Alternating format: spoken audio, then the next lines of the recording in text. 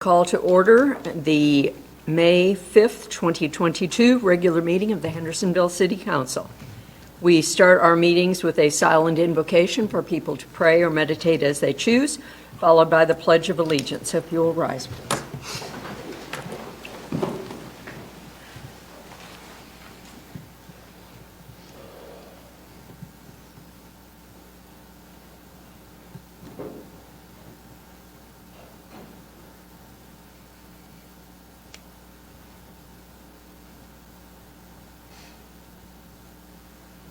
Join me in the pledge. I pledge allegiance to the flag of the United States of America and to the republic for which it stands, one nation under God, indivisible, with liberty and justice for all. Thank you. Seated.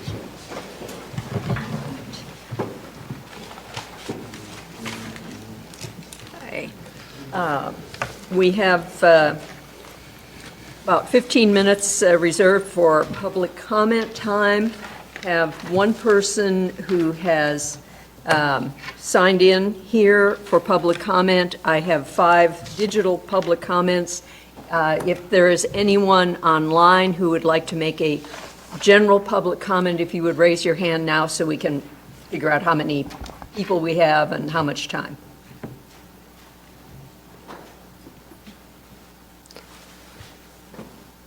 Mayor, we have one person right now, LW, who's raised their hand.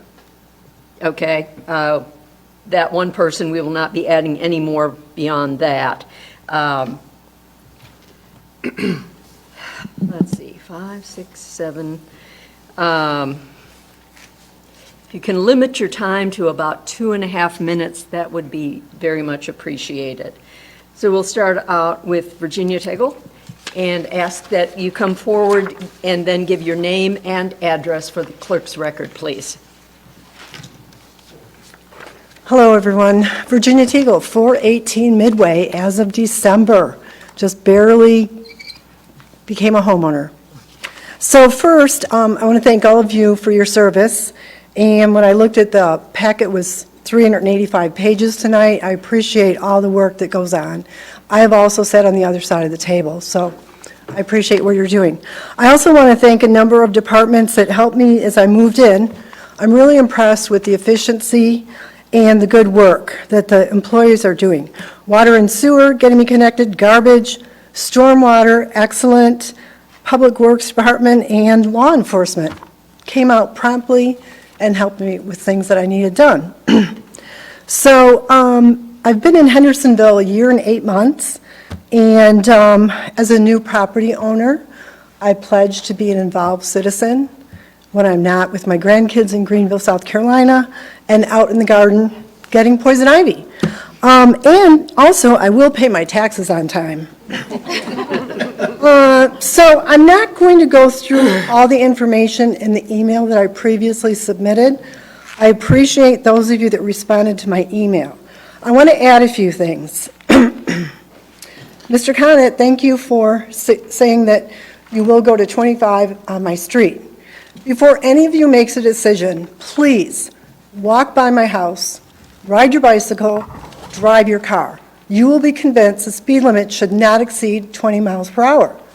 The stopping distance between 25 miles per hour is 55, and 20 miles per hour, which is 45 feet, that's 10 feet.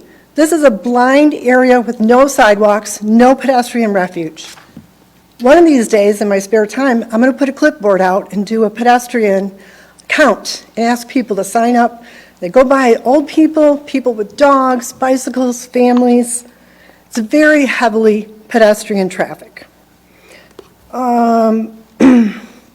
I want to also address a comment that Mr. Conant made about the city looking at the lack of enforceability of 25 miles per hour.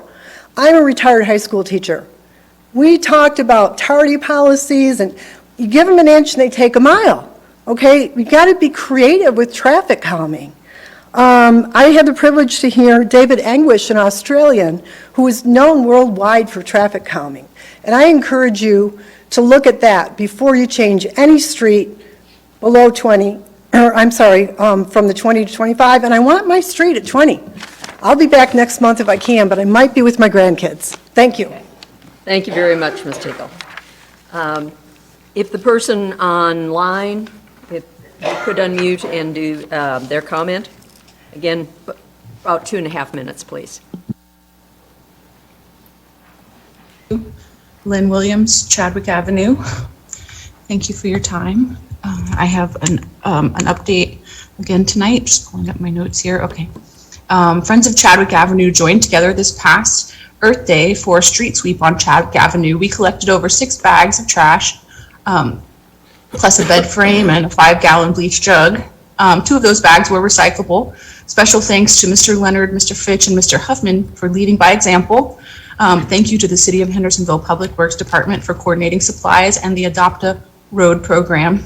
The streams near South Grove need attention, and we hope to coordinate with the Stormwater Administrator on future projects within the waterways that abut and intersect with Chadwick Avenue. Secondly, Friends of Boyd Park and Lower Ecorn Mini Golf thanks community members in attendance this past Saturday afternoon at the library to discuss the past, present, future historic Boyd Park and Lower Ecorn Mini Golf. After the historical presentation, a discussion ensued regarding the future of historic Boyd Park.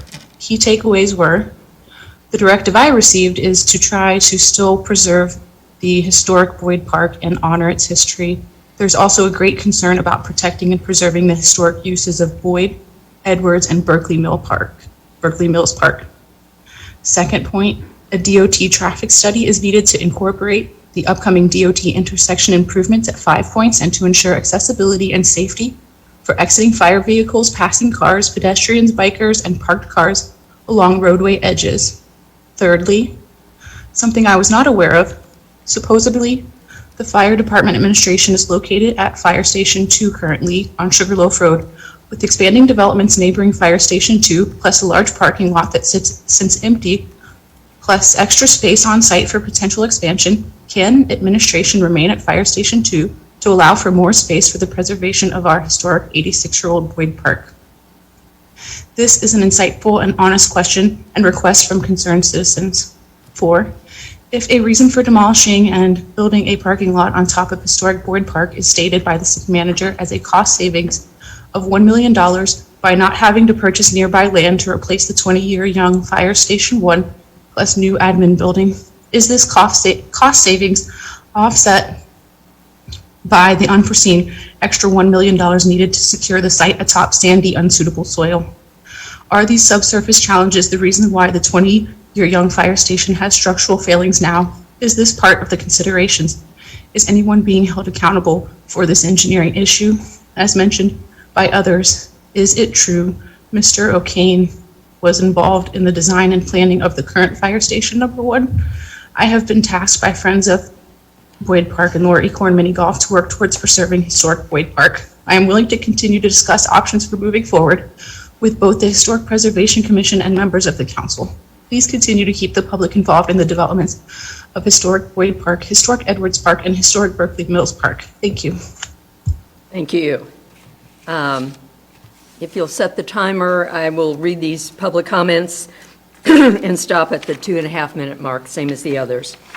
The first is from Amos Dawson, 160 Little Mine Mountain Drive, Saluda.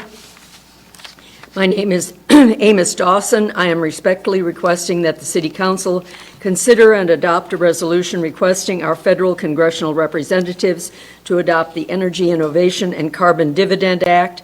This legislation, supported by Citizen Climate Lobby, is a nonpartisan, market-based approach that will immediately reduce carbon emissions and allow a smooth transition to a clean energy economy.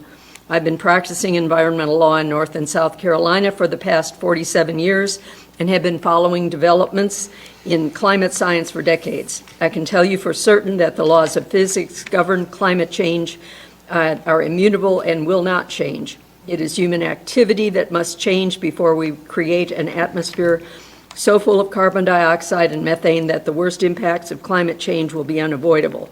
When our children and grandchildren ask us why we did not act to prevent the worst impacts of climate change, we will tell them that it was inconvenient, that we were too indifferent, or that we were blindly uninformed. We are all part of the problem, and we must all be part of the solution. If we will not act, then who will? If now is not the time, when will it ever be? The tragic war in Ukraine shows us that we are all subject to being held hostage by dictators in fossil fuel states who use oil and gas for political advantage. Renewable energy could free the world from this type of tyranny. Climate change must be addressed locally and nationally. Our local governments must be part of the solution. I implore the City Council to act now to pass a resolution urging Congress to pass federal carbon fee and dividend legislation. Thank you very much for your serious and thoughtful consideration of this vitally important issue. Okay, the second one is Anne Marie Sansevero, 423 Highland Gulf Drive, Flat Rock. Her comment is, urgent legislation is needed now to address climate change. Though it is a global issue, its impact is felt on all small communities like ours. In Hendersonville, we have seen flooding blocking our roads and businesses, as well as flooding our greenways, parks, and our properties as we already located in a floodplain. Landslides in our area are destroying homes, businesses, and entire towns. I'm asking the council to pledge their support of federal legislation which would create carbon pricing consistent with citizens' climate lobby legislation. This legislation proposes a fee on carbon at the source, returning 100% of net revenue to all Americans as a dividend. As a citizen concerned about the future of our families and the planet, I urge you to approve a climate change resolution to reduce America's carbon pollution by 50% by 2030, putting us on track to reach net zero by 2050. Thank you for your focused attention to this request. Next one is from Jan Parton, 60 Beaumont Drive, Hendersonville. I hope the Hendersonville City Council will consider endorsing the Energy Innovation and Carbon Dividend Act, which places a fee on fossil fuels based on the amount of CO2 the fuel will emit when burned, and allocates the collected proceeds of all U.S. households in equal per capita shares in the form of a monthly dividend. Our federal legislators need to hear from local legislators in order to act. In North Carolina, 7 cities have already endorsed proposed federal climate legislation supported by conservation and progressive members of Citizens Climate Lobby. The Energy Innovation and Carbon Dividend Act, www.energyinnovationact.org. Conservatives like this policy because it's market-based, doesn't pick winners and losers, pays for itself, and doesn't increase the federal deficit. Progressives approve because it's effective and doesn't try to solve climate change on the backs of our most vulnerable families. The legislation will reduce Americans' carbon pollution by 50% by 2030, putting us on track to reach net zero by 2050. This act will reduce our pollution fast and efficiently, leading to plenty of reliable and affordable clean energy options for our modern lives. The bill will improve health and save lives by reducing pollution Americans breathe, but most of all will put money back into each citizen's pockets versus government coffers, because the revenue collected from the fee will be returned back to every American as a monthly carbon dividend check. Most low and middle income Americans will come out financially ahead or break even and are free to spend with no restrictions, thereby funneling it back into the economy, especially local ones like Hendersonville. Next one is Mark Goldstein, 253 Chatsworth Court, Flat Rock. Please support federal climate change. Other cities in North Carolina, including Asheville, have already pledged support. It is time for Hendersonville to step up and add its support. And the last one is Stuart Rundlett, 2198 Dartmouth Road, Hendersonville. The climate crisis is upon us and the need for action is urgent. This is not something the city can do on its own, but we can speak up in support of federal action, which is desperately needed. I urge the council to adopt a resolution supporting the Energy Innovation and Carbon Dividend Act. This is an effective and fair approach to mitigating the crisis of climate change, which will have a catastrophic effect on all of us if nothing is done. Thank you all for your comments. First item of business is consideration of the agenda. Is there anything anyone would like to have removed from or added to the agenda presented this evening? Or if not, a motion to approve the agenda as presented. I move that the city council approves the agenda as presented. Thank you. Is there any discussion? Not. Those in favor of approving the agenda, say aye. Aye. Those opposed, say no. Ayes have it. We have that. All right. We have items on the consent agenda. Is there anything anyone would like to have moved from the consent agenda to the regular agenda so it can be discussed? Or if not, a motion to approve the items on the consent agenda? I move that City Council approve the consent agenda as presented. Is there any discussion? Not. Those in favor of approving the consent agenda as presented, say aye. Aye. Those opposed, say no. Ayes have it, and those have been taken care of. Right, we have some presentations here. The first is Mental Health Awareness Month, and who is here to receive that? Oh, there you are. Okay. Come on forward. Anyone who wants to come forward for that, please do so.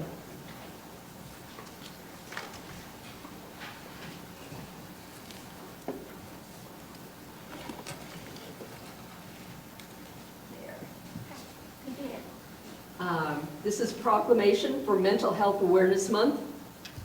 Whereas the month of May has been recognized as Mental Health Awareness Month in the United States since 1949 and aims to raise awareness regarding the trauma and societal impact that mental illness can have on the physical, emotional, and mental well-being of children, families, and communities as a whole. Mental health is essential to everyone's overall health, safety, and well-being. And whereas mental illnesses are real and prevalent in our nation, state, and community, and nearly 1 in 5 Americans lives with a mental health condition. And whereas mental health has been identified as a priority in Henderson County's 2021 Community Health Assessment and by the Henderson County Partnership for Health. And whereas those living with mental health conditions are family, friends, classmates, neighbors, and coworkers, and addressing the complex mental health needs of our citizens and families today is fundamental to the future of Henderson County. And whereas there is a strong body of research that supports specific tools that all Americans can use to better handle challenges and protect their health and well-being, prevention is an effective way to reduce the burdens of mental illness. And whereas with early and effective treatment, those individuals with mental illnesses can recover and lead full, productive lives. And whereas each business, school, government agency, healthcare provider, organization, and citizen share the burden of mental illnesses and has a responsibility to promote mental wellness and support preventive efforts. Now, therefore, I, Barbara Revolt, Mayor of the City of Hendersonville, do hereby proclaim the month of May 2022 as Mental Health Awareness Month in the City of Hendersonville, and call upon the citizens, government agencies, public and private institutions, businesses, and schools in our community to recommit increasing awareness and understanding of mental health, the steps our citizens can take to protect their mental health, and the need for appropriate and accessible services for all people with mental illnesses at all stages, to ensure that our community members who are struggling know they are not alone. Thank you so much for your help. If you would introduce yourselves and if you'd like to say something, please. Sure. I'm Kristen Martin. I'm the Executive Director of Thrive, and we are a part of Partnership for Health. And this is... Good afternoon, everybody. I'm Matt Grubmeyer. I'm the Student Services Director for Henderson County Public Schools, and we certainly appreciate you, Mayor Volk, and the council for support on this important issue. So we work together with a lot of different agencies, both governmental and nonprofit, as well as the school system, to try to work towards prevention and recovery efforts for all of our community. So thank you so much. Okay, you are most welcome. Thank you very much.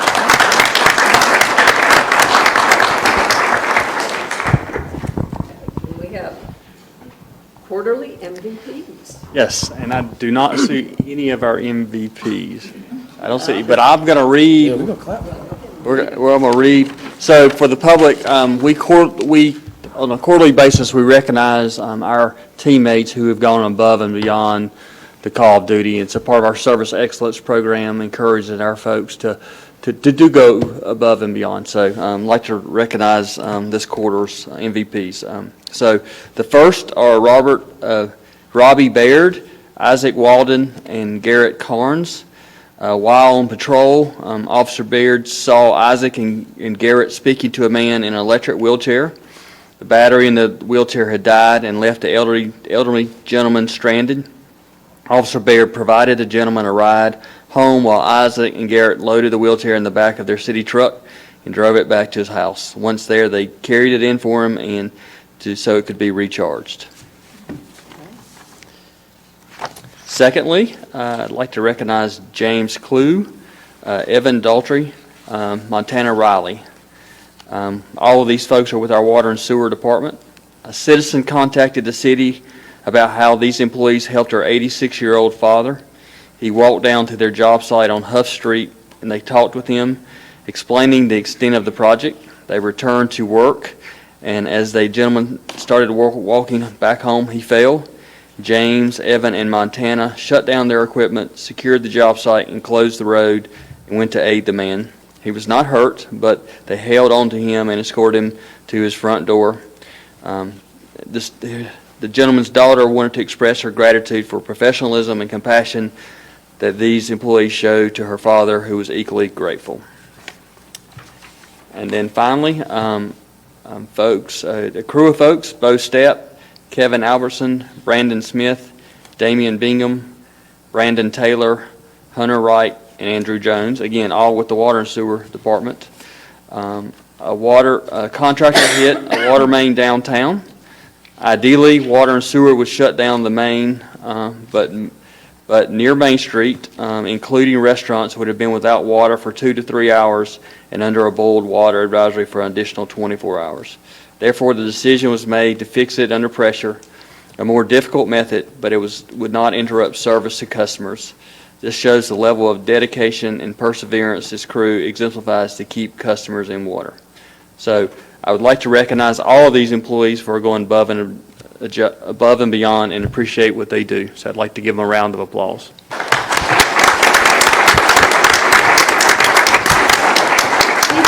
Each certificate is personalized with the reason they were recognized as quarterly MVP, but I'd like to read the rest of it. In grateful recognition of your outstanding performance, in recognition for your willingness to go above and beyond your job duties, the Service Excellence team voted you to receive quarterly MVP recognition. You are a part of what makes the city of Hendersonville the wonderful place it is to live, work, and visit. So we appreciate all our employees, but especially these this quarter.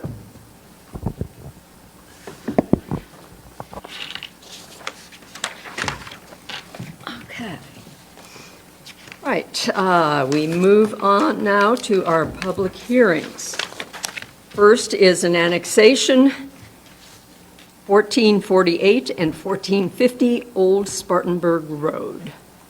Hey there. Good evening, Madam Mayor, members of City Council. This is a contiguous annexation petition that was received by the city. The petitioner is Samuel R. Henderson of Appalachian Dew, LLC. As you'll see, it's for 2 different parcels, 2 different PIN numbers. The parcels are both located off Old Spartanburg Road, and combined they're approximately 1.21 acres. So this would be a contiguous annexation since it does currently touch present city limits. And that's really all the background I have. So if you have any other questions or any concerns, let me know. I'm happy to answer. Okay. Have any questions? Would the applicant like to make any comments at this point? You're welcome to. Okay. If not, then has this public hearing been advertised in accordance with general statutes? Yes, Mayor, it has. All right. We will open this public hearing. Is there anyone who would like to speak regarding the annexation of 1448 and 1450 Old Spartanburg Road. Anyone who'd like to comment? Is there anyone online? No, ma'am. No one seeking recognition there either? All right, in that case, we will close this public hearing. So discussion or a motion? Madam Mayor, I move that City Council adopt an ordinance of the City of Hendersonville to extend the corporate limits of the city as a contiguous annexation to annex that property owned by Appalachian Dew LLC, identified as PIN numbers 95785203340 and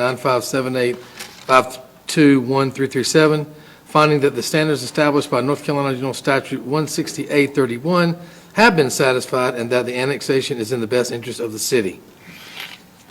Is there any discussion? Not. Those in favor of adopting the annexation, or the ordinance for annexation, say aye. Aye. Those opposed say no. Ayes have it. That one is taken care of. All right, the next is a zoning text amendment, conditional zoning district rezoning, required triggers. Good evening, Madam Mayor, members of council. This is a city-initiated zoning text amendment, and it involves an amendment to Article 4, Section 4-5, and Article 5. You see all the sections. The amendment focuses on the triggers in each of our mirror conditional zoning districts. We have 16 of them. So we have base zoning districts and then an associated mirror CZD district. We have more than 16 zoning districts. The others are CZD automatically. It can't be used otherwise. And so the amendment does apply the trigger for CZD to all 16.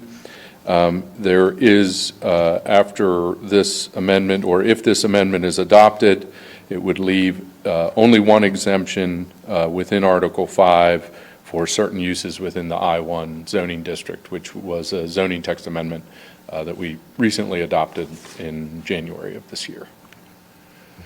So in terms of how it applies, the 50,000 square foot requirement does exist in a number of our base zoning districts currently.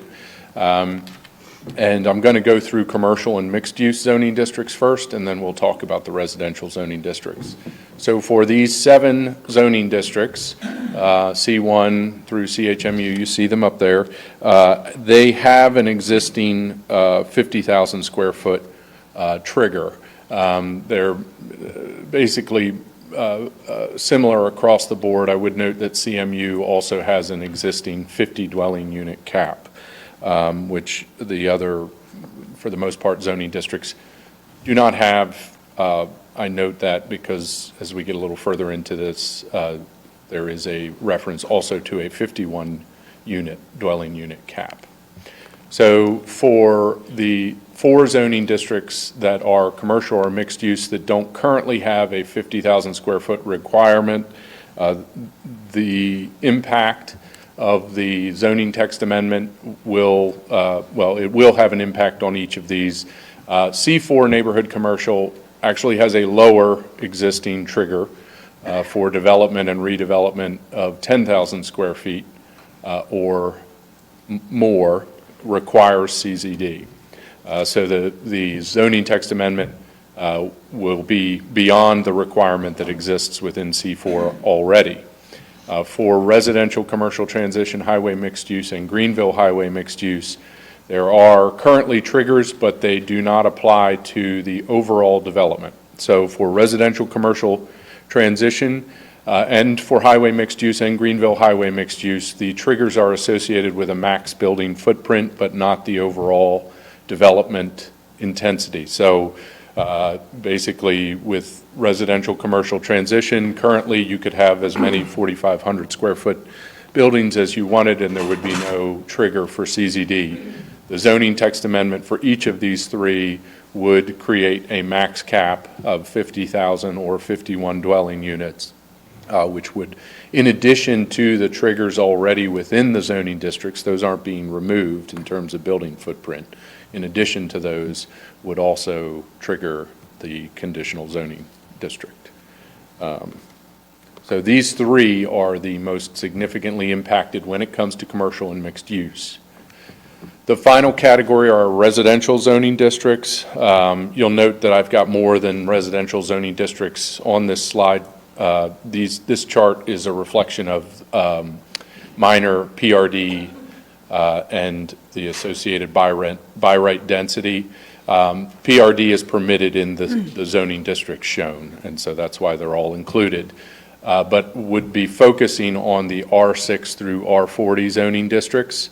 There is not currently a 50,000 square foot and/or dwelling unit cap that automatically requires conditional zoning in any of our residential districts. So if someone were to develop 55 units in R10 and met the standards of R10, they would be able to pursue that development without a conditional rezoning.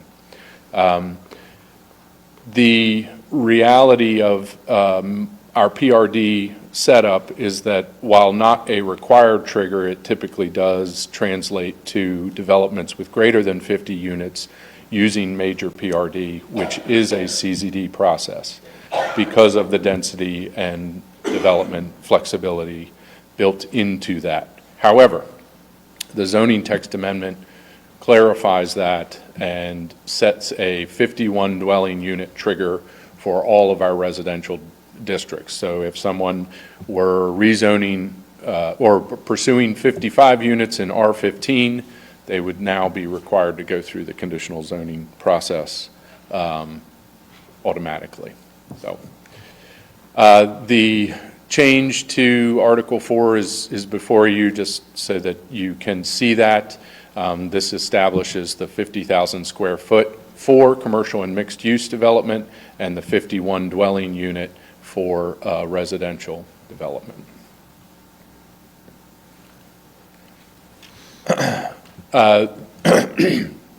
Excuse me. For the zoning text amendment, we did review for comprehensive plan consistency. You can see a number of the strategies and actions there on the screen that are relevant to zoning text amendments and to specifically this zoning text amendment. The one I'd point out is the third one down there, adopt zoning amendment review standards that formalize the considerations of 3.51, which is consider full range of short and long-term impacts. The conditional zoning district process obviously gives you more of an opportunity to do that.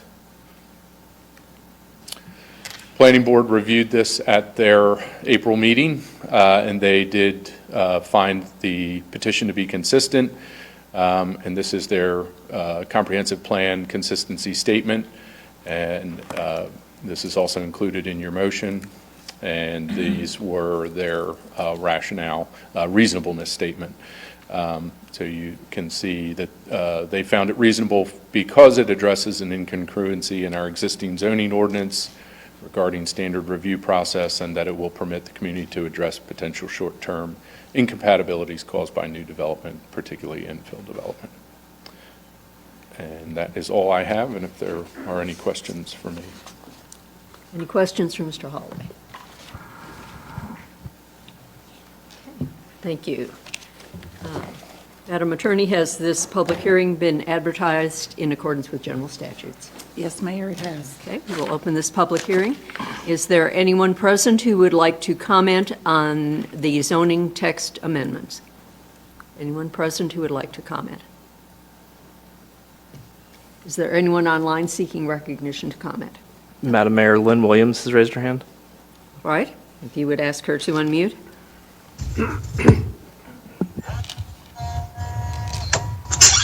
Hello, Lynn Williams, Chadwick Avenue.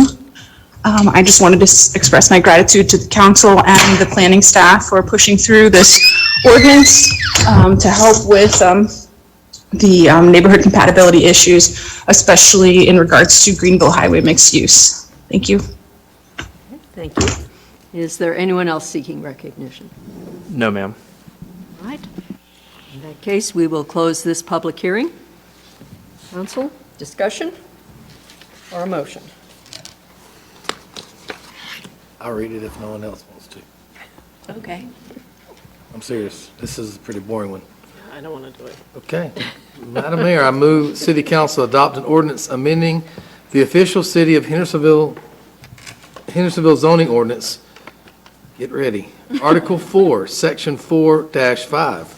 Article 5, Sections 5-1-4, 5-2-4, 5-3-4, 5-4-4, 5-5-4, 5-6-4, 5-7-4, 5-8-4, 5-9-1, 5-9-5, 5-10-4, 5-12-4, 5-13-5, 5-19-4, 5-22-5, 5-23-6, and 5-27-5, based on the following.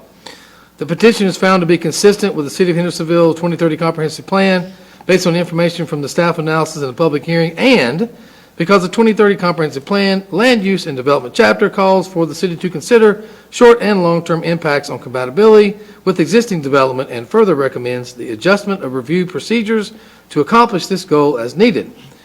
We find this position to be reasonable and in the public interest based on the information from the staff analysis and the public hearing, and because, one, the petition addresses an incongruency in our existing zoning ordinance regarding the standard review process required of projects of a particular size, and two, the text amendment will permit the community to address potential short-term incompatibilities caused by new development, particularly infill development.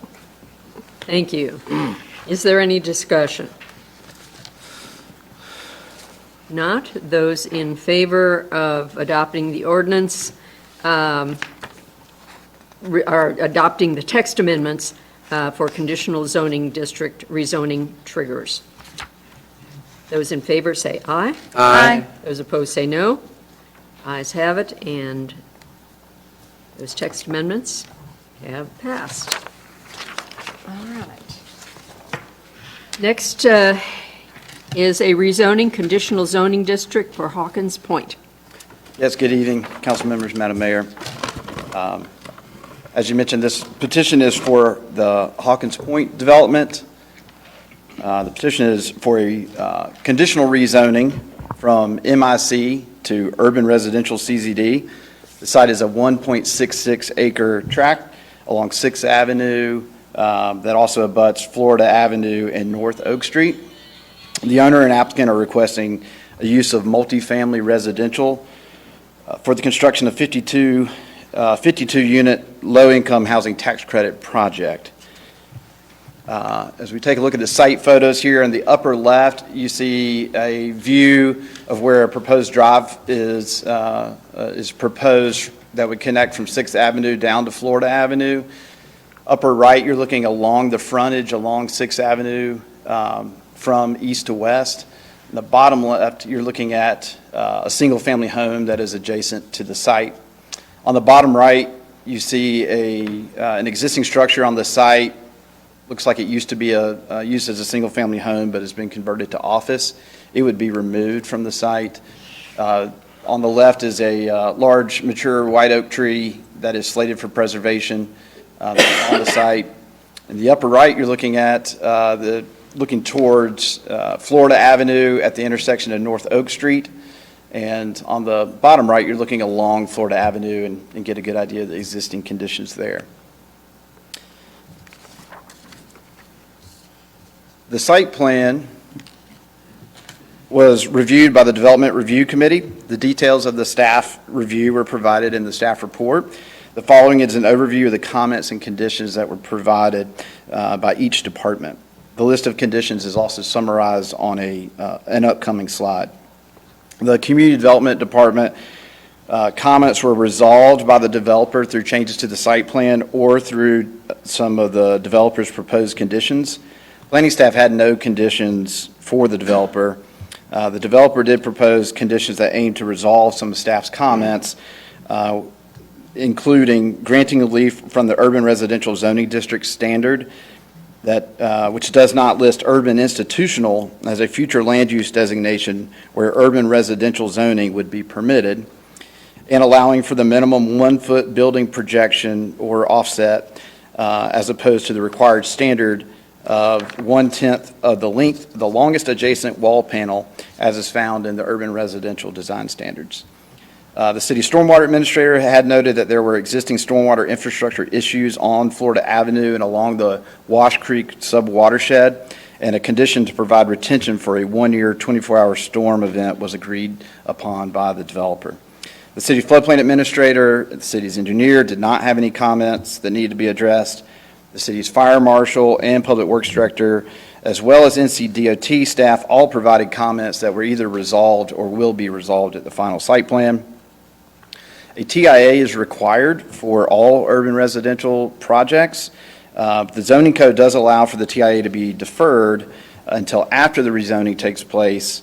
If city council can only grant this, only has the authority to grant this, they can grant relief when it is determined that the existing public road system has adequate capacity to handle projected traffic flow. The city's transportation consultant provided a preliminary analysis of the traffic capacity along 6th Avenue, or US 64, and makes a recommendation that the TIA be deferred and addressed at the time of the final site plan review.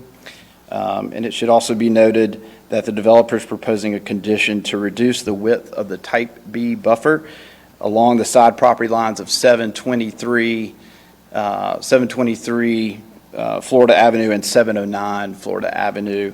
This would be a reduction of 2 feet, so it would be reduced from 10 feet to 8 feet at those locations. Here we see the site plan overlaid on an aerial. This just gives you an idea of the relationship of the proposed site with other existing structures and the existing transportation network.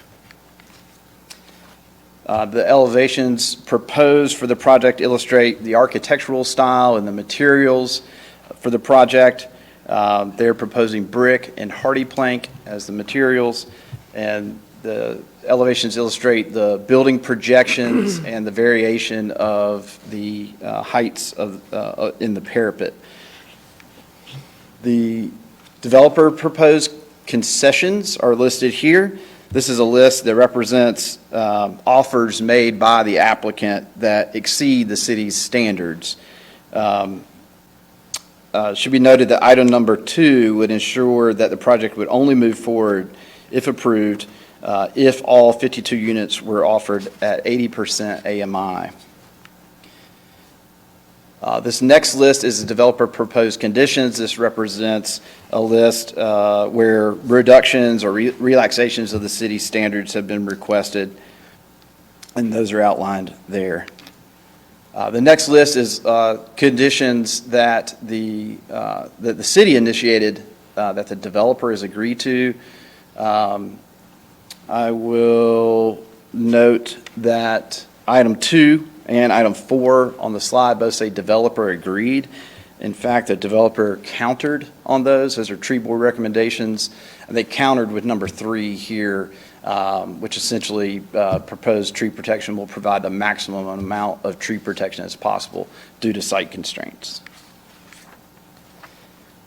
Given that this is a conditional rezoning, a neighborhood compatibility meeting was held on February 28th. There were 13 people in attendance.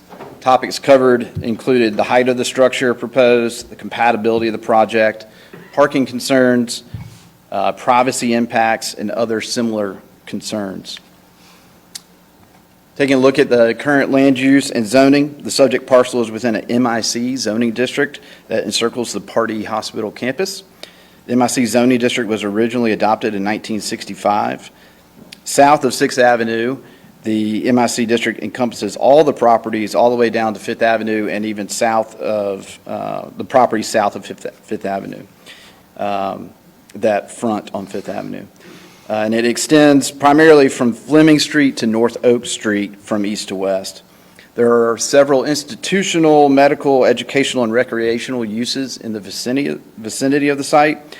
In close proximity are the Wingate University building, Pardee Hospital, the Elks Lodge, and the YMCA. And additionally, you have Hendersonville Elementary, Middle, and High School, which are all less than a half of a mile from the site. And Main Street downtown is also less than a half mile from the site. A portion of the subject property is within the west side National Register Historic District. The parcels included in the designation are vacant and no longer contain structures.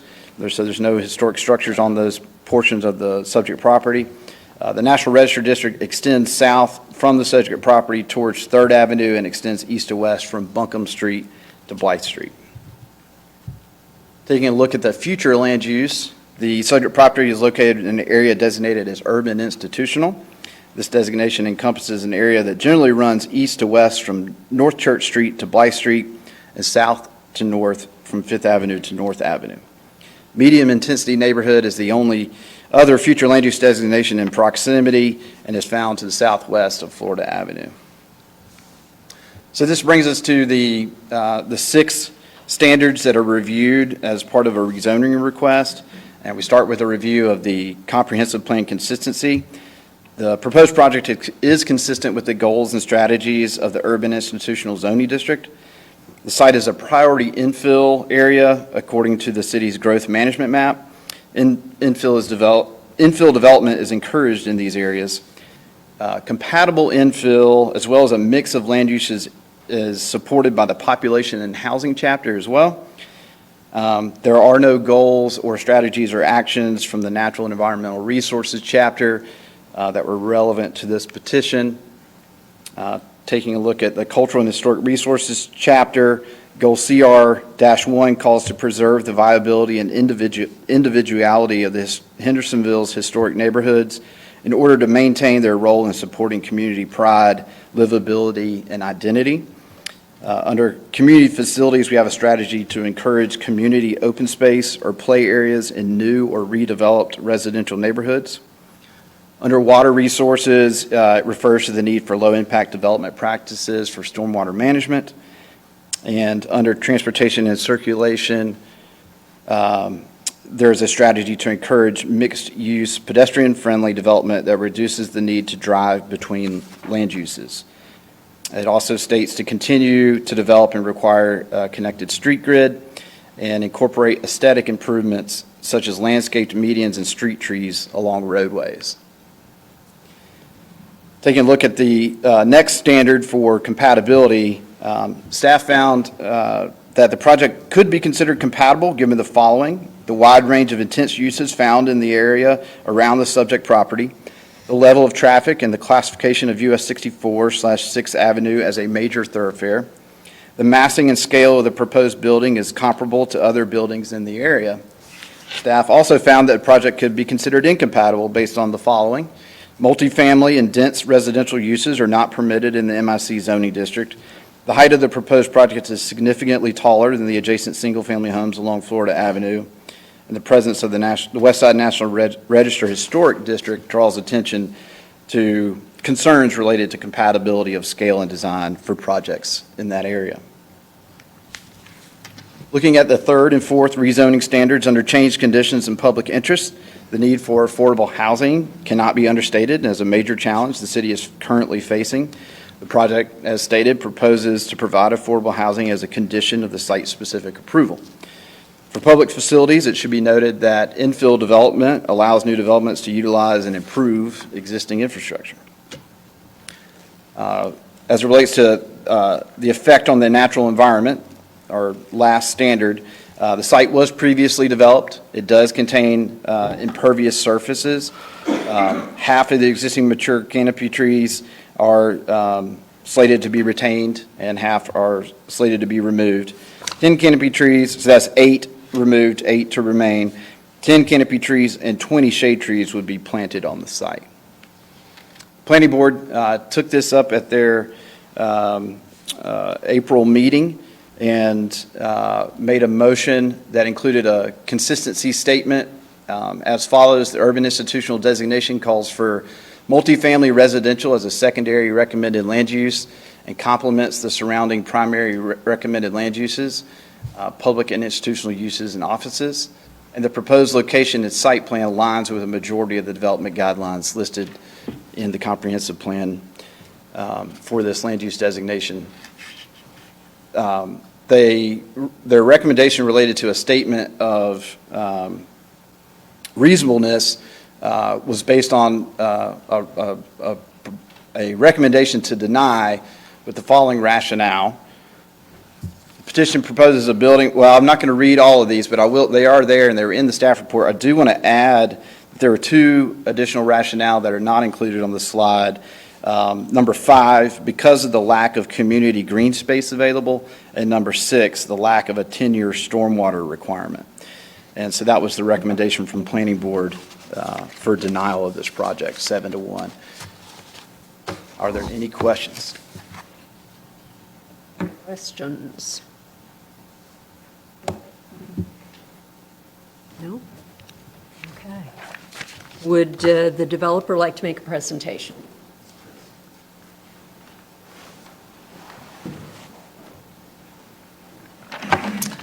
Good evening, Council, and thank you for having me today. My name is Clay Cooper, and I represent Woda Cooper Companies. Here with me today, we also have David Cooper and Denny Blackburn from our company to help answer any questions, and also Jeff McCluskey, our civil engineer.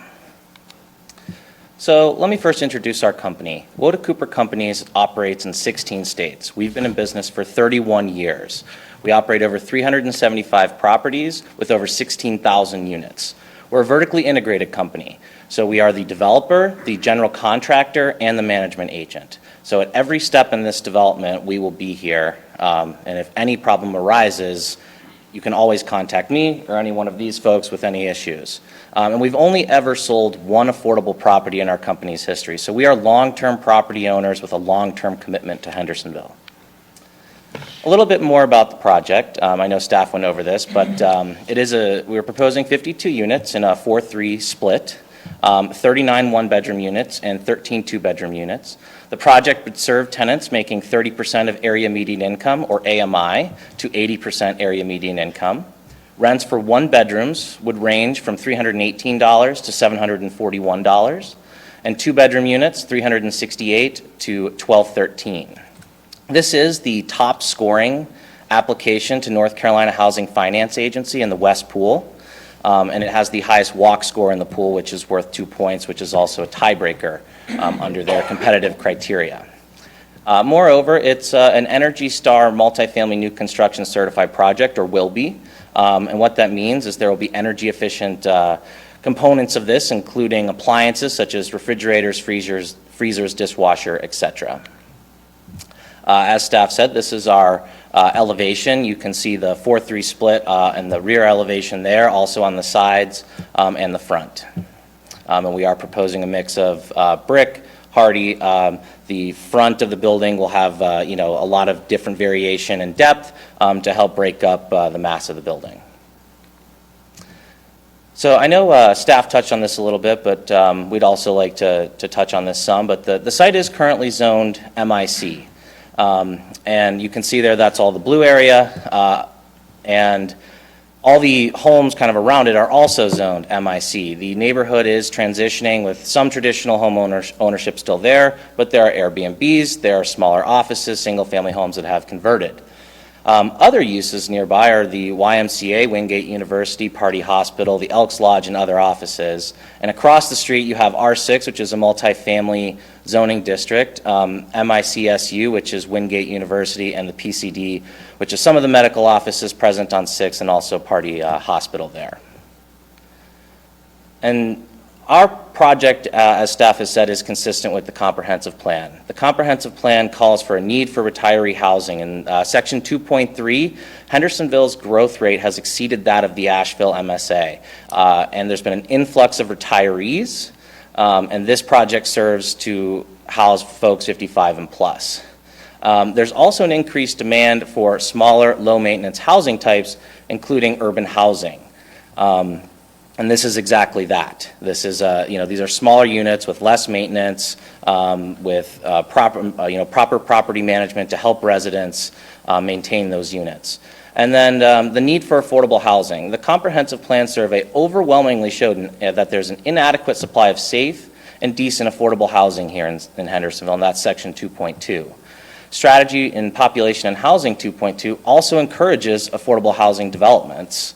The plan calls for a mix of housing formats and price points that will encourage residents to remain in the community as their income and lifestyles change. We all know some people who are on fixed income, Social Security, and that's what this, project aims to serve, are those people who are getting pushed out of Hendersonville. Hawkins Point is 100% affordable finance with the low-income housing tax credit for seniors 55 and plus. Density. Strategy PH 1.4 allows for the redevelopment and or reuse of single-family homes that directly front on arterials into office or high residential use. We are fronting on 6th Street, which according to the comprehensive plan is a major artery of Hendersonville. The prior uses there include some single-family homes that converted to office, a halfway house, restaurants. Most of those have been demolished. And so, the higher intensity, high density residential use is consistent with the comprehensive plan. And moreover, PH 2.2.1 calls for density bonuses for housing developments that include affordable housing. And so that is why we are asking for your most dense rezoning. Land use. Map 8.3A depicts the growth management map, and according to this map, 6th Ave is a major thoroughfare, and a vast majority of our site is considered a priority infill area according to that map. And I have more on that later in my presentation. Priority infill areas encourage infill development and redevelopment of underutilized or underdeveloped properties. And that's exactly what this is here. You've had vacant structures there for several years, demolished properties, and it's an underutilized and underdeveloped property in one of your best corridors in Hendersonville. Strategy LU Land Use 1.1 encourages infill development and redevelopment in areas planned for high-intensity development, as indicated by the priority infill area map 8.3A. So again, it's consistent with your comprehensive plan. And Hawkins Point is located in the urban institutional future land use area. This calls to create for a cohesive, well-defined urban campus that will have educational institutions, office, service, and residential uses that is integrated with the downtown. And multifamily residential units are a secondary priority under the recommended land use table of 8.3C. So traffic has been something of discussion both at Planning Commission and with neighbors. And so we did get a trip generation report done by a local engineer. And you can see here, this was done when our original development. We proposed 60 dwelling units and not 52. We stepped the back of the building down. But you can see here that our development will have approximately 21 AM peak hour trips and 27 PM peak hour trips. And by right on this site, you are allowed to do a 50,000 square foot medical office building. And so we did a 49,000 square foot medical office building to show that what the difference in traffic would be with that sort of use. And you can see here that would be 118 AM peak hour trips and 168 PM peak hour trips. So really this is somewhat of a down zone. It's less intense than what could really realistically be there. And to go into that a little bit more, here's kind of a permitted use example. This is just a rendering that we found. It's really a parking structure, but what it is it's parking on the first level, and if you imagine 3 stories of office above that where those openings are, that is something that would be permitted by right here. And to show what that would look like on a site plan, you can see at the top, our development, and the bottom, the permitted use. And you can see the footprints are almost identical. The setback is actually closer to the single-family homes of the by right plan. There's more parking. None of the trees would be saved. They'd all be chopped down. And you would have a taller, more massive structure closer to the residents that are currently there. And you can see the permitted uses there on the left. Adult care center, a bank, a child care center, congregate care facilities, hospitals, laundries that are coin-operated that could be open 24 hours a day, office building, and personal services. So community engagement has been a huge part of this process. And we actually prefer to go through that process because we think it creates a better long-term relationship with the community. So we first started with our community meeting that was required by the rezoning, which would not be required for a 50-foot medical office building. And from that, a lot of discussions, have taken place. I've met with Ginny Faust on her porch a couple times. I met with Ellen Keats yesterday at her house, fielded phone calls from other residents, and answered approximately 50 other questions via email back and forth throughout this process. And because of that engagement, we have made some pretty substantial changes to our development. We've decreased the units from 60 to 52. We lowered the rear of the building from 4 stories to 3 stories. We went from a pitched roof to a flat roof, which also would help lower the height. We are providing a privacy fence around all the single-family neighborhood. And in talking with Ms. Keats yesterday, she would like the privacy fence to be slightly taller on her side, so we agreed to do that. We would do it at 10-foot there by her house.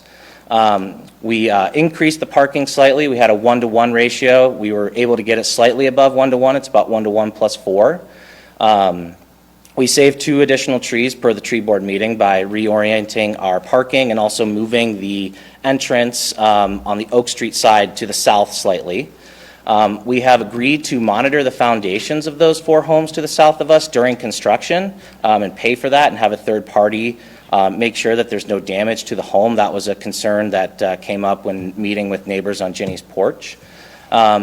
And we've also agreed to assign the parking. That's something that the residents have also expressed, is that, they're worried about our parking alignment and that people are going to be looking for empty spots. And this way that eliminates, a lot of that traffic of people coming down Florida.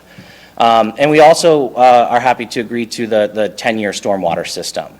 I think staff is recommending the 1-year, 24-year. We would be happy to do the 10-year stormwater system. Would like to offer that condition. And then Mr. Smith urged me to reach out to North Carolina Housing Finance Agency yesterday to see if we could bring this down even 1 more story. Generally, North Carolina Housing Finance Agency does not allow you to make changes to your application at this stage. We told them that it was important to some council members, and they said that we could, and we are willing to make that condition as well to bring the height from 4-3 split to 3 stories. We would lose 9 units in doing so.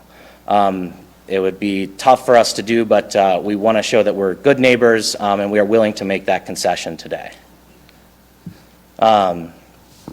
Response. So the rest of this presentation, there have been a lot of comments submitted, and their response to those comments that we think, were either misinterpretations of the code or just, our opinion on the code. And so one of these comments is a response to open space.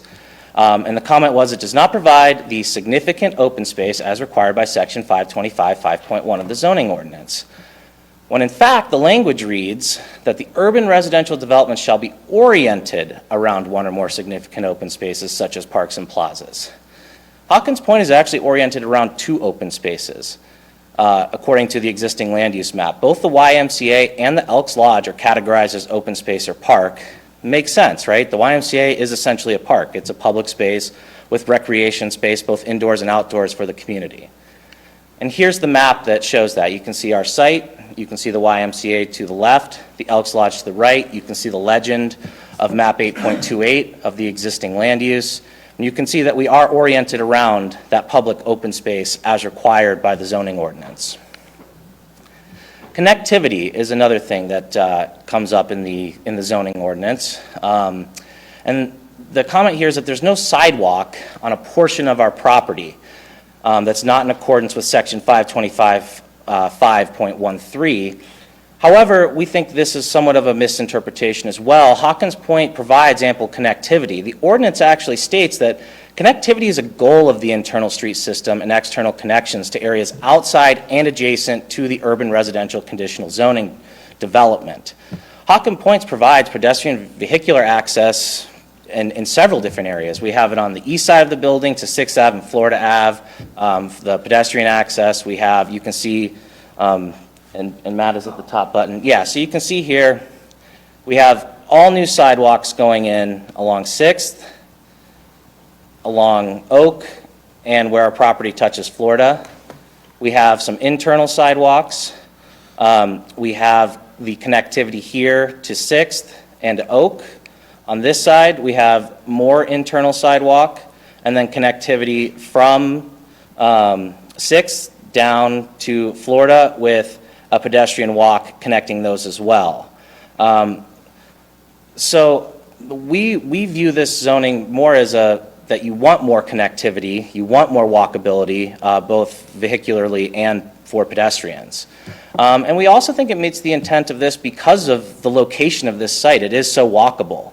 The reason that this is the #1 scoring application in the West Pool right now is because it has a 68 walk score, and that's a scale from 1 to 100 that measures the walkability of any given address. You type it in, it pops up, and that's a pretty high score. And we think that this will only add to the walkability, bikeability of Hendersonville. Oop, I went the wrong button, pardon me. Again, parking and traffic, I've hit on this a little bit, but this one, again, this comment here is talking about PH 1.4 and how placing in higher intensity uses on these major arterials helps to keep traffic away from local residential streets. And we wanted to say, call out that PH 1.4 specifically calls to allow for the redevelopment or reuse of the single-family homes that directly front on arterials into office or high-density residential use. That's exactly what we're doing here. It is fronting there. There is some connectivity, but as you saw on the previous slide, that connectivity is wanted by the comprehensive plan. And again, I bring up the traffic chart. What's provided by right here, a 49,000 square foot medical office building, would provide much more intense traffic than what we are, what we're proposing here. And I wanted to show that here in a couple of aerials. So here we have the Elks Lodge, and you can see here the entrance here is off of a residential street, and the internal portion of this parking lot doesn't have sidewalks at every parking spot. When you go to the grocery store, you don't have parking spots at every sidewalk at every parking spot. That's common. We're providing as much internal connectivity as possible here. And then a more recent example nearby would be the Wingate University. And you can see here, they're providing a logical route to get there. They're providing safe places, but there are portions of this parking lot where people are going to walk in the drive aisle, and that's very common of any development, no matter what type it is. And we are providing brand new sidewalks, on the public, on every portion of our site that touches a public street. So I just wanted to bring that here with these aerials. And again, also here, you'll notice there are connectivity onto more residential streets. That's not uncommon even for a more intense use like Wingate University across the street. Permitted use. The comment was made that this is not a permitted use in this location. 525.3 under the urban residential zoning district is what is, sets aside the permitted uses. And the first permitted use is residential dwellings, multifamily. Moreover, the comprehensive plan under urban institutional, the secondary permitted use there is multifamily residential. It is a permitted use. We are requesting that you approve that the urban residential be allowed in the urban institutional land use. I think it's an important distinction to make, and that goes into the second comment there. The historic district, that's something that's been brought up as well during this project. And the map on the right shows, the entire block there. And you can see a vast majority of our site is priority infill area, designated in brown, and the historic district is yellow. And if you remember earlier in the presentation, that calls for the higher intensity uses, especially on the major arteries in Hendersonville. The former uses of the site have been demolished almost entirely except for the one, especially in the areas that are designated historic. And there's only one vacant structure that remains on the site today. And so this is just this is an aerial from 2013. So you can see some of these prior uses here. You can see that, almost a decade ago, there really was, this yellow area represents what is considered historic, and it was a parking lot. And we are providing a parking lot. You can see on this side, again, undeveloped, really nothing there. I actually think it's slightly over here, this yellow area, the boundary's slightly off, but it would have been a drive aisle here, an empty space.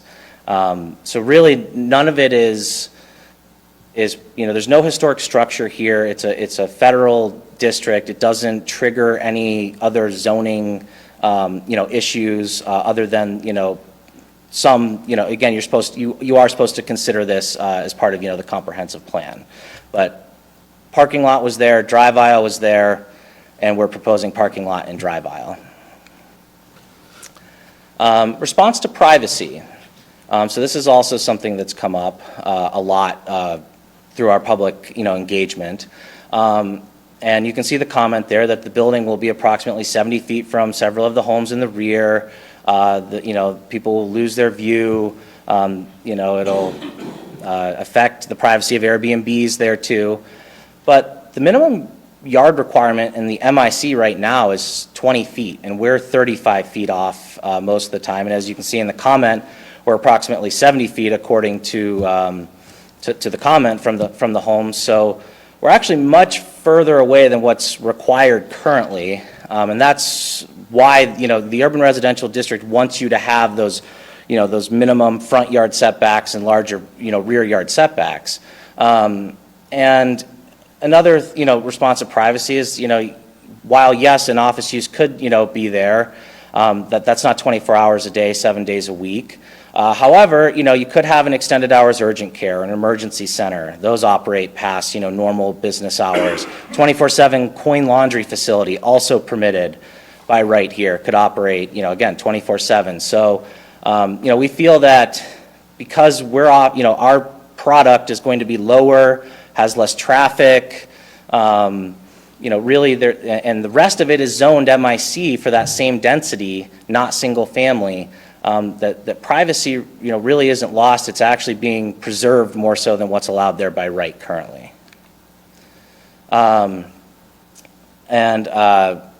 Further on privacy, we have, a comment here that it's in conflict with the comprehensive plan related to promoting compatible infill development, preserving and protecting the privacy of vistas of people living in historic and older neighborhoods, and considering the proper scale of new buildings. And we've showed you the 50-foot medical office building. We are offering the condition to go down to 3 stories at 43 units now, which would be a height of 34.4 feet. So a much more, much lower than what's allowed by right. And that wouldn't have any neighborhood compatibility meeting. That wouldn't have the same public input from adjacent neighbors that we've gone through. And we as a company really want to show to you all that we are here committed to make those conditions and to be good long-term neighbors, because we don't sell our properties. That's, we are here for the long term. The next comment was section 525.5.1 that should, development should be arranged to preserve and enhance vistas. The language actually reads, insofar as practicable, development should be arranged so as to preserve or enhance vistas. And again, beating a dead horse here a little bit, sorry about that, but a 50-foot medical building is allowed here. And again, if you're in a zone that allows that, your house is in a zone that allows that, it does seem that, we're pushing our building further. The zoning district creates, more setback than what's currently there. At a much lower height than the max that's allowed. We think that this is actually going to help preserve privacy long-term rather than hurt it. And just to bring this up one more time, you can see again, the setback is smaller than ours, more parking, fewer trees. It really, and you can see the 4-3 split line there. It would now be a 3-story product. So keep going here. Response to building scale. This comment here, the proposed building is longer than any other buildings in the area, and it goes into a little more detail, but I think that this is also somewhat of a misleading statement because, yes, Wingate University is shorter on 6th, but on the portion The longest portion of Wingate is actually on a more residential street. The comprehensive plan envisions larger structures more on the arteries of Hendersonville, as we've discussed. And Wingate has 300 feet, we're 264 on the more residential portion, whereas our entire building frontage is on 6th Avenue. And the total square footage of Wingate is, I think it's about 100,000, I think it's 100,000 square feet, where ours is just above 50,000. So we're almost half the size of the building directly across the street from us. And we're, a little bit shorter as well at 264 compared to 300 feet. Continuing with building scale, this comment here was made, I think, 5-1, so just a few days ago. But instead of one very long building, there should be 2 shorter buildings, and the maximum height of the building should be reduced to 2 stories in the rear. And really, we are, it's a struggle to bring it down to 43. We've been able to do it. In a 3-story building, when you start adding, we'd have to cut more units. When you add another building, that adds another elevator. It's about $25,000 a stop to add that other elevator. There are other costs associated with that. But we've really, we started with the 60-unit proposal. We've brought it down now to 43 units and 3 stories. It really is going to be cost prohibitive for us to do, to lose more units and to have multiple buildings.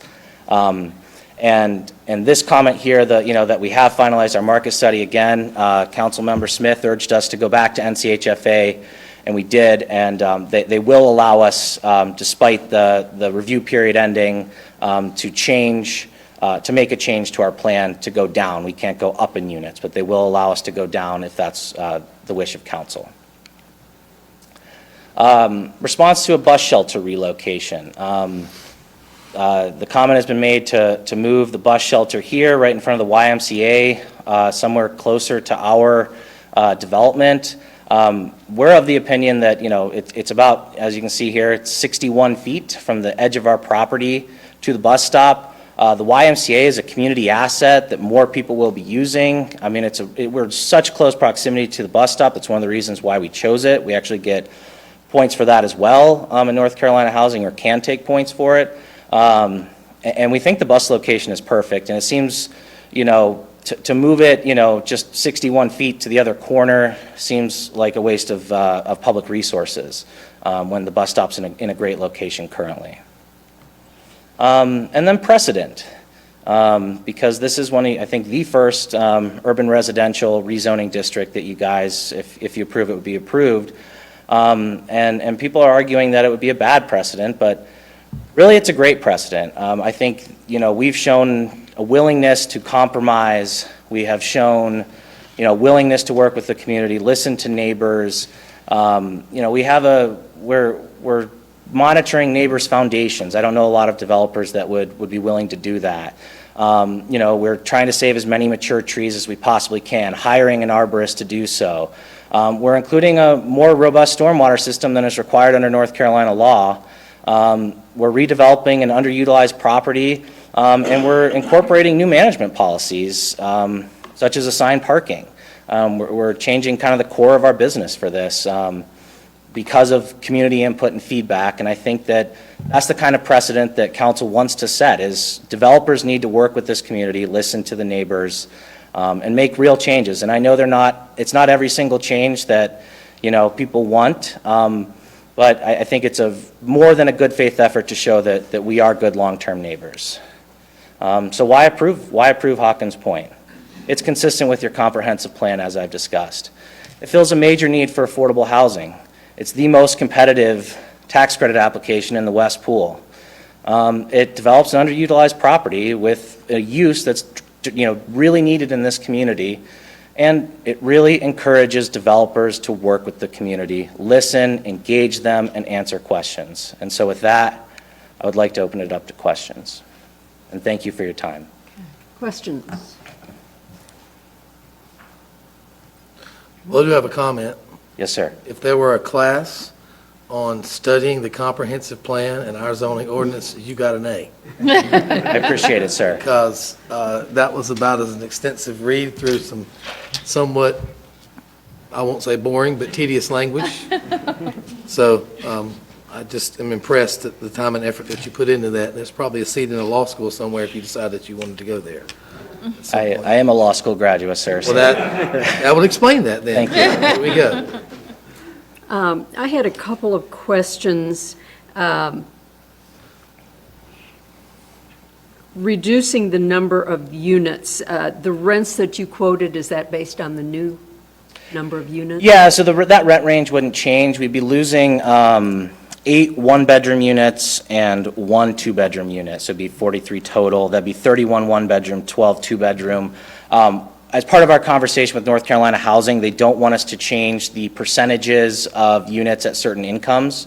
And so that is 25% at 38%, or 25% of our units will be at 30% AMI, 15.5% at 50% AMI, 17.5% at 60% AMI, and 42% at 80% AMI. So those percentages will change. I mean, this was we made this change last minute. I don't have, the newest unit mix for you and how that's going to look, but it would essentially be the same project with one story cut off. Okay, so the rents you quoted Would still be basically applicable, remain the yes, same. ma'am. Okay, and if you are, again, reducing the number of units, have you looked at reducing the number of parking spaces? Is that part of your? We would like to request that. We'd like to keep the same 1-to-1 +4 ratio, so we'd have 47 parking spaces. And we would like to request that as part of that condition to reduce to 3 stories total. Anyone else have questions? How Yes. does that change the site plan? Yeah, we'd probably just eliminate some of the spaces, slightly on the left-hand side, and if I can go back to, here we go. Most likely, we would be eliminating probably some of these spaces, maybe creating like a turnaround here. But nothing, I know that was another comment, was people coming in there and, turning in, backing up. It would eliminate that issue as well. But again, this was something that I spoke with Councilmember Smith last night at around 3 o'clock. No. Yesterday afternoon. We did not talk at 3 o'clock. So, yeah, 3 p.m. yesterday. And so, we just haven't had the time to make that update to the plan with traveling here today, so. Other We apologize for that. Okay, thank you very much. Thank you for your time. Appreciate the presentations. Madam Attorney, has this public hearing been advertised in accordance with general statutes? Yes, Mayor, it has. Okay, we will open that public hearing. We have, on the right paper, 2 people signed up here. And again, when I ask you to speak, if you would give your name and address for the clerk's record, please. First is Jenny Faust. And you have some slides for us. Yes. My name is Jenny Faust, and I live at 727 Florida Avenue, which is directly behind the proposed building. I was the city's first full-time planner and worked for Hendersonville from 1985 to 1991. My late husband, Roger Briggs, and I bought our house on Florida Avenue in 1995. I appreciate the opportunity to be here today and share my thoughts about the Hawkins Point project. I am speaking on behalf of several other property owners and residents in the area, including some who could not be here today. I would like to express my appreciation to the mayor and council for all you are doing to look out for the interests of our current and future residents. Our city is undergoing an unprecedented number of requests for new projects, and it is a difficult balancing act to consider the many issues related to the costs and benefits of new developments. In addition, as Hendersonville experiences this explosion of growth, the planning staff is challenged every day to review proposals while ensuring the comprehensive plan and all applicable ordinances are followed, while continually meeting deadlines. I want to take this opportunity to thank them for their dedication and hard work. I appreciate the efforts of the applicants to to listen to the concerns of the neighbors. In some cases, they have made adjustments to their plans in order to address their concerns. There is no question that we need affordable housing, and we are happy it is being built in our community. This site would be an excellent location for the right project. We want what is built to work well for the city and for the future project residents, who obviously are not here to voice their opinions. In other words, this project should be an asset for everyone. In the information we have already shared with the council, we have expressed our concerns related to where the project does not meet standards in the comprehensive plan and zoning ordinance, and where it does not work well for the future project residents. Here is the question to consider. Is this building a good fit for this site, or is it overdevelopment? I will briefly review some concerns about this project. Because the site is so small and the building is so big, the following standards in the urban residential conditional zoning district cannot be met. Now, the applicant is addressing the issue of scale. The height of the building has been reduced, and so that will improve the feeling of the building being out of scale. I will point out that in this project, the sidewalk, because of the narrow width of the area, the sidewalk could not go down all the way to the length of the parking lot. And that is a requirement in this district, that sidewalks be provided along internal streets, and I would argue that this is an internal street. If the applicant is able to provide a turnaround at the end of the parking lot, that would help this issue.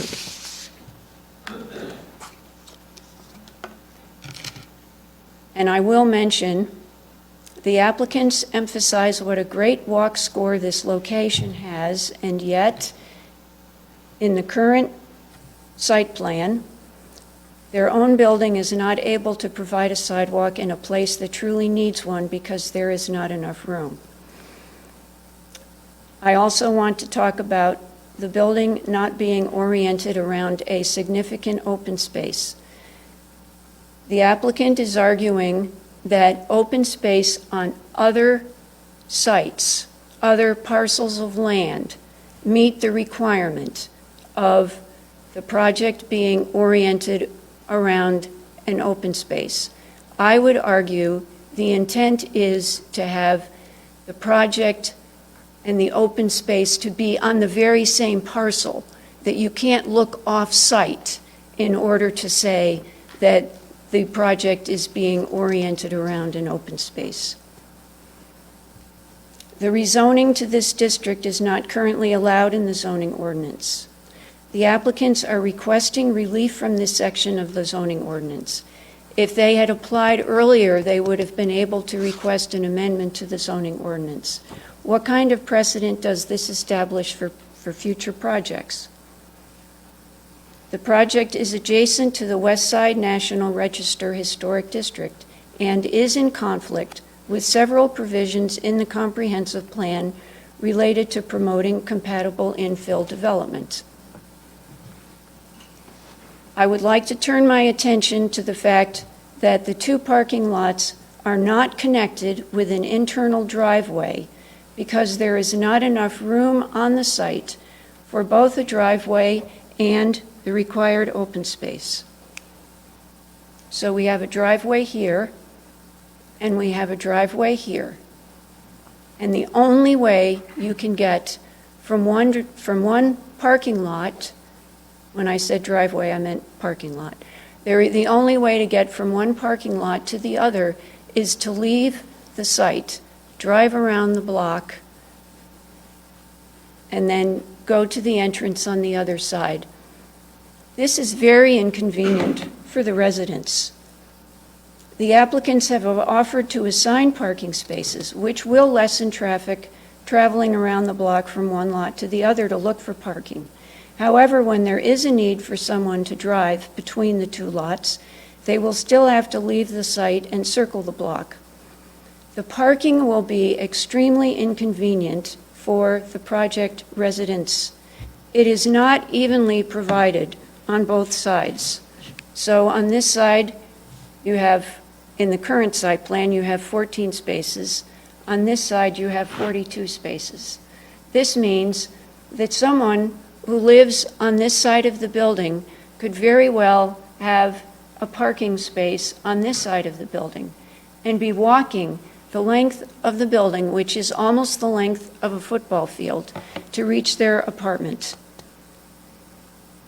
Another important issue to consider is what happens if council approves this rezoning, but the applicants do not receive the tax credits. I understand the rezoning will not be revoked, but what about the site plan? Is it tied to this project alone, or can another developer step forward and say they want to build what was approved? Will the same conditions apply, or will the process start over, or can something else take place? The question remains, is this building a good fit for the site? I would like to point out that the applicants at the neighborhood compatibility meeting presented this booklet with some of the projects that they are most proud of. They have a number of wonderful examples that they have done around the country. This one in particular, Silver Lakes in Madison, Georgia, got my attention because it is an infill project, and look at the open space that they have provided in this beautiful place. This is what I would call a project being oriented around a significant open space means. Silver Lakes is a development for senior housing that the applicants built and which won an award in 2017. The Silver Lakes development has 44 units and is located in Madison, Georgia, on a site that is 3.6 acres in size.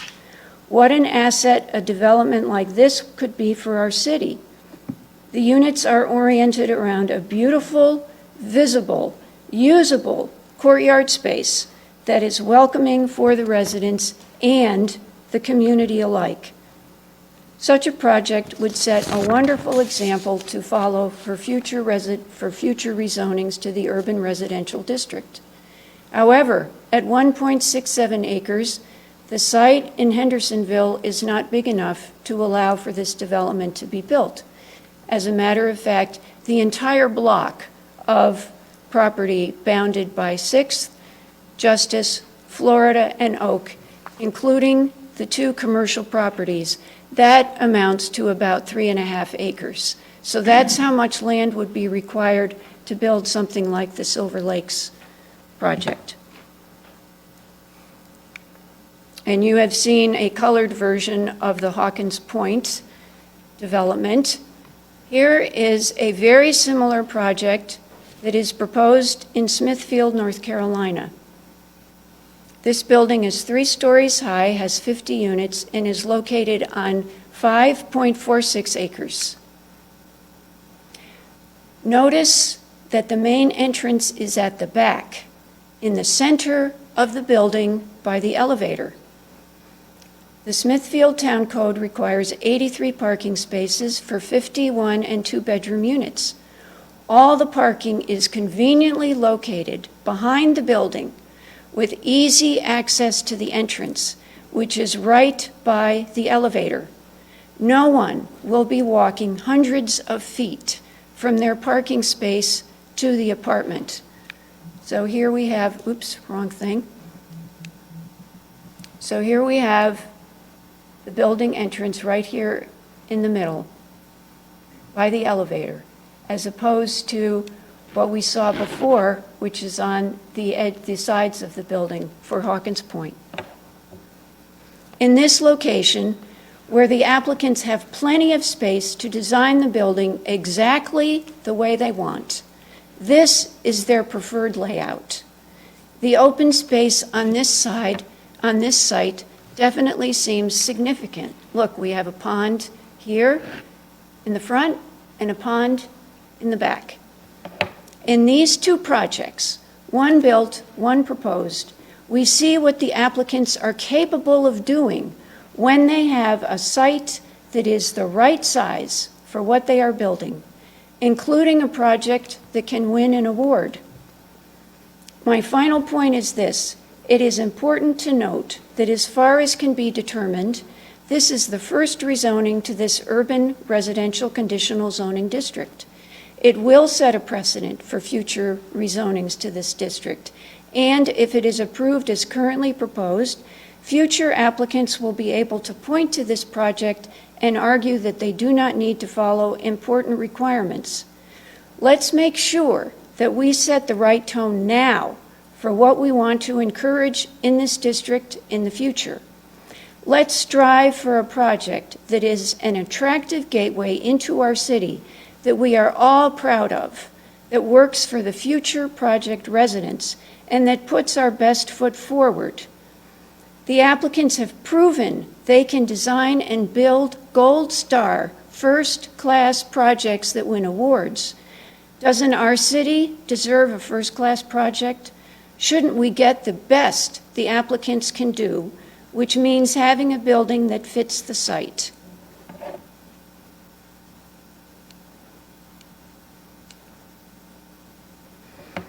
I would like our project to be in the next edition of the applicant's booklet of their projects.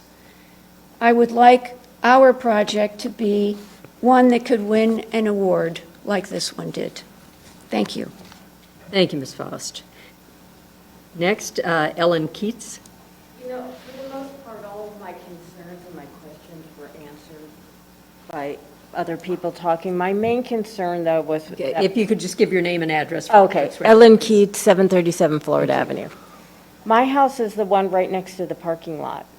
So all my other questions have been answered, but I'm just concerned. They told me that they would build a 10-foot fence because when they pull in that parking lot, I have windows all along the side of my house, and when they pull in, the lights would shine right in my living room.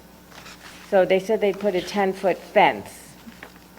But my concern now is I talked to a friend of mine, and she said that you can't build a 10-foot fence. You can only build a 6-foot fence because law enforcement, and I don't know if this is true, this just happened last night. Law enforcement is only trained to climb a 6-foot fence. Is that true? And therefore, you can't build a 10-foot fence. Can someone from staff respond? Can anybody? Let's start with what the zoning ordinance, what does the zoning ordinance, do we have a height restriction on, from the zoning ordinance that anybody knows of?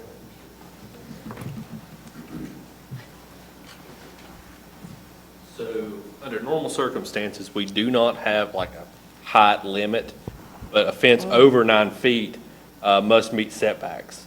So there's that, but that's really the only thing we have that deals with fencing. Thank you. Well, a 9-foot fence would do it for me, but I just wanted to make sure it could be that high. And that was my main concern, and that and the noise. Okay. Thank you, Ms. Keats. Is there anyone online seeking recognition to speak? Madam Mayor, Ken Fitch has raised his hand. Okay. If you would unmute Mr. Fitch. Ken Fitch, 1046 Patton Street. A while back, I went for an afternoon walk on Florida Avenue, which is a quiet residential street in the West Side National Historic District. And there was a little girl riding her bike back and forth on the street. And at one point, she rolled over to me and she asked, "Did I have a pet?" And I say, "No, not now, but did she have a pet?" She paused for a moment and then said, "Yes, but her dog moved to Waynesville because when they're out of the house during the day, the dog tears up the house." She then asked, did I want to get a dog? And I said, no, not now. And she rode away, but then she came back. And she asked, did I have a cat? I said, no, but the neighborhood cat comes to visit me. And this conversation went back and forth for a while as she's riding back and forth on her bicycle. And you may ask, why am I telling you this?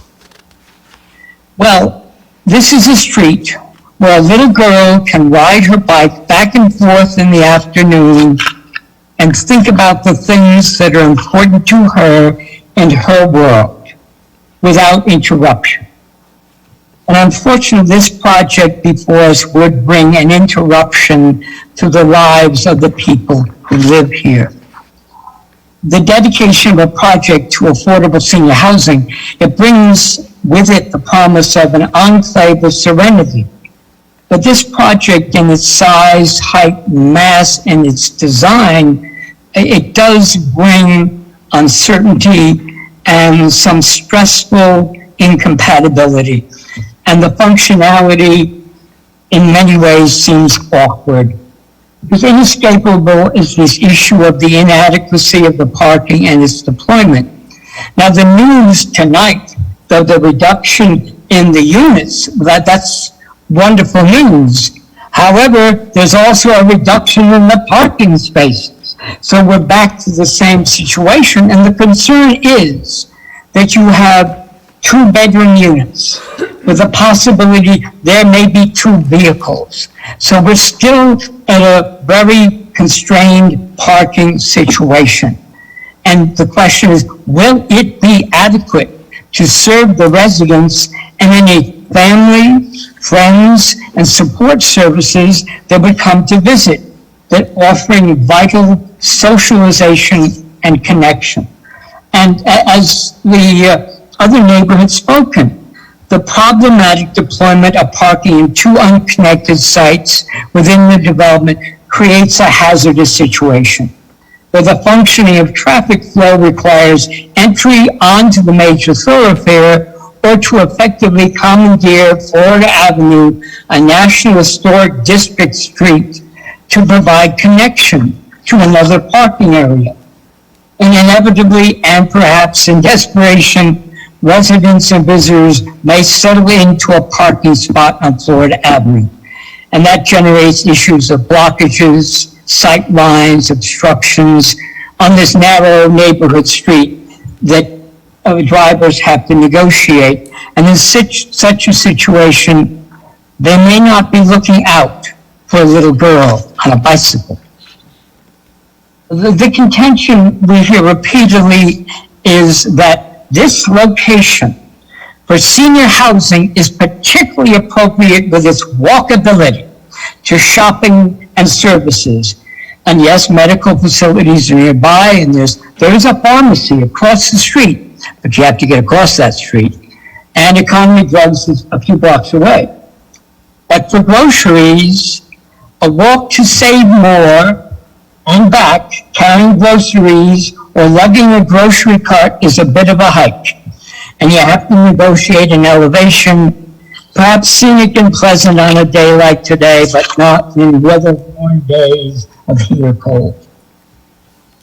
Public transportation exists that may take you to Walmart, Ingles, or Publix, but there may be a transfer to negotiate. But the thought of a mother or grandmother standing with her bags of groceries at one of those scary bus stops is not pleasant or heartwarming. A major issue for the adjacent and wider community is the compatibility of this project with its height, mass, and design at this location in the existing MIC zone, which is characterized by a mix of uses, including residential neighborhoods, educational institutions, and a wide variety of medical offices, most of which are 1 or 2 stories, and some adaptively renovated older buildings.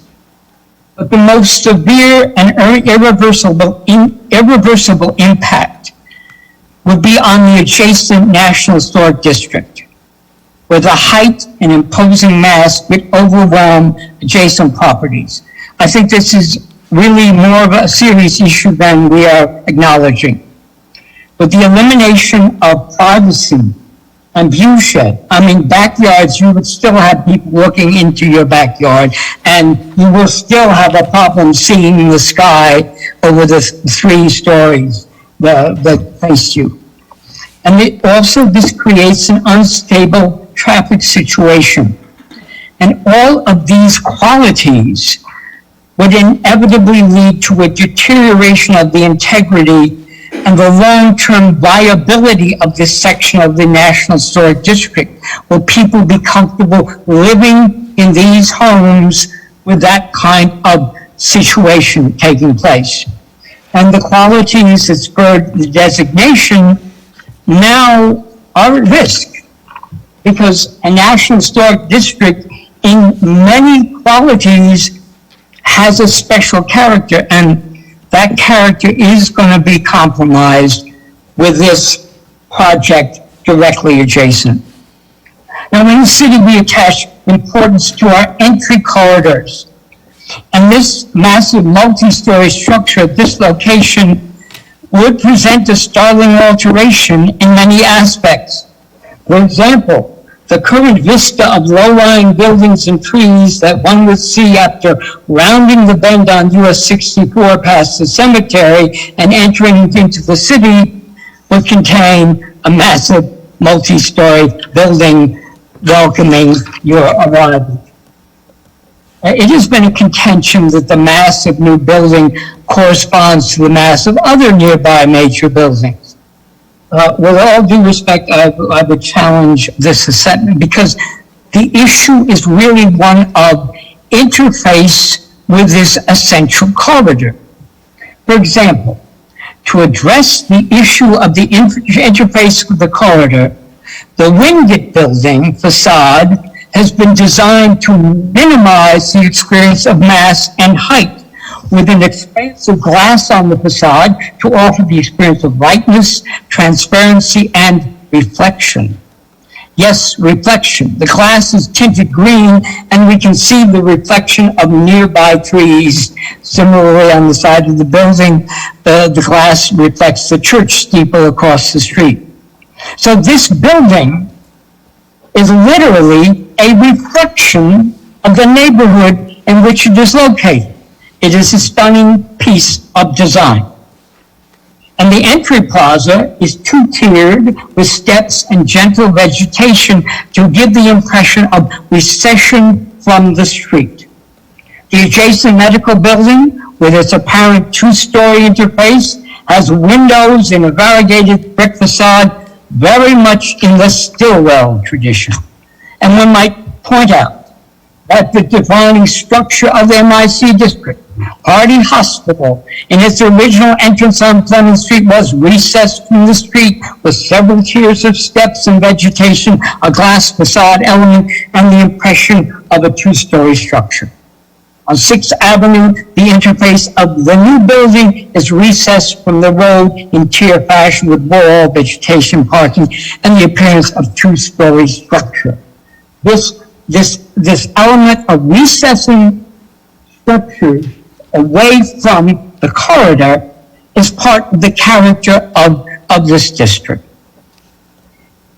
The proposed building, with its great height, it's 3 stories directly above the street, and the absence of any street level variation and its design of suspended rectangle seems frankly out of place. I mean, we're now situating this same structure elsewhere in an expansive open space location would be a quite different experience, as one of the speakers has pointed out. There would be like a palace situation. The building would operate in a totally different way.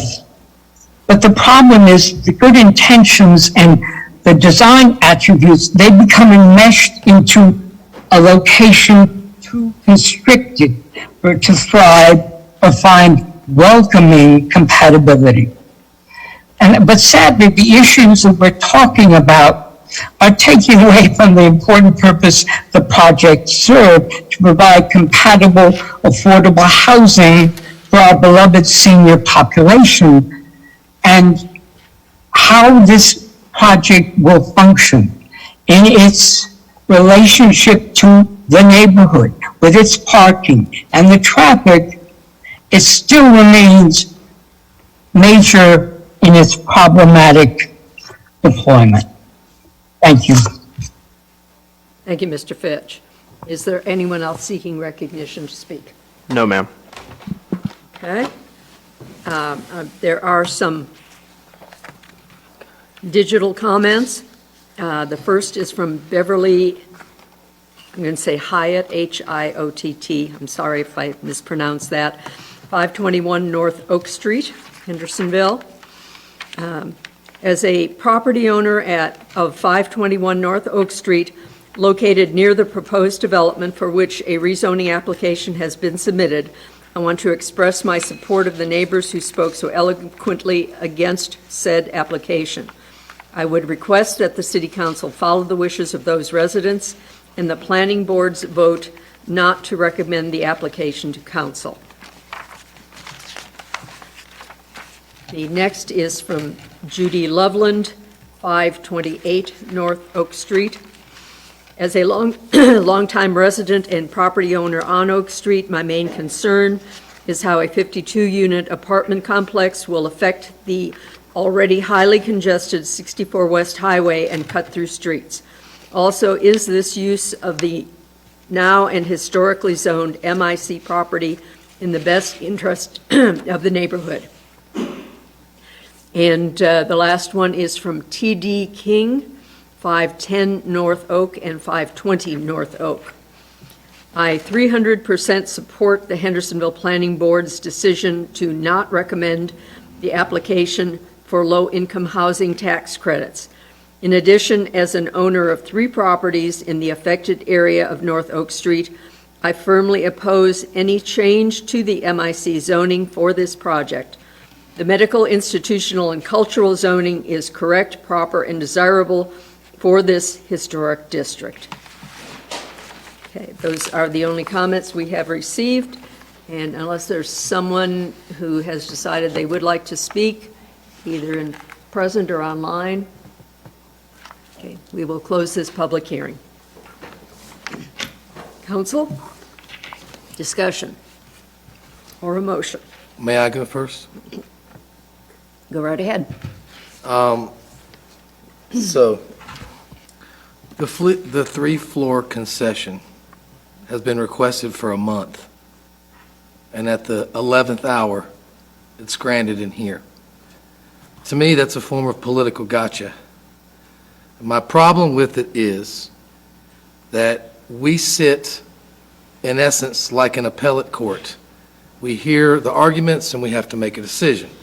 But in an appellate court, they don't have to make the decision right there in front of everybody. They get to go back and think about it, think what they're going to write, and decide how they're going to do the case.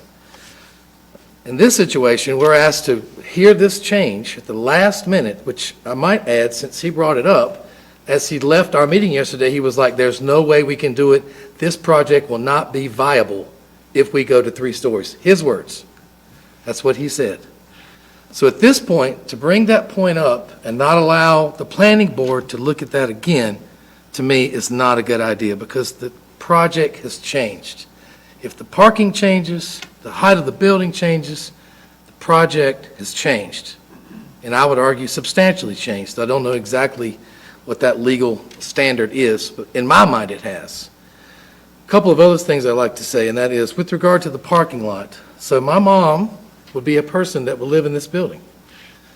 And she currently lives at a townhouse in Laurel Park, and 3 or 4 days a week, we go pick her up to eat meals with us, to go to sporting events, watch my son play ball. And when we go pick her up, she has a car, and I park my car. And we go to the house, we get mom, we come back to the car. We take her to wherever we need to go. That is not possible at this place. Because even though he says it's 1 to 1 plus 4, that's really 1 to 1.07. So it's basically 1 spot per group or per housing unit. And we have a person that comes to visit my mom. She needs a place to park. My mom's car is there. So these residents are all going to have cars. And there's not enough parking spaces for the number of people that are there. I recognize with the reduction in the number of units that could, and you kept the same parking as it is now, that would be helpful. But once again, that's a substantial change that needs to be reviewed and allow the public to see it just like this one was. And therefore, I think we need to send it back to the planning board and let's see what this looks like. Let's see what the drawing is going to be, how it's going to be changed.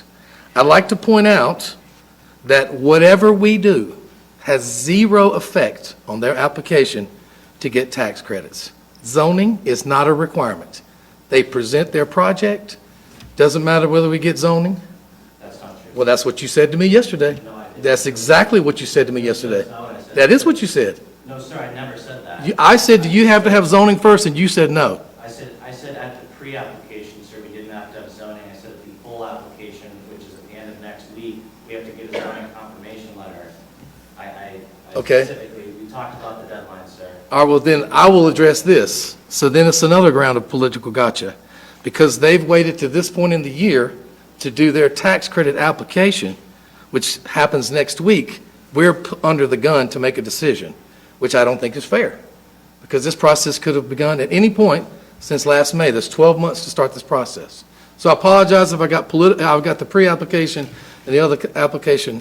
But the bottom line is, at any point along the way, this process could have been started so that the zoning doesn't hit literally the week before the decision is made on the tax credits. That's not fair to us. And it's certainly not fair to the residents of Hendersonville that you've waited this late in the game to stack them right up next to each other, especially when you're going to make a change. That's a substantial change that I think needs to go back to the planning board. May I respond to that, sir? Yes? If you could come to the microphone, please. So to go into this process a little bit more, it's a very long time frame that we have to hold property. So we're not trying to get you with gotcha, one. And two, we have a January, I think, 21st pre-application deadline. We then have this full application, mid-May. We have to go to property owners and say, hey, for a few $1,000s, this is a $1.6 million piece of property, we want to take your property off the market while we go through a rezoning process and a tax credit application, because we won't know if we move forward with our tax credit project, we won't get the award until August. And then once we get the award in August, we have to competitively bid those credits to an investor and get our construction financing, close on the land, close on the permanent debt. We oftentimes apply for soft financing from the state. So our closing date on this piece of property is the end of this year, and that's without extensions. So unfortunately, yes, it is here to the last minute, but it's a lot of the market conditions. The property broker is here. We have to negotiate with them to hold their property for over a year, for a few $1,000s. So it isn't a gotcha. It's just the process that we have to deal with. It happens once a year. If they took applications on a rolling basis, which they don't, then it would change the game. As far as the height concern, I was told by our underwriter that we really couldn't make it work. That's why I brought our owner here today. We looked at our assumptions and our underwriting, and we made those changes. And we got a list of conditions 5-1. That was the first time that we received, when we first went, Ginny asked, how low can you make it? I said, really, we looked at it 4-3. And that's what I've been told. That's what we were doing. And I knew how important. It wasn't political gotcha. That was a request from you, sir. We set up meetings individually with everybody. We set up meetings with Ginny for months. We have been really trying to make substantial changes to our plans. And it's a huge financial hit to us to do this, to eliminate those 9 units. But we thought, hey, this is a sign of good faith to your request. Right after your meeting, I got on the phone with my colleague Denny and Suma at NCHFA to ask her that question.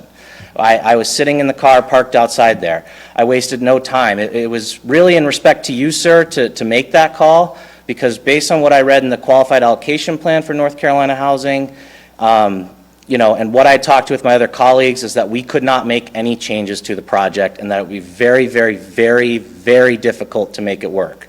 But that's why I brought our owner here today to make that decision, to say, hey, yes, we can make that concession. We want, this is a long-term play for us. We'd rather be good neighbors in Hendersonville with the opportunity for another than stick to our guns at 52. And that was a business decision that we were willing to make.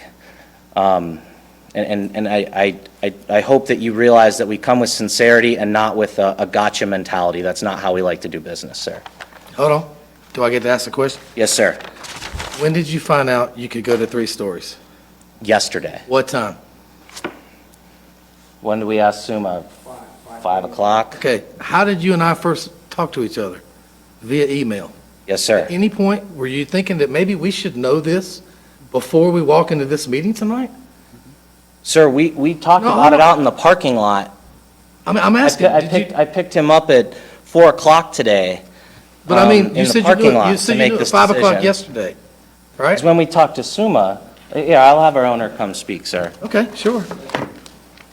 If I may, and again, you know, we are a company that's been in business for 32 years. We certainly hope we have integrity, you know, and I'm troubled to hear your comments tonight. We found out about 5:30 yesterday that it would be allowed. We spent the better part of today trying to work with our construction people, our architect, our engineer, try to figure out what that would mean to the building, try to determine financial feasibility. My partner and I spent a lot of time deciding whether financially it was worth it to, you know, to take that financial hit, and we decided literally in the parking lot today, yes, we want to make that commitment. We want to try as best we can to do everything we can to make the neighbors more, I'm not saying we're going to make them happy, but more content with the building that would be built. So that was a decision that was made very late today. We found out late yesterday it was viable. A number of people at our company spent a lot of time viable in terms of NCHFA. A lot of people, including architects, engineers, underwriters, spent a good portion of today trying to run numbers, decide, make decisions, and the decision was made. So we apologize if we didn't raise it with you sooner, but we felt we would come in good faith today and try to address a height concern that's been raised. Thank you. Anything else?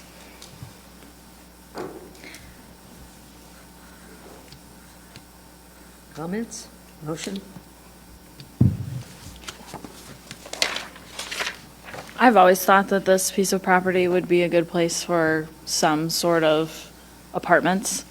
And the fact that it scores highly in a system where we don't typically get awarded as many projects as perhaps the other side of the state gets awarded means a lot to me, especially when we really need affordable housing for specifically retirees. And I think that they've come in here with I'm reading through all of the proposed concessions again, and they've added even more on top of those. And just to confirm for everybody, those conditions stay with this rezoning. So if their project is not approved, then whoever were to come and redevelop it would have these conditions as well? They would, but they could ask for a modification, and depending on what they were asking. I would rather have some of this conversation with counsel in private if you would like legal advice about that, but generally speaking, yeah, that the permit follows the land. So I'm comfortable, especially if they're going to 3 stories and they're doing a 10-year stormwater retention system instead of a 1-year stormwater retention system. They've worked with the neighbors to develop the adequate fencing. I don't know if that can be in one of the conditions too, just to make everybody feel more comfortable. But it's a weird piece of property. I think everybody can admit that. It is a very strange shape, and there's only so much that someone's going to be able to do with it. And personally, I would much rather see apartments here than another giant medical office building. I feel like it's a more adequate use, especially being right up against residential housing. Anything else? Anyone else? I'd also feel that apartments would be better in this location. It is a very awkward piece of property. It would be wonderful if it was a big square piece where you could have free reign to design what you'd like. But that's not the case. I think the parking, especially suggesting that you assign places depending on what end of the building you're on, will certainly help. I disagree with you, Jerry, that everybody's going to have at least one car. Based on the demographics, I think a lot of folks are not going to be able to afford a car who are going to live here. I think there are going to be enough spaces for the folks who are going to live there, plus their guests or visitors. I guess my comment to that will be, then I guess people are going to be relying on Apple Country for everywhere where they go, because the Save More Walk is not practical. You can walk to the park. You can walk to Pardee. So you can walk to your medical appointment, assuming it's at Pardee, but it might be around Pardee. Of course, these might be people that can't walk to an appointment and need a ride to an appointment, considering it's 55 and older. So I'll also add, if they're assigned, then it doesn't matter whether there's a car or not, it's assigned to someone else. So, lot 3 is assigned to apartment 3. So, if someone's going to come and visit, let's say apartment 3 doesn't have a car, does everybody know they can get in to park at spot 3 because it belongs to someone else? But aside from that, I still say there's enough changes in this, it needs to go back before the planning board.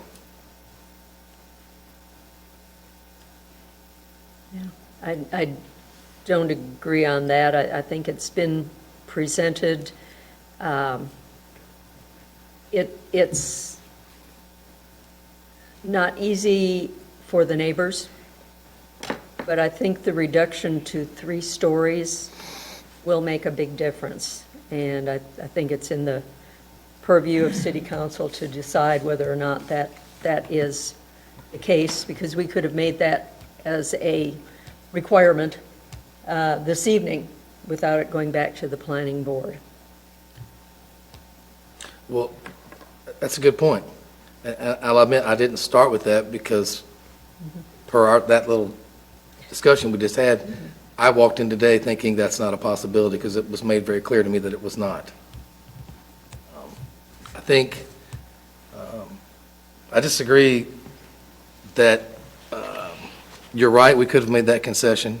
I just think that, once again, it's a substantial change, and it should go back to the planning board, and if they approve it, great. And if, I don't know what they would do, but I still think, as far as the process goes, when we're going to change things, I guess part of me, since we're talking about precedent a lot today, it is a developer goes to the planning board, and then they change all these different things that everybody doesn't get to see until bang. And then we're asked to make this decision now with these changes in mind, as opposed to thinking about what we've been looking at from the planning board for the last month, and per our meetings with our staff. And I just think that's not a good precedent, because people come in, flashy slides, they sound good, as opposed to us being able to sit back and say, you know what, you're right, 3 stories, that's a good thing. Or, you know what, even though it's 3 stories, it's not good. As opposed to on the spot, bang, we got to make a decision. So that's why I see the importance of the planning board, or we delay our decision, because I still would like to see what it's going to look like. In particular, they threw a rendering up there. I'd like to see what that rendering is going to look like. I will comment that I actually spoke with members of the planning board, and several of them had expressed that they would have actually made an approval of this project with conditions. And they just didn't feel like they had a great opportunity to do so. I think with the concessions that have been made, and Jerry, I commend you for asking him to lower the height. Thank you for, doing that. I didn't think that we could have that discussion. And it sounds like this is a better project and a better fit because you did that. And I'm grateful that you were able to do it, and I'm grateful that we're going to be able to have affordable housing for our seniors. I have several patients who don't own cars. They use Apple Transit to come to my office, and they are on wait lists constantly to get a safe and affordable and adequate housing. And, you know, with the QAP for the Housing Finance Committee, seeing how great this project scores, I want to be able to, you know, hopefully come up with something that we can all agree on, and that's how I feel. Debbie, do you have any comments? Oh, well, I'm with Jerry. I think it should go back to the planning board. Any further comments or a motion? Madam Mayor, I move that this application be sent back to the planning board for reconsideration with the changes that have been mentioned today. Okay. The motion is to refer it back to the planning board. All those in favor say aye. Aye. Those opposed say no. No. No. The motion fails. Is there another motion? I have a question. When I read this motion, does it include the changes that the developer has proposed, or how do I? Well, we need to Your staff add, or right? attorney? There is a part number 2, where it says permitted uses and applicable conditions presented on the site plan shall be amended to include, and that's where you would list them as part of your motion. And so we are adding a parking turnaround in the lower left lot. Is that correct? We are including a 9-foot fence. No. Was that right, Ms. Keats? No. No, would. So you don't want the turnaround? No, no more public comments. We'll work this out. Thank you. Thank you.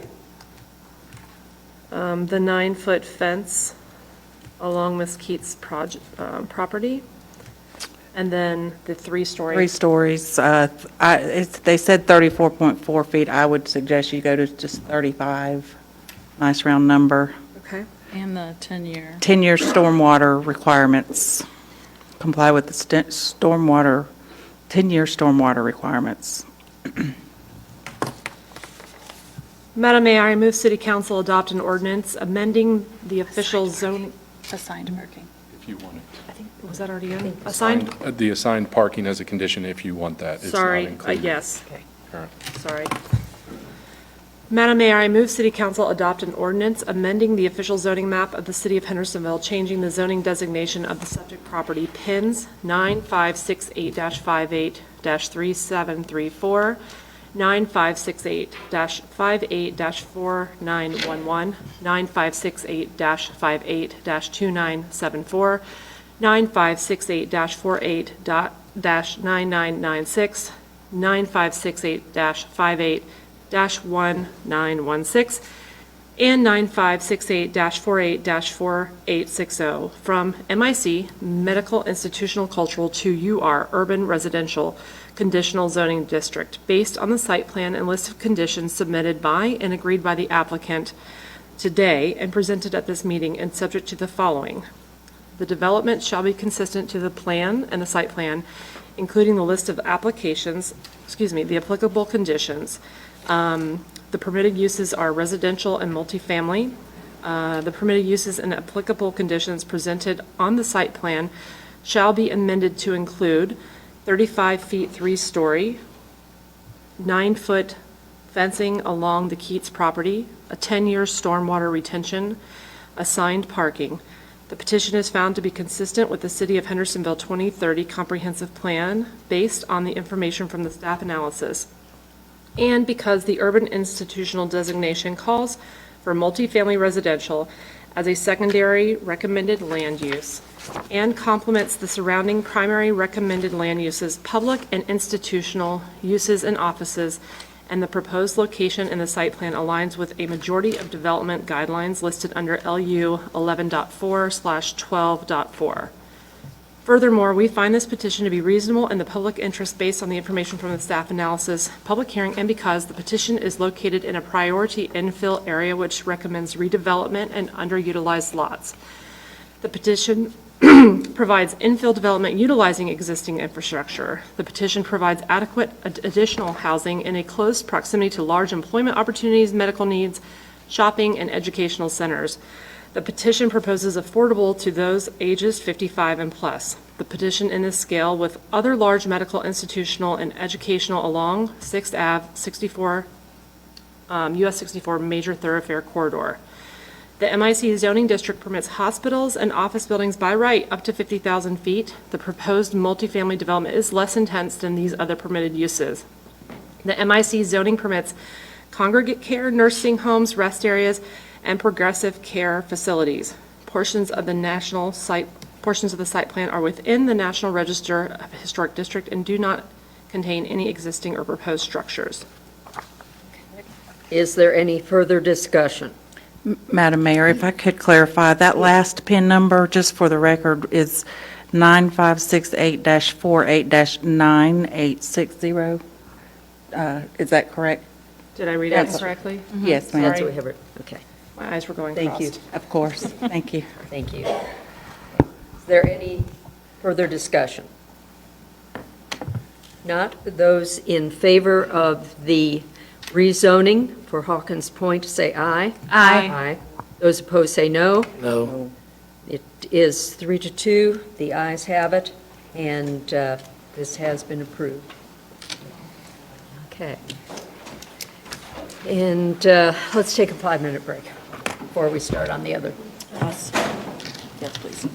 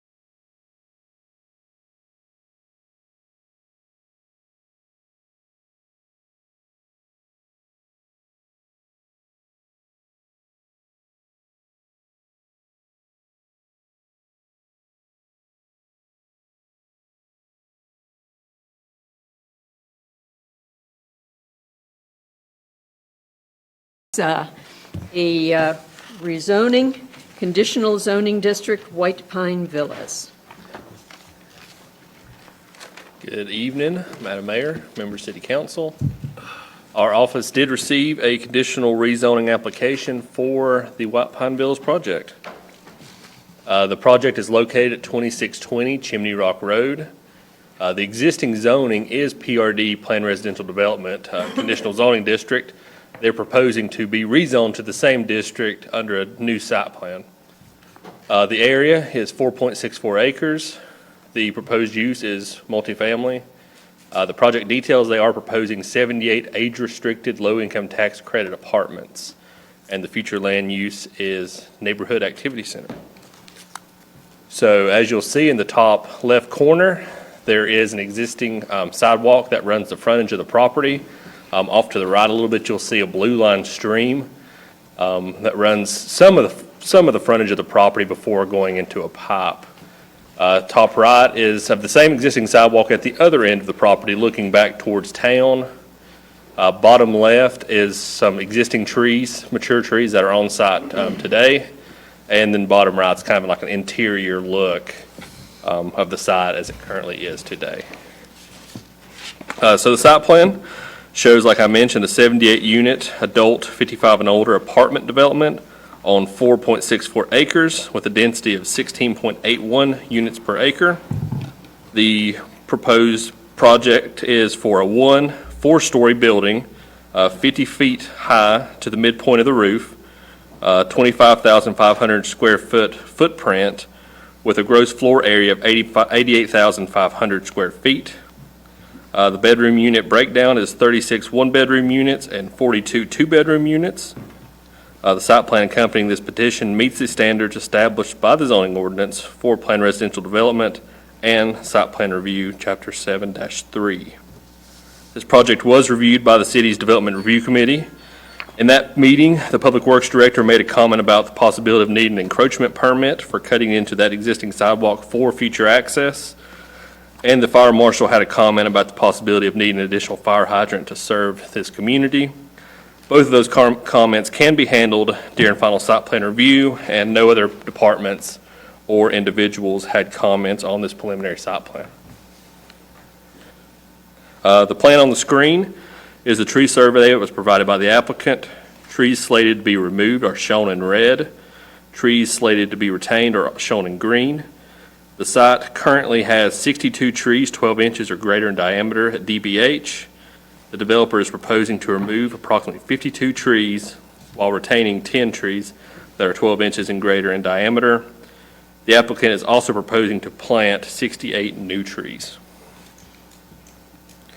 The developer is proposing a concession that states the proposed development is a low-income tax credit housing project with all 78 units at or below 80% AMI. Proposed development will provide senior affordable housing as governed by North Carolina Housing Finance Agency requirements.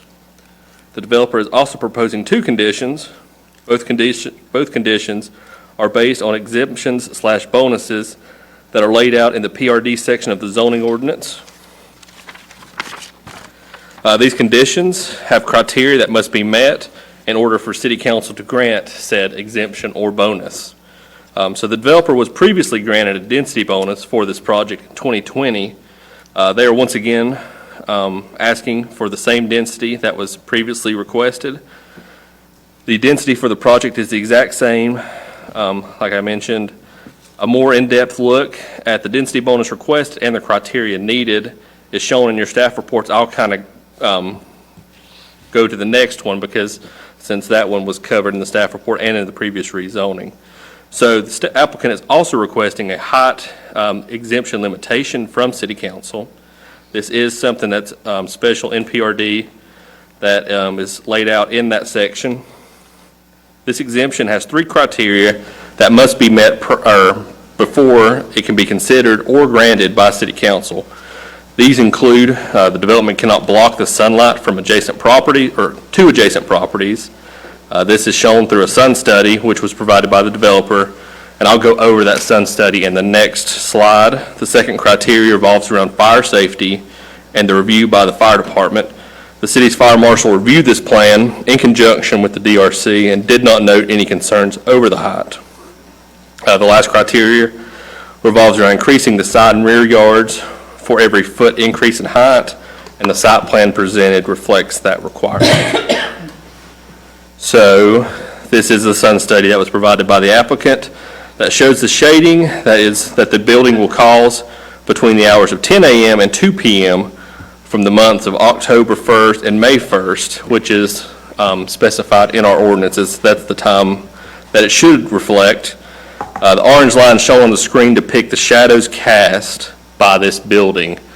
As you will see, the shadow would not leave the property and intrude on the adjacent properties. So these are some conditions. The city has requested 3 conditions, 2 of which have been agreed to by the developer. All 3 conditions came from the tree board at their March 14th meeting. Since the first 2 have been agreed to, I will skip down to the 3rd condition, which was not agreed to by the developer, but he did provide a counter to this condition. This condition relates to improving the vegetation around the stormwater control measure. As you will see, the developer took out the section of the condition concerning wetland shrubs and turf grasses.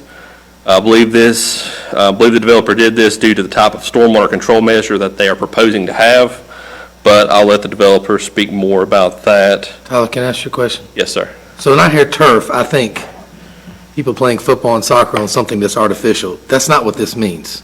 Turf grass, what is that? I think turf grass in this scenario is kind of like sod. Okay, we're not talking about like artificial.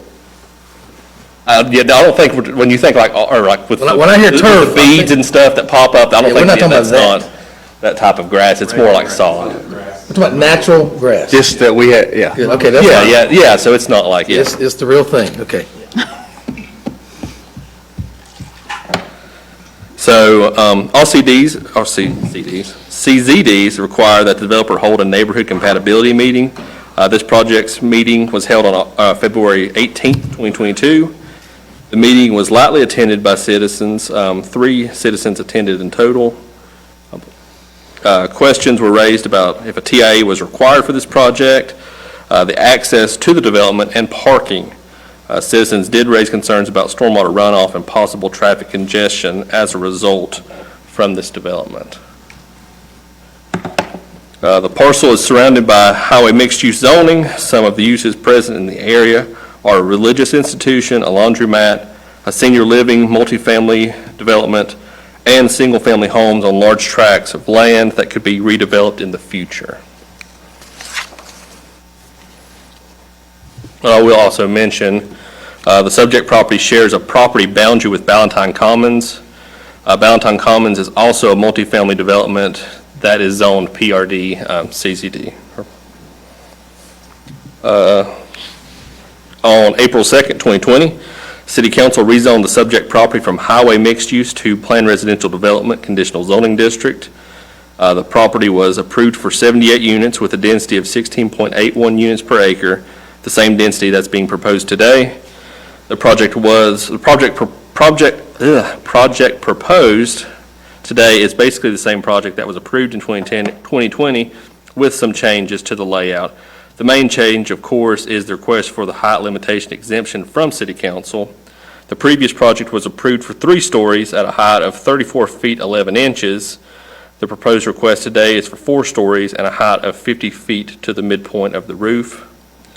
Some other changes to the site plan from what was approved in 2020 is the reconfiguration of the parking lot for better fire access and a decrease in the actual building footprint.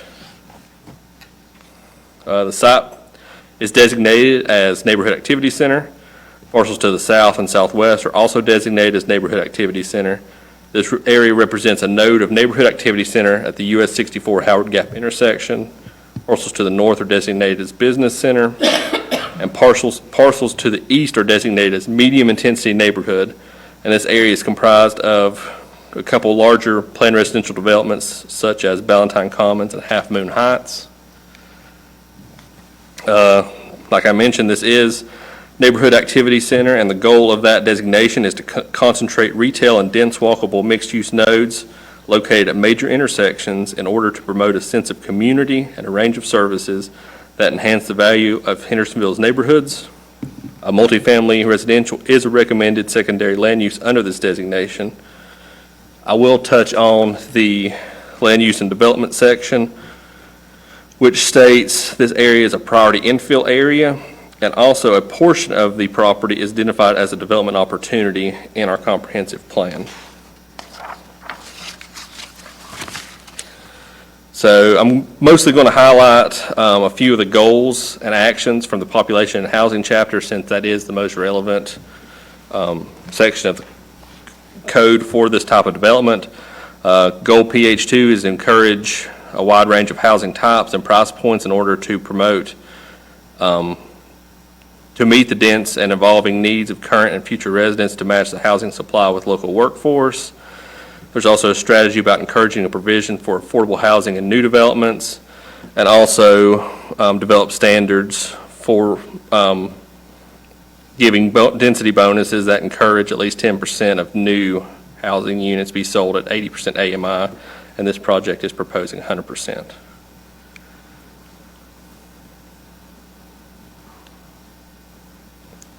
So like I mentioned, all of the comprehensive plan chapters were reviewed and analyzed in your staff reports, but due to time, I'll just highlight a few other things. Strategy and Water and Resources 2.2, prevent development of floodplains and stream corridors in order to preserve natural drainage patterns and improve quality of stormwater runoff. The developer is showing no development within the 30-foot stream buffer as required, and also the developer is required to install a stormwater control measure that will be reviewed and approved by city staff. Compatibility, the underlying conditional zoning district already permits 78 multifamily units. Senior living multifamily is present in the area across US 64 at Brookdale Hendersonville East. Brookdale Hendersonville East was constructed in 1988 and operates as an independent living community. Ballantine Commons to the rear of the property is an age unrestricted multifamily development. It is 29 acres with 360 dwelling units with a density of 12 units per acre, and their building height is 36 feet. Change conditions. The underlying zoning of the subject property permits multifamily and 16.81 units per acre. The project is required to go through the conditional rezoning review due to the height limitation exemption that can be granted by City Council. Public interest, according to the latest census data, 26% of Henderson County is 65 or older. This development will provide additional affordable housing options for this age group. The 2030 comprehensive plan notes that Hendersonville continues to see a large number of retirees make the city their home. It will be served by city water and sewer, and Chimney Rock Road is an NCDOT maintained street. Effect on the natural environment. The site is mostly a greenfield development, so any new development reflects a significant increase in impervious surfaces. Also, the development will also require the loss of almost all of the mature trees on the site. The developer has agreed to plant 25 additional medium/broadleaf canopy trees as requested by the tree board. So the planning board made the following comprehensive plan consistency statement at their April 11th meeting. The petition was found to be consistent because Neighborhood Activity Center designates multifamily residential as a secondary recommended land use. The addition of more multifamily in this area further diversifies the mix of uses and present while retaining neighborhood retail sales and services as the prominent use within the future land use category boundaries. And they found it reasonable because the underlying zoning currently permits the density. This development will provide senior multifamily within walking distance of Miracle Ear Hearing Aid Center, Blue Ridge Health, and Ingalls Pharmacy. And the project is proposed to be 100% affordable, and the subject property is identified as a priority infill area. And with that, I am here to answer any questions you all may have. Any questions? Okay, thank you. Would the developer like to make a presentation? Please. And if you could just give your name and address for the clerk's record, please. Sure. My name is Stephen Drake. I'm at 195 Rockbridge Road in Mills River, North Carolina. Good evening, Madam Mayor and Council. I'm here today to represent WDT Development. We specialize in providing affordable senior housing within the state of North Carolina. We all know there's a strong demand for senior housing in Hendersonville and Henderson County. The last affordable community to have been built exclusively for seniors was Oak Haven, and that's been over a decade ago now. We're responding to the affordable senior housing shortage crisis by proposing a new senior community to be located off Chimney Rock Road. This community would be called White Pine Villas and would consist of 78 high-quality, energy-efficient apartment homes for seniors that are 55 years of age and older. We will be targeting seniors that make between 30% and 60% of the county family median income. We carefully design and construct our buildings to meet the needs of today's seniors and create a design that promotes community. We have built several of these senior developments in the past, and the residents at each of these developments have created their own special network of lifelong friends and companions at each.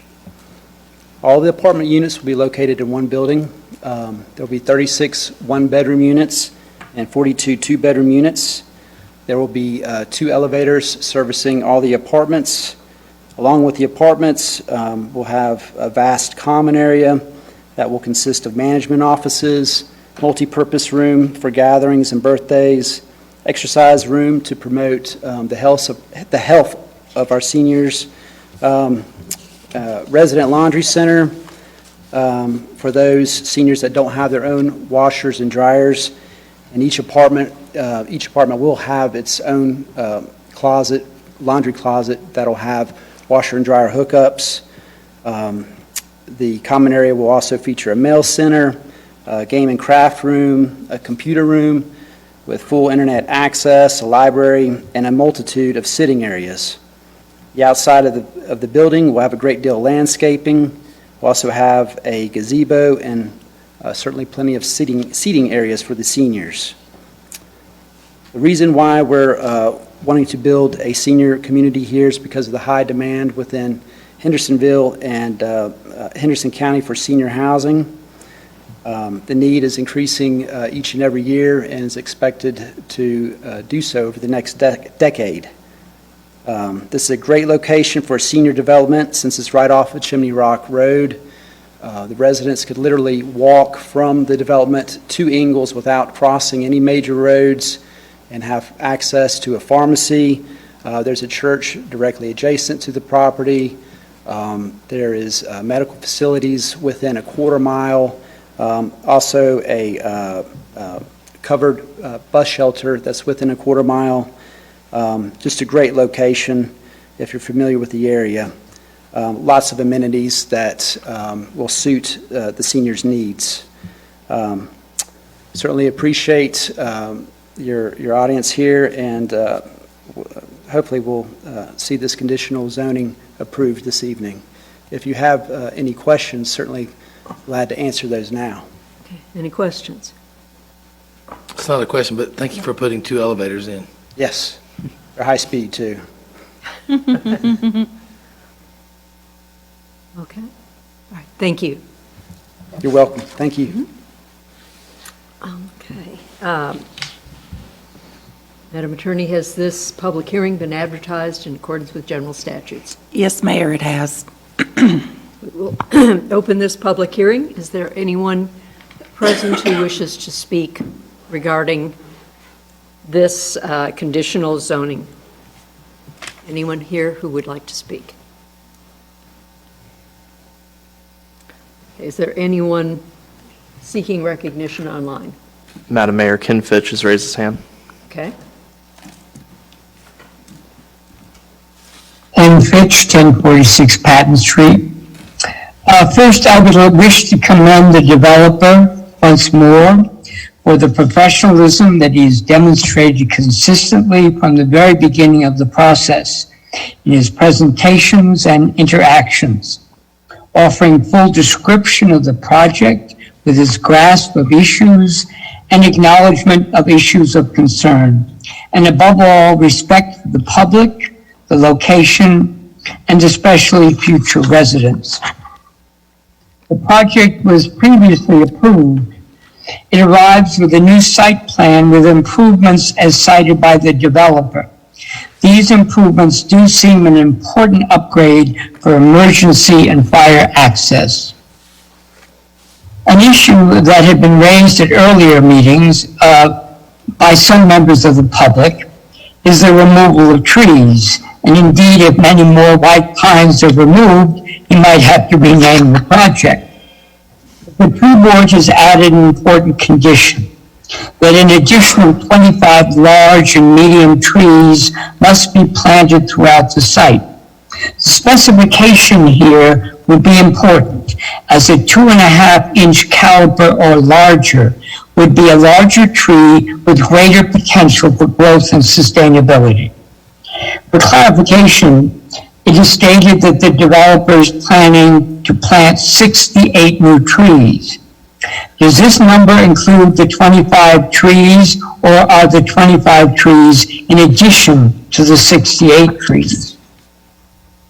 In the previous project, the number of parking spaces was a major issue. It would be helpful for the developer to address this issue with his thoughts and rationale for this project. There is one related issue I raised earlier, and I bring it to council attention should you choose to approve the project. And that is a concern with flooding related to the adjacent NCDOT infrastructure, an issue that occurred with a previous project. So that if the project moves forward tonight, some outreach to NCDOT regarding that issue would be important. Thank you very much. Thank you. Is there anyone else wishing to speak? No, ma'am. Okay. Anyone here last time? Okay. We'll close that public hearing. We asked Mr. Drake about the tree question. Okay. Mr. Drake, can you clarify the question he asked about the trees? Yeah, sure. It's, we're doing 25 trees in addition to the current quantity. In addition to 68? Yeah, I believe there's 68, and then we're adding 25 more. Yep. Okay, thank you. Yep. Anything else? Discussion or a motion? I can read it again. Okay, here we go. Madam Mayor, I move City Council adopt an ordinance amending the official zoning map of the City of Hendersonville, changing the zoning designation of the subject property, pins 9670 70 6498, 9670 70 8607, and 9670 70 8864 from PRD CZD Planned Residential Development Conditional Zoning District to PRD CZD Planned Residential Development Conditional Zoning District. Okay, I apologize. Aren't those the exact same? Okay. Based on the site plan submitted by the applicant and presented at this meeting, subject to the following. The development shall be consistent with the site plan, including the list of permitted uses and applicable conditions as presented on the site plan. And I don't think we added anything. Number 2, permitted uses and applicable conditions presented on the site plan. There are no additional amendments to the site plan. Number 3, the petition is found to be consistent with the City of Hendersonville's 2030 Comprehensive Plan based on the information from the staff analysis and because Neighborhood Activity Center designates multifamily residential as a secondary recommended land use. The addition of more multifamily in this area further diversifies the mix of uses present while retaining neighborhood retail sales and services as the prominent use within this future land use category's boundaries. Number 4, we find this petition to be reasonable and in the public interest based on the information from the staff analysis and the public hearing, and because 1, the current underlying zoning on the subject property permits the requested density. 2, this development will provide senior multifamily within walking distance, plus or minus 0.15 miles of Miracle Ear Hearing Aid Center, Blue Ridge Health, and the Ingalls and Ingalls Pharmacy. 3, the project is proposed to be 100% affordable at 80% AMI or below. And 4, the subject property is identified as a priority infill area. Okay. Okay, why do I think I screwed something up there? I got it right? Okay. Okay. All right. Is there any discussion? If not, those in favor of the rezoning for White Pine Villas, say aye. Aye. Those opposed, say no. It is unanimous. The ayes do have it, and that development has been approved.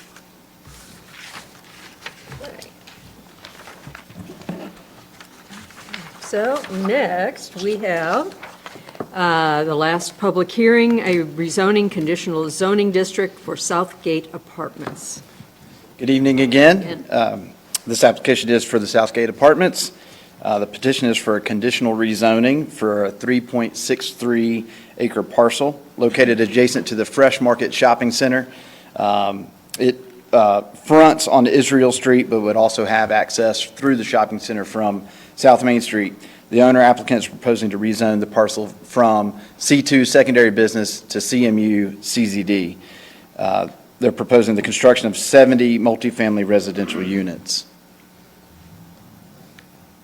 The site plan, the site photos here, upper left, we're looking from the point of access on Israel Street back towards Canoga Road. On the upper right, we're looking from that access point down Israel Street to the south. The bottom left is kind of center of the site, or one edge of the site looking back up towards Wash Creek, and you can see Beacon Commons on the left. Upper right, standing at a similar point, looking back towards Israel Street and Canoga Road. Photo in the upper left shows Wash Creek that borders the property. Upper right shows the access coming in from South Main Street, which is the driveway to the shopping center. Bottom left shows where this access goes to this to the subject property. It passes through an area that's utilized by delivery trucks, and there actually have been some changes to the site plan to address that potential conflict. And the bottom right shows the future Yakusta Trail corridor that borders the subject property. These photos show after a heavy rain event. The upper left is where Wash Creek and Mud Creek have their confluence right at the South Main Street Bridge. The upper right is looking from near that confluence back towards the site, and where there is a culvert that Wash Creek flows through under the driveway, providing access to the shopping center and the proposed project. The bottom left is actually a picture of that 72-inch culvert pipe. You can see the water that's gathered around it. And then the bottom right picture is actually on the high side of Wash Creek. The water's flowing towards the culvert there, and water's backing up during heavy events, and debris is collecting at that point. So this happens a few times, potentially a year. The updated site plan is provided. This site plan reflects the 70-unit apartment development on 3.63 acres, which equates to a density of 19.3 units per acre. It shows one 4-story building at a height of 52 feet, roughly 82,000 square feet of gross floor area. It shows 97 parking spaces. 70 parking spaces are required by our code. The project would be accessed, as I mentioned, from the Fresh Market Shopping Center driveway, as well as from Israel Street, though the site plan currently shows a right-in, right-out of onto Israel Street. These access points are proposed to be gated. A private and a public spur trail connections to the Yakusta Trail are provided, along with an amenity area in the site's open space. The proposal includes development within the 100-year floodplain. This site plan also lays out, as you can see, some of this fine text, all of the developer's conditions and the conditions initiated by the city that the developers agreed to. The site plan was reviewed by the Development Review Committee, along with a TIA review from the city's transportation consultant. The details of the staff review were in your staff report, and the following is an overview of the comments and conditions provided by each department. The list of conditions is also summarized on an upcoming slide. The Community Development Department, our comments were resolved with the exception of, one, the provision of sidewalks from the site to Israel Street. This is a requirement under 18.6-4.6 of the zoning code. And planning staff had one condition, which was the spur trail from the Yakuza Trail to the shopping center, as provided the developers agreed to that. The floodplain administrator had comments related to the seasonal high water table and the provision of stormwater control measures, along with 3 conditions that the developers agreed to in regards to studying the impact of any flooding issues on the site. The stormwater administrator had a series of comments related to the culvert crossing for the Fresh Market Shopping Center, which is shown in the site photos. There exists the potential for this access point to become inundated a few times a year, resulting in time periods where that particular access would be impassable. The city's water sewer department, city engineer, fire marshal, and public works director all provided comments which were either resolved by the developer on the site plan or will be resolved at the final site plan. And the city's transportation consultant also provided comments. This proposed development is anticipated to generate 465 daily trips, 29 a.m. and 37 p.m. peak hour trips.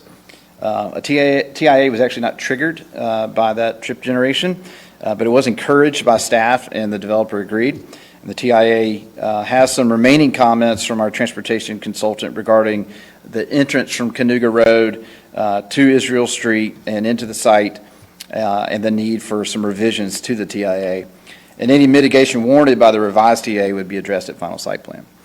The consultant has recommended a condition requiring modifications to the entrance from the shopping center side to facilitate delivery truck movements, which I pointed out in one of the photos. The developer agreed to those changes, and they're reflected in the site plan.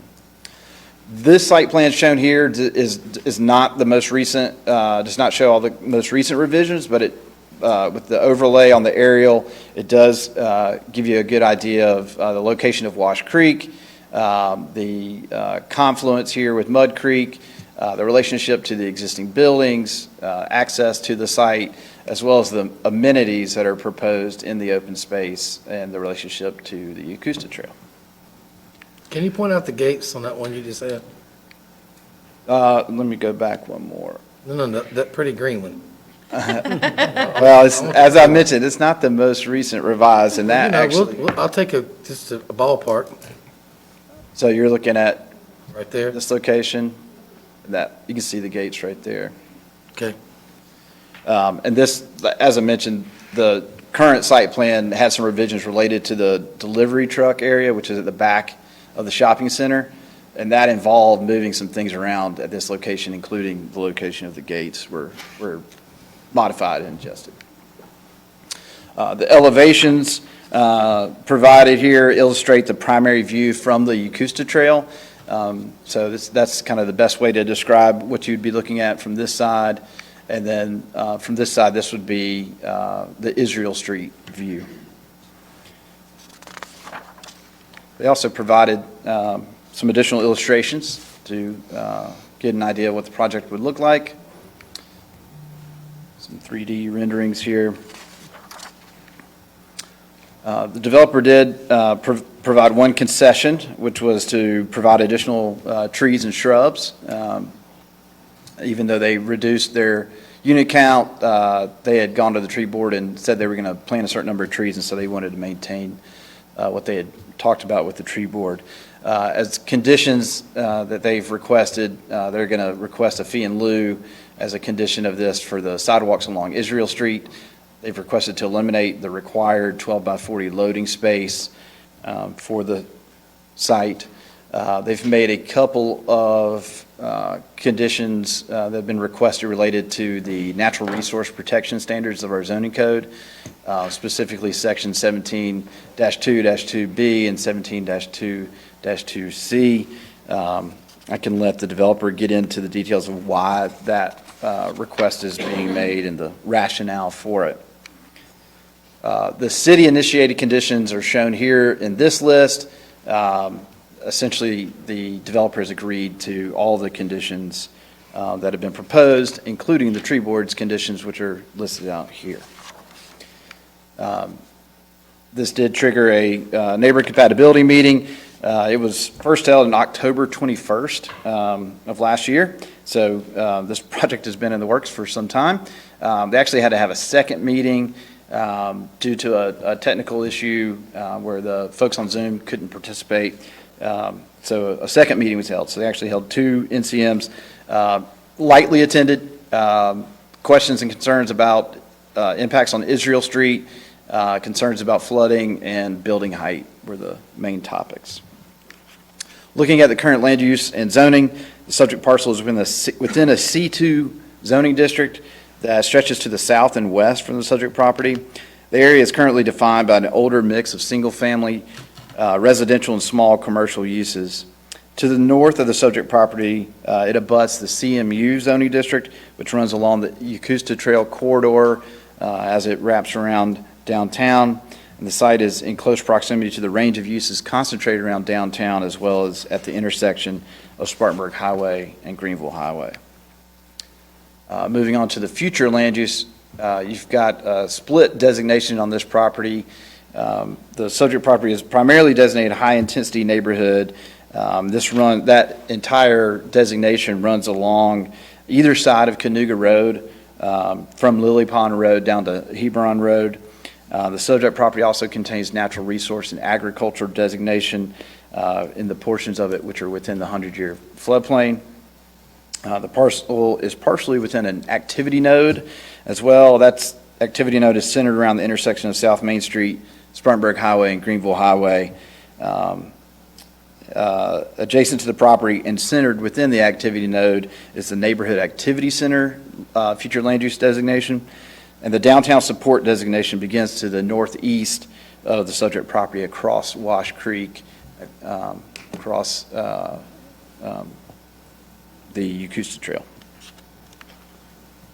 So looking at the standards with which rezoning requests are reviewed, starting with comprehensive plan consistency, the project is consistent with the majority of the goals of the high-intensity neighborhood and natural resource and agricultural area.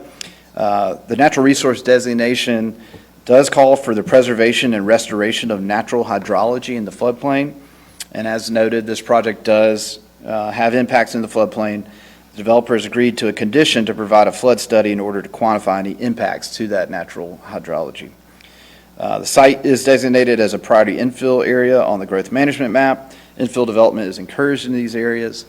Compatible infill development, as well as the provision of a mix of land uses, is supported by the population and housing chapter of the comprehensive plan as well. The natural and environmental resources chapter has a number of strategies that are relevant to this project.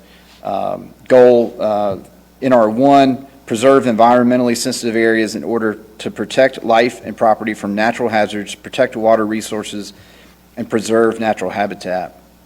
Under that is a strategy to discourage and reduce development of structures and impervious surfaces within the FEMA floodway and 100-year floodplain, as well as to protect land adjacent to streams in order to protect water quality, reduce erosion, and protect wildlife habitat, and to encourage restoration of natural habitat and drainage patterns in developed areas. Under Goal 2, provide a variety of quality open space distributed equally throughout Hendersonville that can be used for recreational opportunities and aesthetic enhancements. And under that goal, we have a couple strategies which include encourage clustered development that preserves open space while allowing a return on investment, and promote the location and design of open space areas within development so that they contribute to and link individual homes to the city's green infrastructure network. There were no goals, strategies, or actions that were relevant to this project under the Cultural and Historic Resources chapter, but under community facilities, there's a few strategies. Balance investment in new park space and amenities with anticipated maintenance resources, strategy to encourage community open space or play areas in new or redeveloped residential neighborhoods, and preserve and expand the public greenway system as a means of connecting neighborhoods to parks and increasing recreational amenities and open space. Under water resources, we have the strategy to enable and encourage low-impact development practices in stormwater management. And under transportation and circulation, we have a few strategies, including encourage mixed-use, pedestrian-friendly development that reduces the need to drive between land uses, identify and prioritize needed pedestrian connections within the community, preserve and expand the public greenway system as a core component of the bicycle and pedestrian transportation system, and encourage bicycle parking facilities at key destinations, and then goal TC-5, enhance key gateways to the community in order to present a positive first impression and increase civic pride. This project is located on a major thoroughfare, South Main Street, though direct access is provided via the shopping center driveway.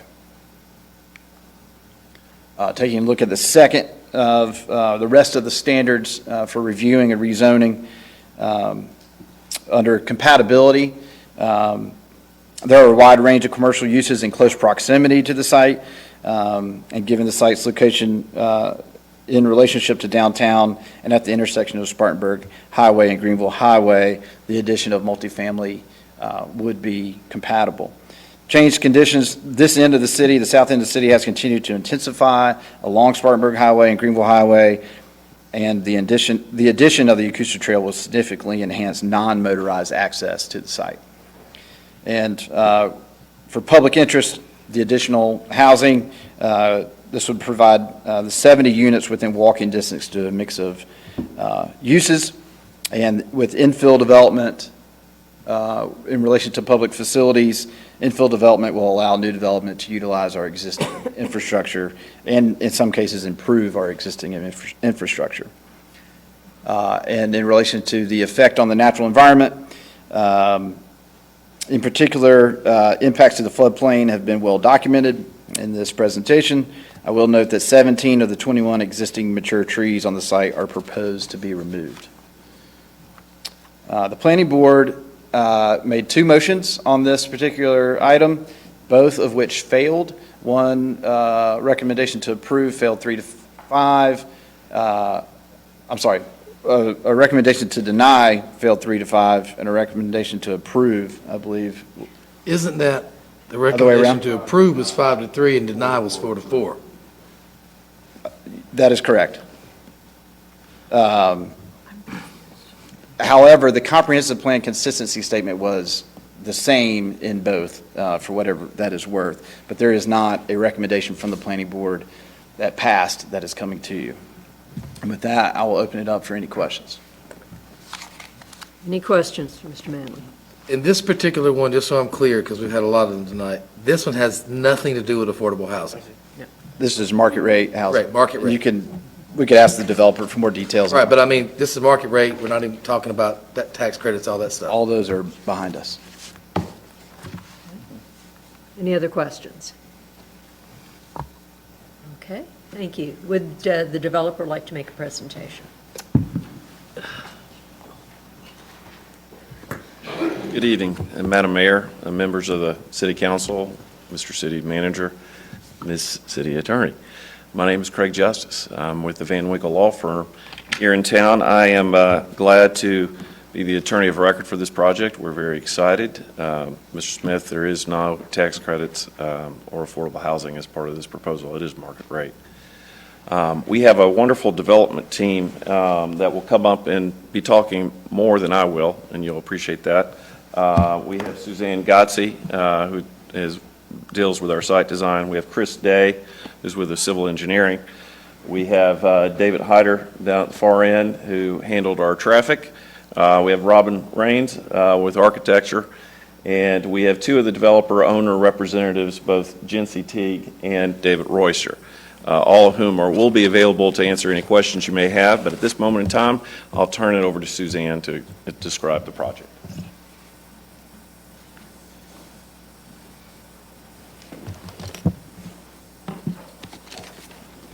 Good evening, Mayor, members of council. I'm Suzanne Godsey, as Craig said. I'm a landscape architect with Sitework Studios, and we're in Asheville, North Carolina. Can we cue up our presentation, or is it at the end of this one?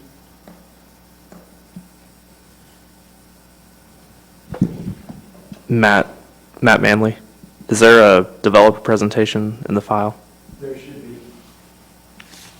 I can go ahead and get started while you're doing that. That's totally fine. Matt did such a great job discussing the project and talking about our compatibility with a comprehensive plan, so I'll just hit some of the highlights while he's pulling that up.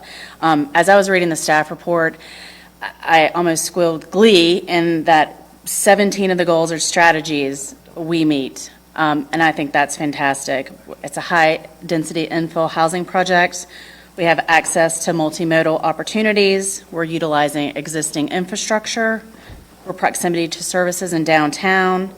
And this is an ideal transitional land use between commercial uses, small businesses, and single-family beyond. So, and it is way more compatible, and that's even in the staff report, than any of the other uses by right in the current zoning, which is C2. So I think that's important to highlight as well. I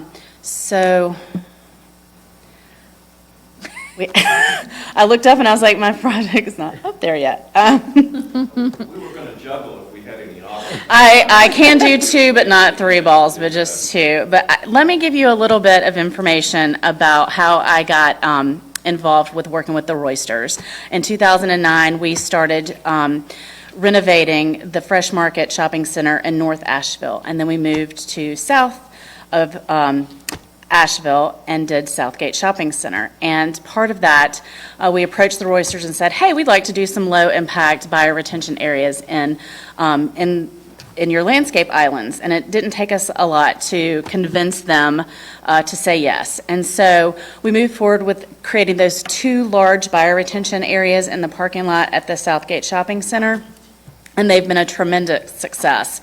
The city of Hendersonville has used that in slideshows to show other developers and to show other people, you know, how they can use their landscape islands to do some stormwater management. And as some personal history for me, I moved to Western North Carolina in the 90s to start my career, and I moved into the only remaining little house on Barnwell Street that's across from the produce stand. And if I had had this apartment complex as a housing opportunity for me, I moved here not knowing anyone. And it would have been so nice to have been able to walk my dog to PetSmart and go to the grocery store and pick up some groceries. And so this project is really close to my heart for that reason. I get excited about most of my projects, but this one I'm really, really excited about. So now that we're live and on, ready for the visuals, let me see if I can blow it up with the remote control. Okay, so Mr. Smith, we do have a rendered site plan to look at that I can highlight some of the features of the site that you were asking about. Matt, it's the top button that is the, okay, thank you.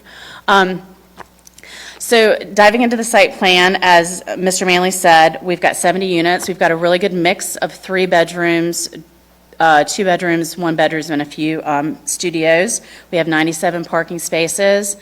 We have our access off of Church Street. We're providing some pedestrian connectivity that's lacking right now that will get our residents out onto Church Street and then points north. The gates on this one, Mr. Smith, are brought and pulled back into the site. As part of our communication with the traffic engineers, we removed that first island, and so now we just have this one island to facilitate a little bit more of the truck maneuverability that's required back there. So that's one gated entrance, and then our other gated entrance is our connection piece onto Israel Street. And this is a, and Mr. Hyder can correct me if I'm wrong, but this is a right out, which would take you out onto Israel Street to Canoga, and a full motion into the site on Israel Street. So we have 97 parking spaces. I think Mr. Manley had mentioned that. Inside of our building, which is 4 stories, we have some amenity space. We've got a bike repair room, we've got a fitness center, we've got a club room, and we've also got some room for tenant storage. In our outdoor amenity space, we've got a lot of land in which to do that because we are predominantly staying outside of the floodplain. So we're going to be able to provide our tenants with a lot of good programming out there. We're going to have on our wish list of things we'd like to provide a dog park, resident gardens, an outdoor seating area, and then we've got this connection path that's going to lead us to the Acosta Trail. So Mr. Manley had mentioned that we have agreed to provide a connection between the Acosta Trail and the shopping center. So this is our connection piece through here. And that will be given over into an easement for city maintenance. But ideally, and the thought behind this is that users of the Acosta Trail can come off the trail, park their bikes, come down this sidewalk, and then go to the shopping center to grab something for the pets or grab something from the fresh market if they want something to eat or drink. Let's see. Getting into the site planning a little bit further, as we all know, this site has got floodplain on it, and Chris Day from Civil Design Concepts is going to touch on that a little bit more, as well as the stormwater. But we also have this slope on Israel Street. So what we did with the slope is said, okay, we've got to get this building out of the floodplain. That's just smart and it makes sense, and that's what we really are required to do, and it's responsible. Let's push this building into the slope and let the slope work for us. So what we have done is pushed it into the hillside. We're still about 40 to 45 feet from Israel Street horizontally. But this has allowed us to get most of our parking out of the floodplain and still provide the number of housing units that we would like to achieve. As Mr. Manley said, we have agreed to all of the staff conditions and those from the tree board, with the exception of one, which was adding the sidewalk along Israel Street to Cayuga. And I just wanted to touch on that for just a moment. Before I do, I would be remiss in showing Mrs. Raines' gorgeous renderings of the building. When you soften the building and put it into a site and show some of the required landscaping and cars and everything, it doesn't look quite so sterile as some of the previous ones that we use for massing and that kind of thing. So these are gorgeous renderings. It's a gorgeous building. Can I ask a question about that last picture? Absolutely, if I could figure out how to go back. Yes. Those trees there, are those trees that are on the site that you're leaving? No, sir. Those will be proposed trees. Okay. I can point out all the trees that are there that are remaining are on the slope between Israel Street and our building. As you know, out there's a lot of grassland that's out there. There's just a few little scrubby, there are some trees that were planted when we renovated the shopping center, and those are going to be able to remain, and those are down by the creek, but we don't have them surveyed. So if you've gone out to the site recently, you'll recognize them. There's a lot of river birch that's out there. Those will be able to remain as well, but they're not the ones close to the building. Okay, so as Mr. Manley mentioned, and as I also discussed, we are going to build this connection piece. It's about 275 linear feet to the shopping center as a spur trail for the Acosta Trail. We are requesting fee in lieu of sidewalk along Israel Street, which coincidentally is 275 linear feet, and that's highlighted in this green dash line. And then the city has requested for us to take a look at installing a sidewalk from Cayuga to our drive entrance. And we have some concerns with that, and the concerns with that are fourfold. One, we don't have control of this property. Two, we do not have survey information of this off-site property.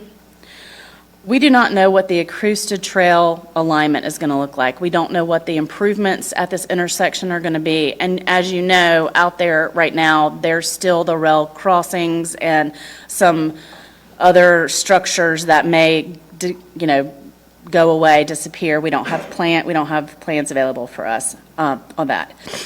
And then lastly, one thing that I have a little bit of concern about is that if we are going to build a sidewalk and we build it up with a curb, which would be best practices, we do not have any existing stormwater infrastructure on Israel Street to tie any kind of water to. If we preserve the flow of water down Israel Street, we may be causing some type of unintended consequence in terms of stormwater.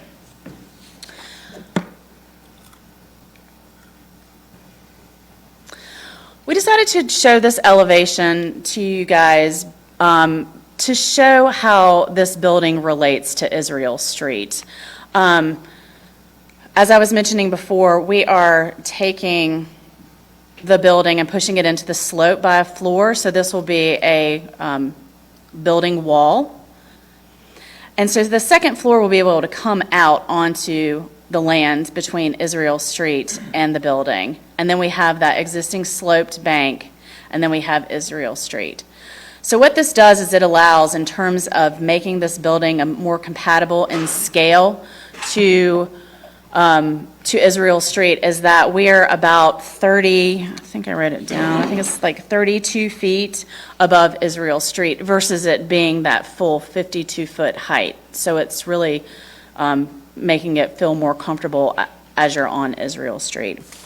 As Mr. Manley said, we voluntarily submitted a traffic impact analysis, and that has shown that there needs to be no improvements.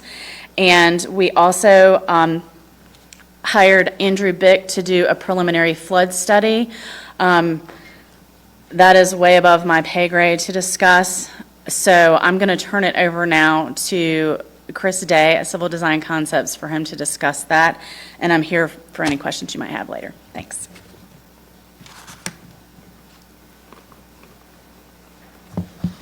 Good evening, Mayor, members of council.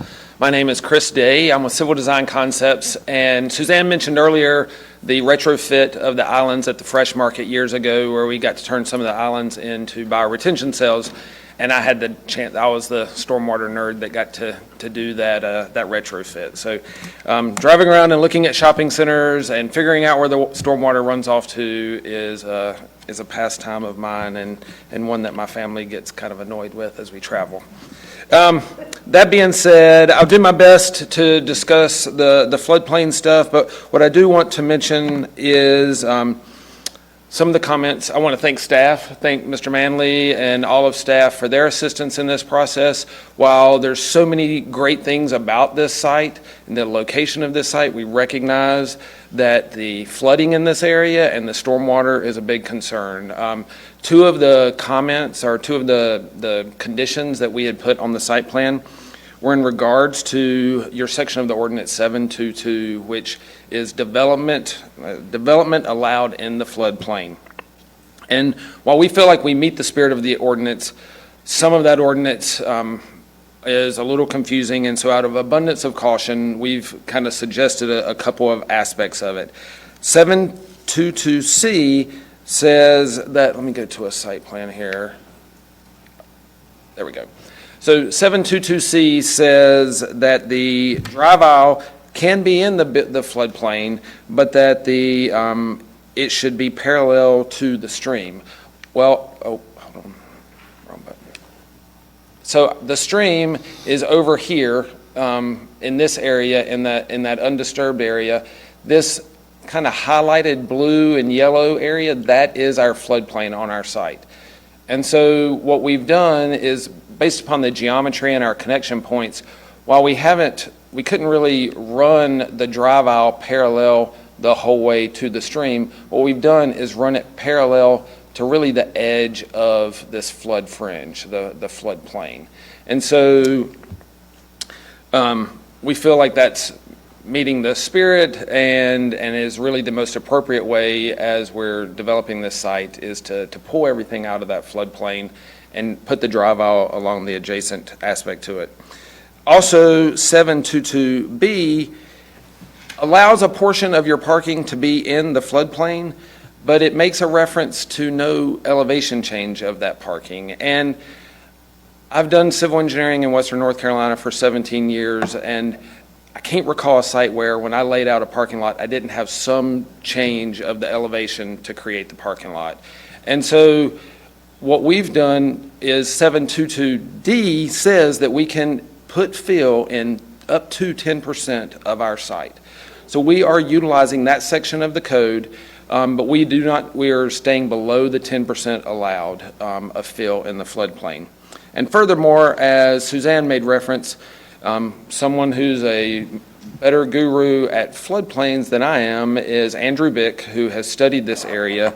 And Andrew has already done a preliminary flood analysis on our project, on the fill that we're proposing, and has come back to determine that we will not cause any adverse impacts from the existing conditions out there in regards to flood. So, as Mr. Manley said, when we get to the final site plan, it is our intention, and we accept the condition to submit a detailed hydraulic analysis of the final conditions for this project to ensure that we do meet those FEMA flood regulations and the City of Hendersonville's flood regulations to not impact from what we have out there today. And I'll kind of highlight here, so that floodplain is this overall hatched area with the drive aisle that's in the flood, that's subject to the floodplain in yellow, and the small amount of parking that's in the floodplain in blue. And then the rest of this site is tucked away and pulled outside of that flood area. Now at the planning and zoning meeting, we heard from neighbors, we heard from members that everyone knows this area floods. And this map kind of tells you what you already know. This is showing the FEMA floodway, which is the most restrictive area, in purple, and the flood plain, the 100-year flood elevation, in kind of this outer hatch. And as you can see, the whole area down here at Greenville Highway and Spartanburg Highway, the whole thing is in that floodplain, is in the floodway and floodplain. What's in the Fresh Market parking lot is, but the Fresh Market building is just outside of it. Similarly, our building is not only outside of it, our building is elevated 2 feet above that base flood elevation. In addition, that less than 10% fill that we're requesting in accordance with 722D, that will allow us to take this whole area that I show in green and place it above the 100-year flood elevation. So as Mr. Manley said, at times when we know this parking lot area floods, when we know some of the Greenville Highway and Spartanburg Highway area flood, we've provided safe access for vehicles and emergency services to come back and utilize Cayuga and access the building and the parking areas there in front.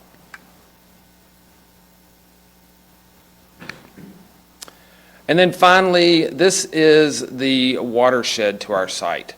So the watershed for Wash Creek, we are less than 1% of the watershed. In fact, we're about 0.2% of the watershed.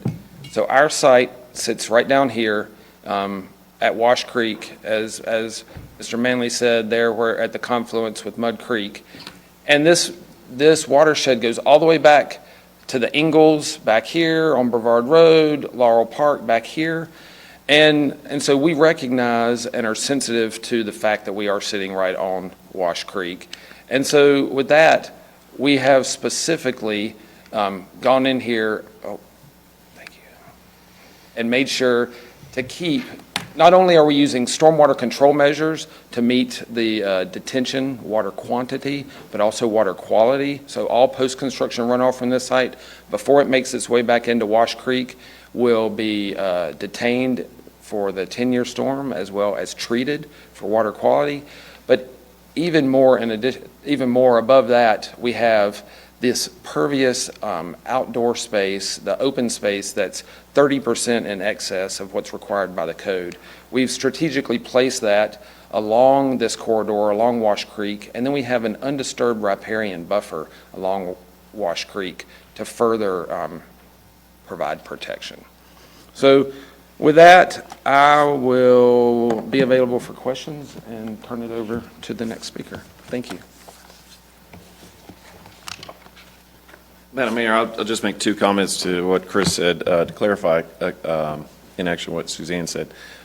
He mentioned that your code allows for up to 10% of the project to disturb the floodplain, and he said we're under that. We're actually we're right at half. So we're actually well within the confines of what your ordinance allows in terms of disturbance of the floodplain with fill. And in terms of one other reason why the sidewalk on Israel Street is problematic is the right-of-way of Israel Street 16 feet. So it's not wide enough for that purpose.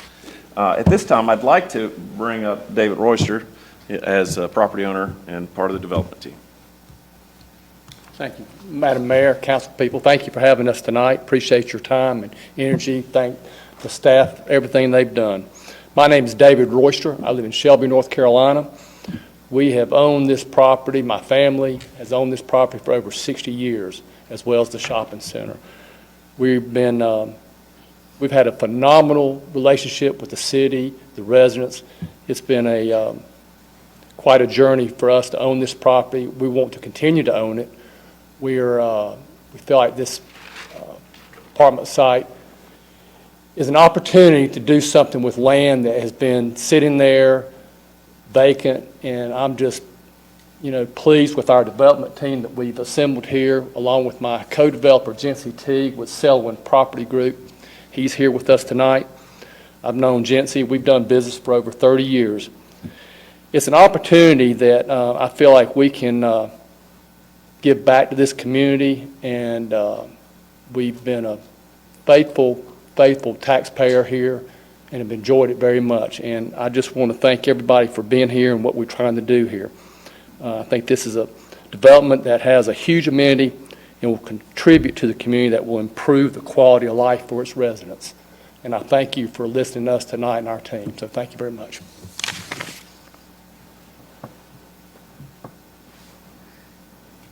Well, that concludes our presentation. I just want to close with the fact that I think at the beginning of this meeting, many hours ago, there was a comment made about how great it is to live in Hendersonville. And I was born and raised in Hendersonville. I think it's a great place to live. What this project is about is that very thing, about people having the opportunity to live in Hendersonville, to live in an area that's close to downtown, that's close to shopping, that's close to employment, that allows people to walk outside their door and hop on a trail. That's what living is all about, and that's what this project is. Obviously, this is a conditional zoning, so there are conditions. As you heard, we've agreed to all the staff conditions. Now, through this dialogue, if you have a condition you would like to ask of us, we want to be open-minded to everything. So please feel free to ask away if you believe in your heart there's something else that we haven't yet thought of that you would like, because we are certainly open to that. Thank you very much for your time. Anyone have questions of any of the presenters? I do. I'm not sure who we ask questions to. Well, it is amazing at being part of the development team. We got a lot of people that probably has an opinion. So if you just ask me the question, if I can answer it, I will try to do so. But that's why we have experts behind us. Okay. Would you be willing to build this at 3 stories rather than 4? So you're going to, I can look and see. Part of the presentation wasn't discussed that in the journey with staff, we originally proposed 80 some odd units, and we reduced it down at staff comment to 70. Reducing the height would eliminate units. We're at the max we can go with units, or the minimum, depending on your perspective. So we cannot reduce the height. I will say to you, Councilmember Smith, that this district that we're asking for, the maximum height is 64 feet. For this district that we're asking for, we are at 52 feet. In terms of the C2 district, the height is 48 feet. We're 4 feet above that. So we think we're well within the height considerations of these districts, with all due respect. Next question, will you forego the gates and not have gates on the complex? You're asking the one things that we're open-minded, but we've had that discussion too. The problem with There are a couple things going on here with the gates. Providing privacy and security to our residents is very much a consideration. We are providing a greenway, a public way, essentially on our property that we're turning over to the city. Obviously, people are going to be encouraged, not only our residents, but from outside our complex, to come and walk on that trail and get on the acoustic trail. Our concern is with folks, if there's no gates, parking on our property. And I don't know if you watch the planning board, what they do, but the chairman even made the comment that if we didn't have gates, our parking lot would be a prime location for people to park in order to hop on the trail. That is a major concern. In addition to the fact we're concerned about cut-through traffic. If you can imagine cut-through traffic and people trying to live there and get in and out of that building with cut-through traffic, we're very much concerned about that. So a gate is one of those things that we cannot negotiate away, unfortunately. Next question. Are you willing to forego the 5,000 square feet, 4-foot high infill? So if you're talking about the parking, and I think that's what you're referring to. I think that's where it's located. Yes. So, as I mentioned before, the ordinance allows up to 10% of fill. We're at 5%. In terms of what we're willing to do as a condition for parking, for the parking that's in blue there, it's 14 spaces to the right of that drive aisle. We're willing to do pervious paving in order to assist in stormwater flood storage. So that's what we're willing to do.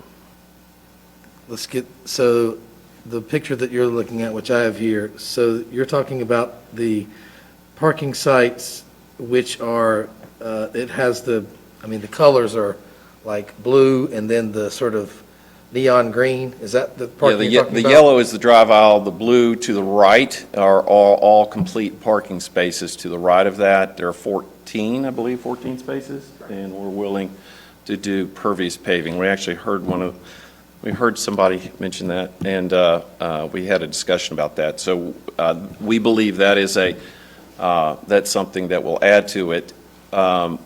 And if you recall, if you can see on the site plan, we have a potential retention area, all that open space. So with the pervious paving, we think we're doing what we need to do. Last question from me. Yes, sir. Are you willing to replace the existing Wash Creek culvert, which is just down, it's not directly on your, I guess your property goes to the middle of the creek. But are you willing to replace that so it can better handle flood conditions? So, darn it, Commissioner Smith, you asking the tough questions, and I appreciate that. So one of the reasons for the slide was to show that for the Wash Creek watershed, you have all this history, right, of folks that are providing water into this Wash Creek area. We are I think it's 0.2, less than 0.10. So we're way low in terms of the impact. And as you heard, in terms of whatever water we generate, we're going to control on site. We're not going to we're not going to increase the problem. And so that off-site condition, which it is off-site, is something that is beyond our control. There is a question of maintenance of that in terms of dirt. I think we are open to a discussion about that, but to go in there and have to remove all that is a very hefty proposition on a piece of property that really is not adding to the problem, and we're a very low percentage of the watershed. What's your proposition then on cleaning it? Well, let me turn it over to somebody that can talk about cleaning, because anytime you get into flowing water, you got to use shovels, because you can't use mechanized equipment or it's discouraged. So you got to get shovels. So let's have this conversation. Which one of you on part of the development team, because I think Commissioner Smith's probably tired of hearing from me.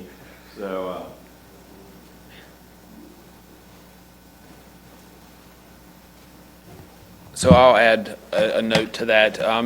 The idea of the cleaning of that culvert would be done by hand, and would be physical labor. And I just wanted to set a stipulation about cleaning it, that it's done in accordance with the state and Department of Environmental Quality, because it's not always, as I've found other places where we've put culverts, whether there were existing culverts or new proposed culverts, there's kind of a balance between capacity of the culvert and opening it up as much as we can. I think the staff report had anecdotally said that maybe it was 30% full of sediment in there.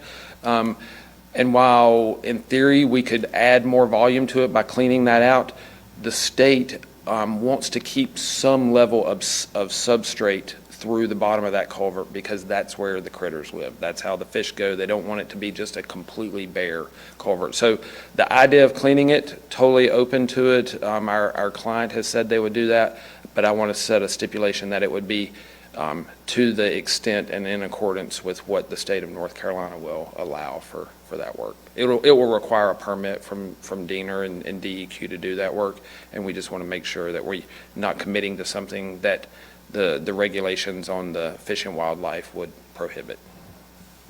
So, Okay. yes, in accordance with the state. Thank you.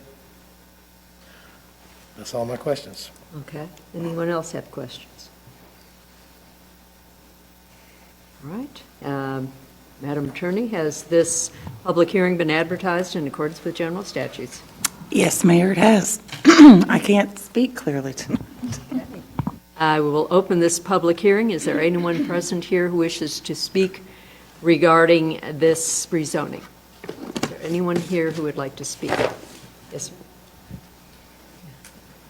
And again, if you would give your name and address for the clerk's record. I'm going to start by saying I'm a very nervous public speaker, so That's if all I right. can't make it through, I have copies of everybody with my questions. Thank you. My name's Kelly McClendon, and I have a property at 309 White Street. As a nearby property owner, I have frequently driven by the property via Israel Street since becoming aware of the efforts being made by the property owner of parcel 956875532 to develop this land with a 4-story, 70-unit apartment complex identified as Southgate Apartments. I have also attended 2 planning committee meetings, the most recent on April 11th of this year. There are questions I wish to present to this council for consideration, and these would involve the ingress and egress, the parking, and the potential for flooding. The ingress and egress, Israel Street is currently a 1-lane wide road that allows 2-way traffic. The egress from the complex is proposed to be a right turn only in the direction of Canoga. So my questions are, how will this impact customer access to the businesses currently operating on Israel Street between Davis and Canoga? Does the city plan to designate that section of Israel Street as a 1-way street? Does any part of the easement being conveyed by the owner of the Southgate shopping mall flood when there is seasonal or heavy rainfall? Not catastrophic, but just seasonal or heavy rainfall. If so, to what extent does it affect the ingress and egress for all chosen modes of transportation by the tenants? Does either the easement through the Southgate shopping mall or Israel Street, 1-lane wide road, hinder emergency response time? Using today's standards, does this proposed development provide reasonable, safe, unobstructed ingress and egress to the proposed residents of Southgate Apartments? That's all I have on the ingress and egress. Moving on to the parking, the most recent site plan submission from the developer that is dated 4/26/2022 indicates there will be 70 apartments and 97 parking spaces and 4 additional handicap spaces. In the event a third or more of these units leased have 2 individuals occupying a single unit and both have a vehicle, where will this overflow find public overnight parking? Is there any designated parking for guests or visitors? Will the council allow the developer to provide overflow parking in the Southgate Shopping Mall as an acceptable means to satisfy overflow parking needs?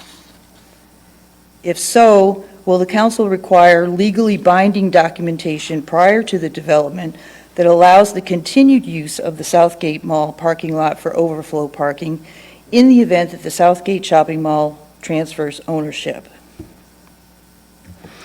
And finally, we get to flooding, which is a concern. I don't have any questions that pertain to the portion of the 3.63 acres that are within the 100 and 500-year floodplain. There are aspects of this property, even to a layperson such as myself, that would raise the question for potential flooding unrelated to the anticipated flooding that occurs every 100 and 500 years in these zoned areas. Has any effort been made to determine whether or not this area could be classified as wetlands? This is a very serious question. The EPA.gov website states that 1 acre of wetlands, only 1 feet deep, has the potential to hold 330,000 gallons of water. And at a deeper level, up to 1.5 million gallons of water per acre. So a 3.63 acre parcel has the potential of containing just under 5.5 million gallons of water for a site that size. Does the property have low-lying areas? Is there prolonged saturated soil? Does the presence of, I don't know what this is, needle rash, that it's vegetation commonly found in areas known to be wetlands and is reported to be on the proposed site, warrant further investigation into whether or not this area is, in fact, a wetlands? Should the council decide that there are no concerns this area meets the criteria for wetland classification and the development reaches fruition, then subsequent flooding occurs that is in addition to the flooding that already plagues the area, and it triggers a study that determines the recently developed site was in fact wetlands, and the weight of the improvements displaced a significant amount of water that is the source of the increased flooding. We have to look at the worst case scenario. Now what? What is the expense? What is the cost of remediation and to the residents? Development of wetlands is possible, but it requires a special permit and the involvement of the U.S. Army Corps of Engineers. Will the committee consider taking this off the agenda for a vote today until more information is known about the proposed site in regards to it being a possible wetlands? And finally, would any or all of the council members be willing to visit the site to see if similar questions appear as to whether or not this area may be wetlands? So, that's all I have. Okay. I didn't faint. Yay.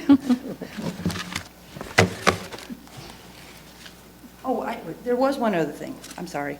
With relation to the parking, is it possible that parking, I don't know if it's even legally permissible or even financially feasible, be built under the 4-story building? Underground parking, essentially. It's not uncommon in apartment buildings to have that would provide additional parking, because there really isn't any public parking.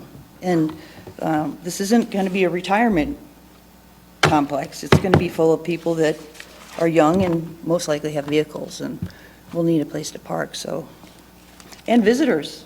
Everybody wants to come to the Apple Festival, right? Okay. Anyone want to respond? The concerns were the narrowness of Israel Street. I think that as far as emergency vehicles, if that's already been reviewed.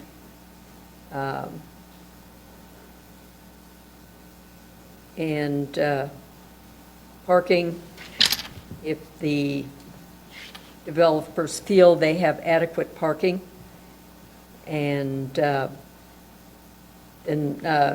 whether there are wetlands being impacted or if this is floodplain. Yes, Mayor. Obviously, we have 2 points of access to this project, which is, in your experts on your staff, your fire marshal, would have questioned if we didn't have sufficient access or safe access. And so we have 2 points of access, ingress and egress. In terms of parking overflow and parking in general, that's a well-studied thing for these projects, that these type of developments have a long history of understanding what the expectations are for people that buy 1-bedroom, 2-bedroom, 3-bedrooms. And so we believe that we're providing the minimum amount of parking that's necessary to serve this project. We don't believe, or there's a conjecture of the need for overflow parking. So that's not been anticipated because we don't believe it will necessarily happen. In terms of wetlands, one of the good things, of course, about your laws is that this is a step, right? We have other steps after this. And one of the steps after this is we have to get a grading permit. And at the grading permit stage is when a lot of these issues about, well, can you grade? Is there wetlands? This will come up. And you're not waiving any wetland law. The state deals with that. The feds deal with that. That's in front of us.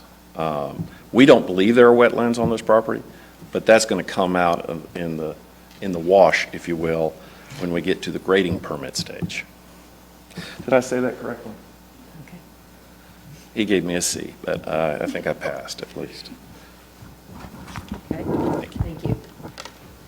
Is there anyone else who would like to speak regarding this rezoning? Yes.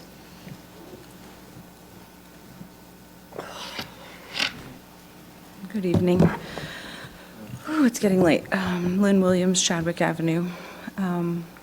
So my understanding is this development is in direct violation of the intention of the flood prevention ordinance. This part of town is historically flooded. I did send an email to 4 of the council members a few minutes ago to show that historic flooding, and you can see it's pervasive. This part of town is historically flooded. Okay, when I visited the site on a normal day, I witnessed marsh-like conditions that act as a necessary buffer to soak up floodwater. The planning manager showed pictures of a rain event. It would be helpful to know the projected storm size, i.e. 10-year, 20-year, so that we could understand what we're looking at in those photos. My concern is with the Mud Creek confluence there. My understanding is the Wash Creek stream buffer is required for the Clean Water Protections Act. The easement proposed is for the part of the property that, for the most part, cannot be developed anyhow. They said they will contain the floodwater on site, but this is only accurate, sorry, I lost my place here, for a 10-year or less volume storm. But anything over 10-year storm would add directly to the problems happening along Mud Creek and this historic flooding location. The density of these units will make the land beneath it no longer available for floodwater absorption and mitigation, as well as in the parking lots. The height is a concern. The push upwards on residential units is completely changing this farm town, this small town feel, both visually and functionally. How can we be a small mountain town if you can't even see the mountains or skylines anymore from within our own town due to massive buildings and parking garages, where there's open space and lush green spaces that are critical in the efforts. Sorry, it keeps losing my voice here. In the efforts towards mitigating rains, wind, heat, and other obvious climate challenges we currently face. Concerning is the current trend that only 3 city council members voting together for each project can thus decide the fate for our city. The burdens on our infrastructure, density challenges, loss of green spaces, loss of neighborhood character, history, and destruction of valuable canopy and animal habitats. Thank you. Thank you, Ms. Williams. Is there anyone else present who wishes to speak? Is there anyone online who wishes to speak? Madam Mayor, Ken Fitch has raised his hand. Okay. Mr. Fitch? Ken Fitch, 1046 Patton Street. There are some projects, when they are first proposed, one's immediate response is one word, no. But this is not one of them, especially given its visionary character. As first introduced by Suzanne Godsey, this innovative project would provide much-needed housing in an underutilized area near downtown, in direct proximity to shopping and other essential services. And uniquely, it would offer a range of rental options at various price points. And yes, it would offer a connection to the acoustic trail. Although it is important for the city to understand that this would be an access trail, not a full spur trail, because as I understand it, it does not match the constructional and operational capacity of the main trail. However, the immediate reality is inescapable, the flooding. And the inevitable question from the public would be, why are you building anything else here at this location? From the beginning, Ms. Godsey was undaunted, presenting plans for employing a range of innovative practices for bioretention, stormwater management, and flood control. And indeed, she has assembled a team to address these issues as this plan has gone through the process. But as we gather tonight, questions remain. In the agenda packet, we are confronted with staff statements that the project would be non-compliant with essential provisions of the zoning ordinance. So the question before us is, what are the actions the team would initiate to suspend the need for compliance with the elements of the ordinance that are devised to address the chronic conditions here? I mean, have the team's proposed actions presented measures that would satisfy the concerns stated by staff? And this is something that the planning board was struggling with. We have this ordinance and we're being asked to change something for this crucial area of the city. So, I mean, that is something that requires some clarity. But haunting of the deliberations is another observation, and it has not been much discussed before tonight, and that is the issue of the undersized culvert and its central role as identified by our stormwater administrator, Mike Huffman. This is an undersized culvert, and yes, it's off-site, but it is going to impact any nearby development. And what problems does that present? Because we're looking in the future with the failure to address that issue, are we looking for issues that are going to impact this area, but also the development? Mr. Huffman offered some cautionary and frankly alarming observations about the potential for future storm and flood events, and with specific relevance to this project with a possibility for, quote, more situations in which Southgate residents are being isolated by flood conditions, end quote. And I've raised this issue previously. What happens to residents in the event of a flood? The site plan calls for an adjustment that the building would be raised 2 feet above the adjacent 100-year floodplain. But what happens when storm events exceed the 100-year flood levels? What happens to the residents who will be our fellow citizens, our friends, co-workers, church members, and sometimes family. And it is that situation about flooding that would force us to look at the situation with Israel Street, which would be the primary route of egress in emergency situations. Vehicles would ascend the driveway to Israel Street and continue to Cayuga, but there's no sidewalk along that driveway. Now, we have learned that there will be a connection to Israel Street from an upper floor of the building, which precipitates some unanswered question.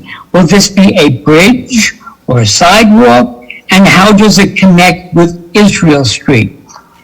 It has been stated that tall trees will be removed and the building is pressed close to the bank with the two upper floors visible on Israel Street. And there was mention that there would be fill of some kind. But what is the reality of that interface? That's not been fully defined or explained. What is the reality? And it's concerned because the testimony regarding Israel Street at previous meetings is we have to look at the condition of the road, its narrowness, its lack of sidewalk and guardrails. So how the building interfaces with Israel Street, and given the reality of what that street is something that I think does require some attention and some discussion. This would be and can be an important project with its stunning vision. But we need to proceed with full awareness and understanding, especially given the unique conditions of the site and the divergence from the zoning ordinance and the staff assessments. We in the public, we just await further revelation and discussion. Thank you. Thank you. Is there anyone else wishing to speak? No, ma'am. Okay. Anyone else here? Yeah. Can I address a couple of comments? Okay.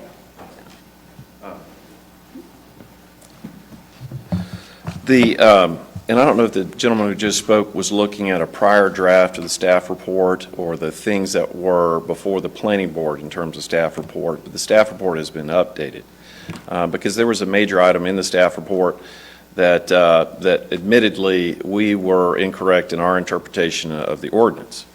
Subsequent to the planning board, we met with city staff and we worked our way through it, and actually a big part of the staff report where we were asking for things got eliminated dealing with floodplain because we were misreading the ordinance. So he may be referring to language that was in a prior staff report. In terms of the ordinance, the zoning component of it, there's a section that literally talks about design flexibility within a flood hazard area that allows a development to fill up to 10%. Okay, so that's what you allow, up to 10%. C2, which is one of your more intensive development, would allow a development to fill in the floodplain up to 10%. As you've heard, we're asking for less than that. We're not asking for 10%. So we're within what your ordinance says about fill. And ultimately, the reason we put the slide up there to show Spartanburg and Greenville Highway in the floodway is, I'm from this area. My dad had the veterinary hospital that's now the German restaurant, and I always do a Schnauzer Schnitzel joke now, but I won't do it. But I've lived here. I know that there's flooding along Spartanburg Highway and Greenville Highway, but we showed that graphic to show that a lot of that development is actually in the floodway. Okay, so that's where the flooding is, and that's where development has happened. Our piece of property is not in a floodway. There is a small portion of what we're asking for parking in the floodplain. We have offered up various conditions dealing with open space and bioretention and now pervious paving to allow us to utilize the 14 parking spaces there in the floodplain. We respectfully ask that all the connotations of what's Spartanburg Highway and Greenville Highway not be impressed upon this piece of property that would preclude it from really what we believe is its highest and best use, which is allowing people to live there as an apartment building rather than having a hotel or a dry cleaning facility, which would be allowed as of right in C2. We believe this is a nice step-down transition for Israel Street that provides, infill development of the type that you would like. Thank you very much. Thank you. Is there anyone else who would like to speak? Oh, Yes. My client told me to say this, and there you go. My wife tells me I can't remember anything. The shopping center, Southgate, they've owned it for 60 years. The floor elevation of the building has never flooded, despite all the connotations of Spartanburg-Greenville Highway. The building itself has never flooded. He wanted me to tell you that. So, thank you very much. Thank you. Is there anyone else online looking to speak? No, ma'am. Okay, we'll close this public hearing. Okay, discussion or a motion? I just want to clarify the part, I did not know that Ken Fitch was going to talk about this tonight, but I have it on my screen that deals with the culvert. This is from Mike Huffman. Based on the past storm events, this entrance is likely to be inundated at least twice a year, limiting the development to a single entrance into Israel Street. Additionally, climate models for this region show a high likelihood of increasing frequency of severe rainfall and overall increased precipitation, which would lead to more situations in which Southgate residents are isolated by flood conditions. While this development is not responsible for causing flooding in the area, it will contribute to the peak flow in Wash Creek upstream of the culvert, further increasing the possibility of the eastern entrance becoming inaccessible during severe rain events. The applicant is requesting conditional approval for placing additional fill in the immediate vicinity of the culvert, which will decrease the flood storage area above the culvert and potentially cause more frequent inundation of this crossing. While the proposed development is not responsible for the condition of the culvert, it will have have additional impacts on the culvert. Furthermore, the proposed development will be impacted directly by the function of this culvert. And this is what I spoke to him about. Staff discussed replacement of the culvert with the developer, who proposes an alternative to maintain and clean the existing infrastructure. This proposal to maintain the culvert under the condition that it does not require additional permitting does not address the current limitations of the culvert's performance. So that's what Mike Huffman had to say about the flooding in the culvert.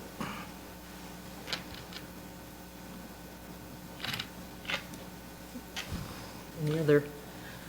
So I talked to John about this earlier. I drove down Israel Street and came to Davis, which then led me to White Street.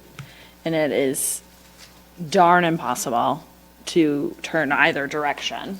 So I would like to suggest that we do look at making Israel Street one way, going from Davis to Cayuga, which would fit with the applicant's ingress and egress, right in, right out.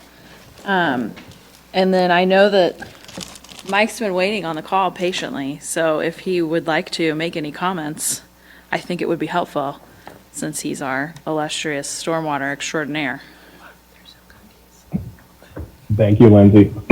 I don't really have much to add from what's in the staff comment. I would just reiterate that, based on my observations, based on the size of culverts upstream of that culvert, the culvert's undersized, and the proposed development is proposing to utilize that entrance as a primary entrance to the development.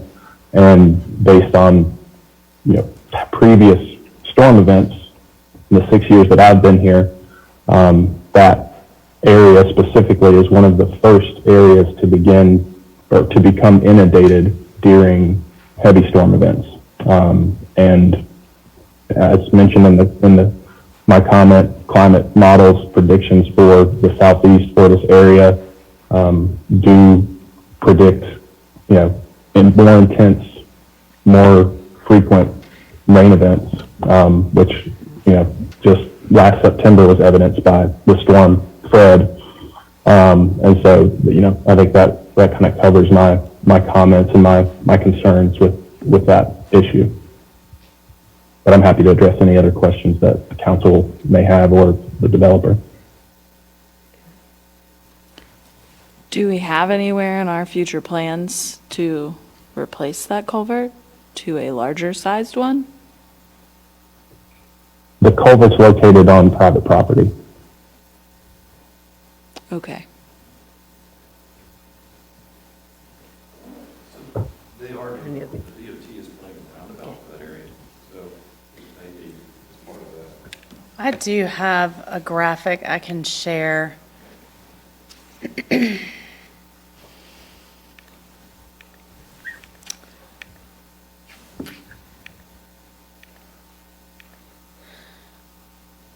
So let me go back. So these are your tip projects in this area with the roundabouts and the changing of the circulation. And the roundabout at South Main Church area. This hatched area is our existing driveway entrance. So what DOT is telling us in this plan is that they are going to be significantly changing our access point to have us be one of the cogs in the wheel of the roundabout. So when they are doing their permitting for this large infrastructure project, they're going to be doing a large flood study for this overall area. It's not inconceivable that they are going to include this culvert in their study. It's not inconceivable that they're going to have to make improvements to this culvert. Let me see if I have one more graphic.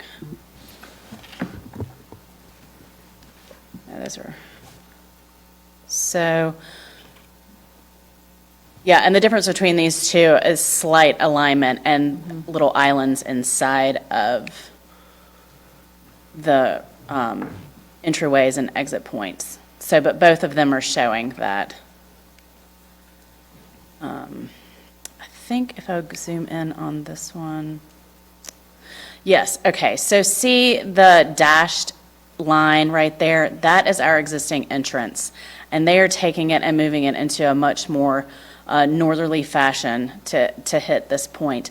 And here's Wash Creek, and here's the start of this is the culvert right here.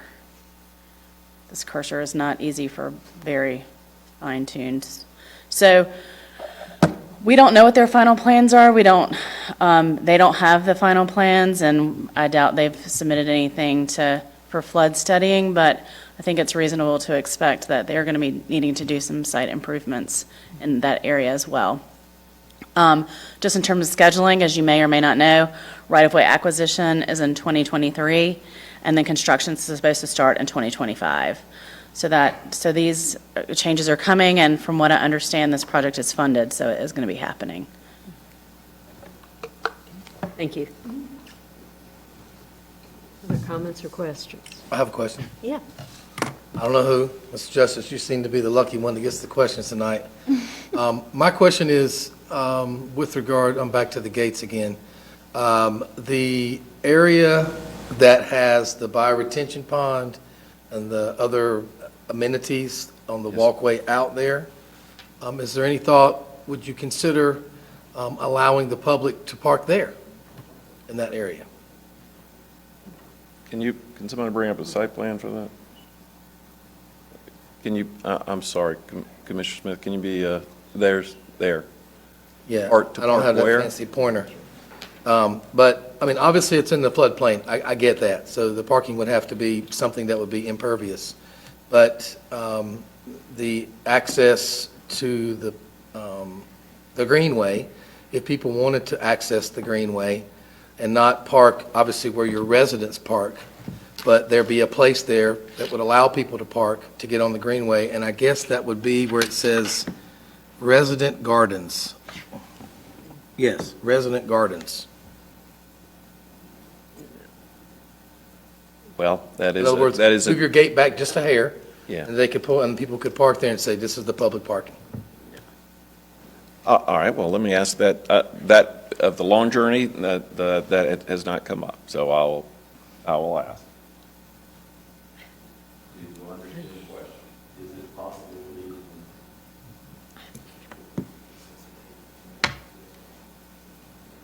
Yeah, so I'm assuming you understand in your question that more parking will be more fill.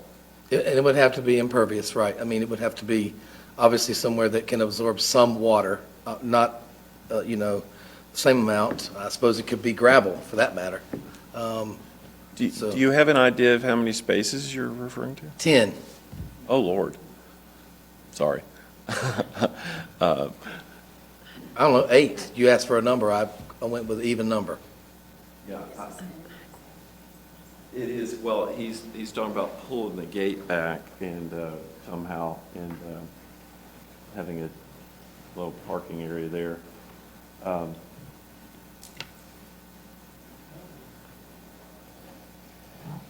Yeah, I'm not, because you would have to, because, well, if I'm parking there, then there's certainly the potential for them people to start using the outdoor seating area, and right, it almost becomes a I get park it. right there. But I mean, that's the case anyway, because you have access. People can just ride their bike over there and sit down. Well, we do have a gate there, if you But the notice gate's not on the the greenway, sidewalk. is it? And you're right, there might be people that ride their bike and just walk over there and hang out. But if you put a parking lot there, you're almost giving the signal for people to convert that entire green space into a public park. And that would just be a little bit of a negative detraction for someone wanting to buy or rent there. So I think that would be problematic, Commissioner Smith. Does anybody have any other comments about that? I'm just trying to work around the gates in the city of Hendersonville. Well, there is no gate prohibition. The understand gates, the initial comment from staff came up about connectivity, and then again, there's a long journey, right? So initial application submitted, then you get comments, and then through the comments, there's a lot of dialogue, and we appreciate all the dialogue. And after a lot of dialogue, there's a discussion about whether or not a comment should linger or not as a condition. And ultimately, the gates became not a staff condition because they understood that we're not really providing connectivity for the public to travel through this private property to get to Israel Street. We don't want that connectivity. And the recognition that if we're offering up a public greenway, we didn't have to do that, but offering up a public greenway, we want to not encourage people to take up the parking that's necessary, just as a fairness. I hear what you're saying, but there's just no way to put parking in that green area for a number of reasons. Okay. Thank you. Thank you. Any other questions, comments, or a motion? Madam Mayor, I move City Council adopt an ordinance amending the official zoning map of the City of Hendersonville, changing the zoning designation of the subject property PIN 9568-75-5382 from C2 Secondary Business to CMU-CZD Central Mixed Use Conditional Zoning District based on the site plan and list of conditions submitted by and agreed to by the applicant and presented at this meeting and subject to the following. The development shall be consistent with the site plan, including the list of applicable conditions contained therein and the following permitted uses: residential dwellings, multifamily. Permitted uses and applicable conditions presented on the site plan shall be amended to include pervious pavers in portion of parking area located within the floodplain. The petition is found to be consistent with the City of Hendersonville 2030 Comprehensive Plan based on the information from the staff analysis and because the high-intensity neighborhood designation calls for multifamily residential as a primary land use, and the proposed site plan aligns with a majority of development guidelines listed under LU 7.4. Furthermore, we find this petition to be reasonable and in the public interest based on the information from the staff analysis, public hearing, and because the petition is located in a priority infill area which recommends redevelopment of underutilized lots. And the petition provides infill development utilizing existing infrastructure. The petition provides additional housing in close proximity to downtown and the future Acosta Trail and in close proximity to goods and services. The petition provides a transition from uses of high-intensity to lower-intensity uses. The existing C2 zoning provides a wide range of high-intensity commercial uses, including car washes, automobile and farm equipment sales, hotels, animal hospitals, service stations, and small-scale manufacturing, by right up to 50,000 square feet. The petition for multifamily housing in the CMU district provides greater compatibility with surrounding land uses than other potential by right developments. The proposed development provides access from a major thoroughfare. Is there any discussion? I have one question. Does this include the Israel one-way, or did we do that a different? That would be separate, right?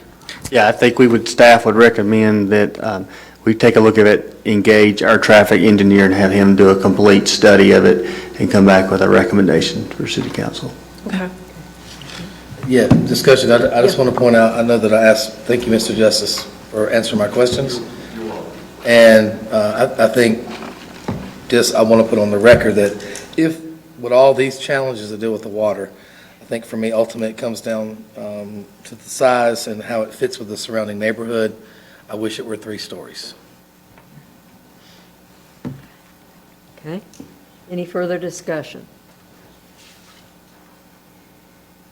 If not, then all in favor of the rezoning for Southgate Apartments, say aye. Aye. Those opposed, say no. No? Was that 3-2? The ayes have it, the motion passes, and the rezoning has been approved. Thank you. You want to take a minute or two to? I do not. No? I have to drive to Greensboro tonight. You have to drive tonight?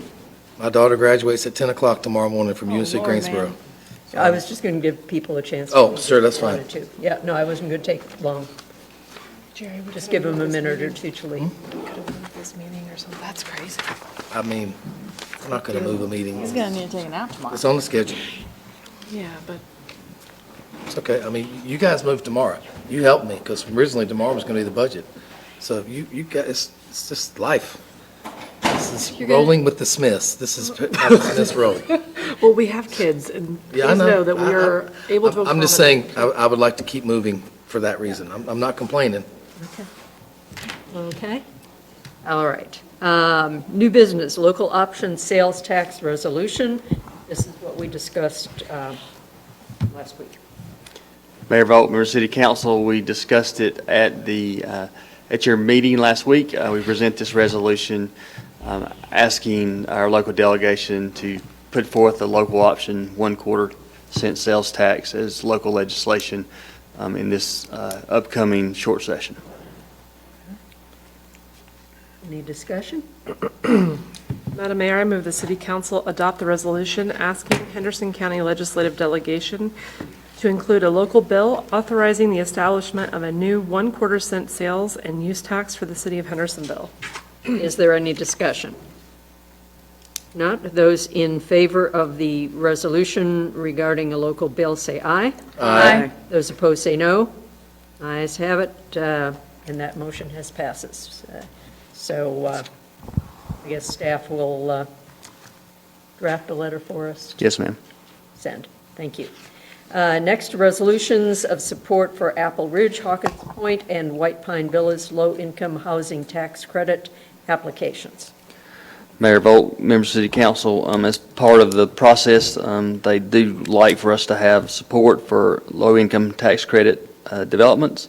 Since these 3 projects have been approved, we put forth resolutions of support for the all 3 low-income housing tax credit projects, being Apple Ridge, Hawkins Point, and White Pine Villas, for your consideration. Okay.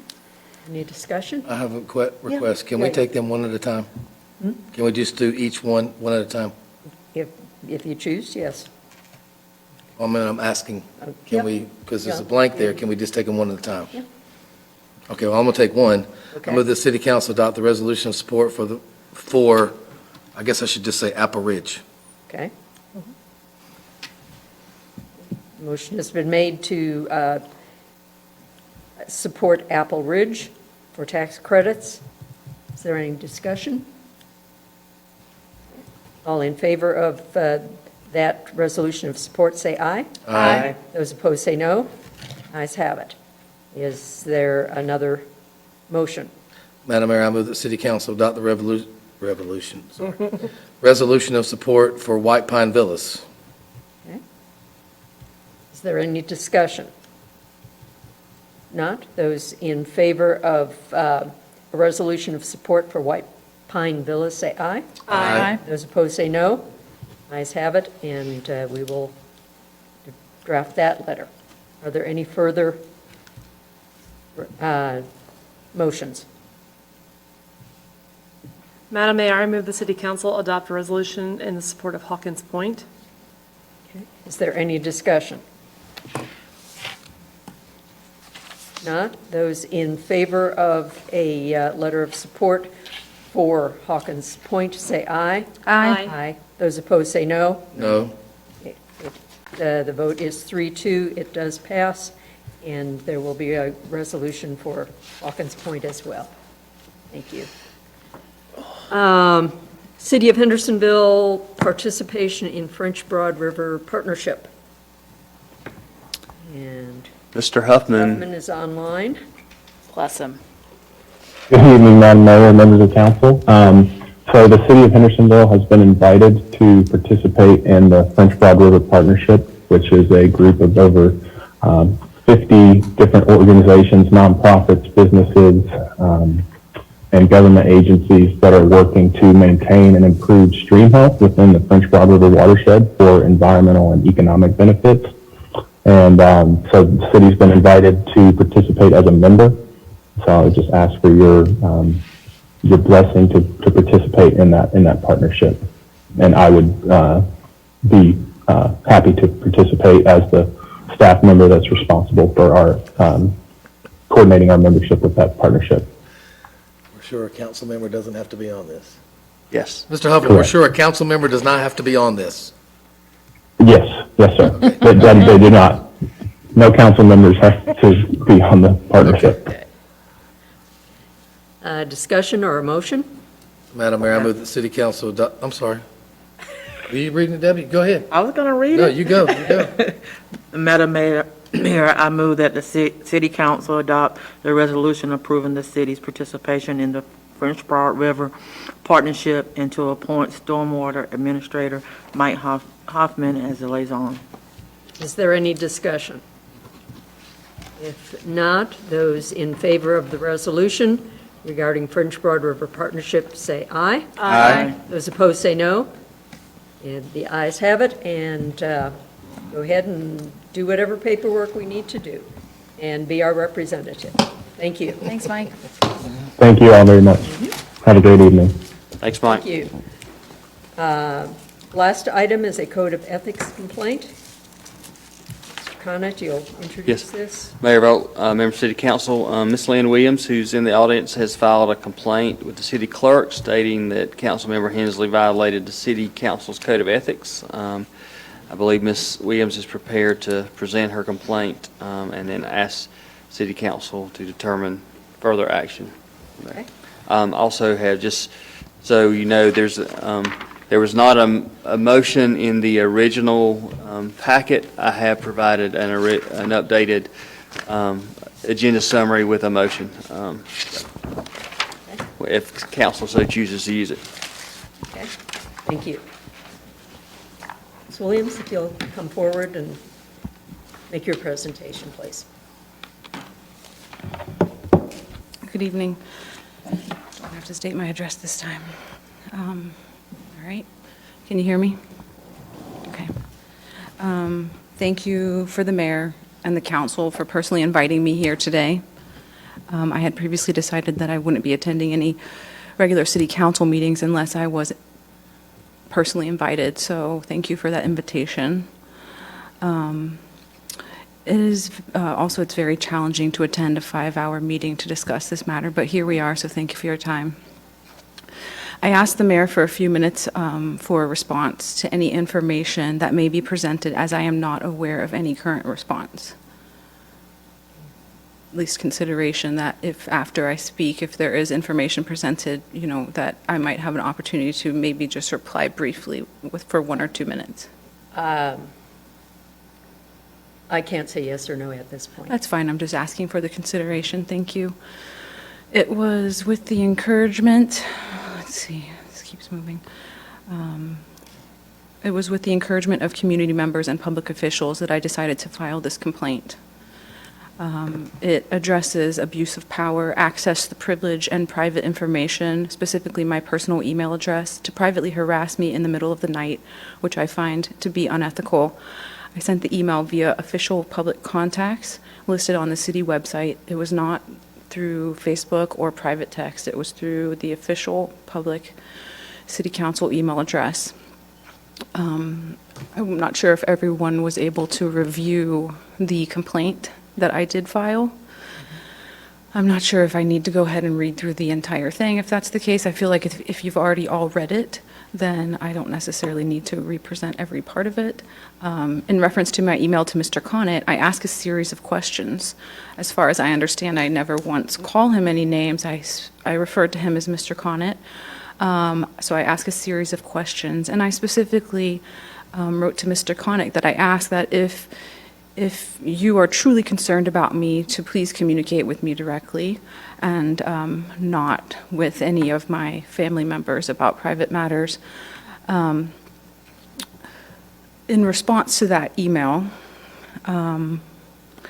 as you saw, let me just pull that up in the complaint, I did receive an email from Councilwoman Hensley that began with Lynn. It was entitled Regarding Lynn, and the response to me was Lynn. It starts with, please include me in your definition of gaslighting and misogyny. But that doesn't actually fit the narrative of calling John names now, does it? The email does continue on, which I can address further. In reflection of the email sent from Ms. Hensley, I am not aware of any reason to include her into, quote, the definition of gaslighting and misogyny. Is this comment, let's see, I'll just leave it at that, except for this specific point does reference the section that I'm saying is violated, and that section is city council members should demonstrate the highest standards of personal integrity, truthfulness, honesty, and fortitude in their public activities in order to inspire public confidence and trust in the city government. City council members should participate in establishing, maintaining, and enforcing, and should themselves observe high standards of conduct so that the integrity and independence of their office may be preserved. And then section 4, which I specifically also mentioned in the complaint. Thank you for your patience. City council members should perform the duties of the office diligently. B3, adjunctive responsibilities. City council members should be honest, patient, dignified, courteous to those with whom they deal in their official capacity and should require similar conduct of their staff and other subjects to their direction and control. After this opening of the email response directly just sent to me privately to my personal email, access through through the privilege of her office, after this opening, the tones of disrespect towards my experience were evident. Deconstructed, it presents elements of political gaslighting and manipulative religious language that does not uphold the separations of church and state. I felt the only way to ensure being treated with respect by this particular council member was to no longer participate in communication with her, as I have with all other members of the council, and to bring this example of inappropriate and unethical behavior and communication from a public official forward. As a public official, you are held to a higher standard than the average citizen. As an experienced manager myself, I understand the expectation of professional standards for communication and behavior within a paid position. Synonyms for unethical are unprofessional, improper, and dishonorable. I think that's all I have for today, if you have any questions or anything. Thank you. Sensley, would you like to respond? I would. Good evening. In the 5 months leading up to December 2nd, 2021, and the now 5 months after that night, city staff in departments ranging from Public Works to our planning department have received and responded professionally and courteously to Ms. Williams's 500 emails, 10 special meetings, 26 phone calls, several text, and countless neighborhood, tree board, and planning board meetings, questions, and complaints. On the evening of December 2nd, 2021, Ms. Williams exhibited behavior that was extremely worrisome to myself and many of the staff who interact with her regularly. I was very concerned about her that night, and perhaps even more this evening, in responding to this retaliatory complaint that was filed several months after December 2nd. I do work very hard and hold this job very close to my heart. I will continue to advocate compassionately for the city of Hendersonville, its staff, visitors, residents, as their health and well-being are my priority. Okay. Thank you. Ms. Williams? We're not going to have back and forth arguments. No, that's fine. I just wanted to just mention that the reason I participate in civil engagement is because it's my public duty, and I've been encouraged multiple times by this particular council to please be involved in earlier meetings. So I've done my best to honor that request by being involved sooner than the city council. Thank you. Okay, thank you.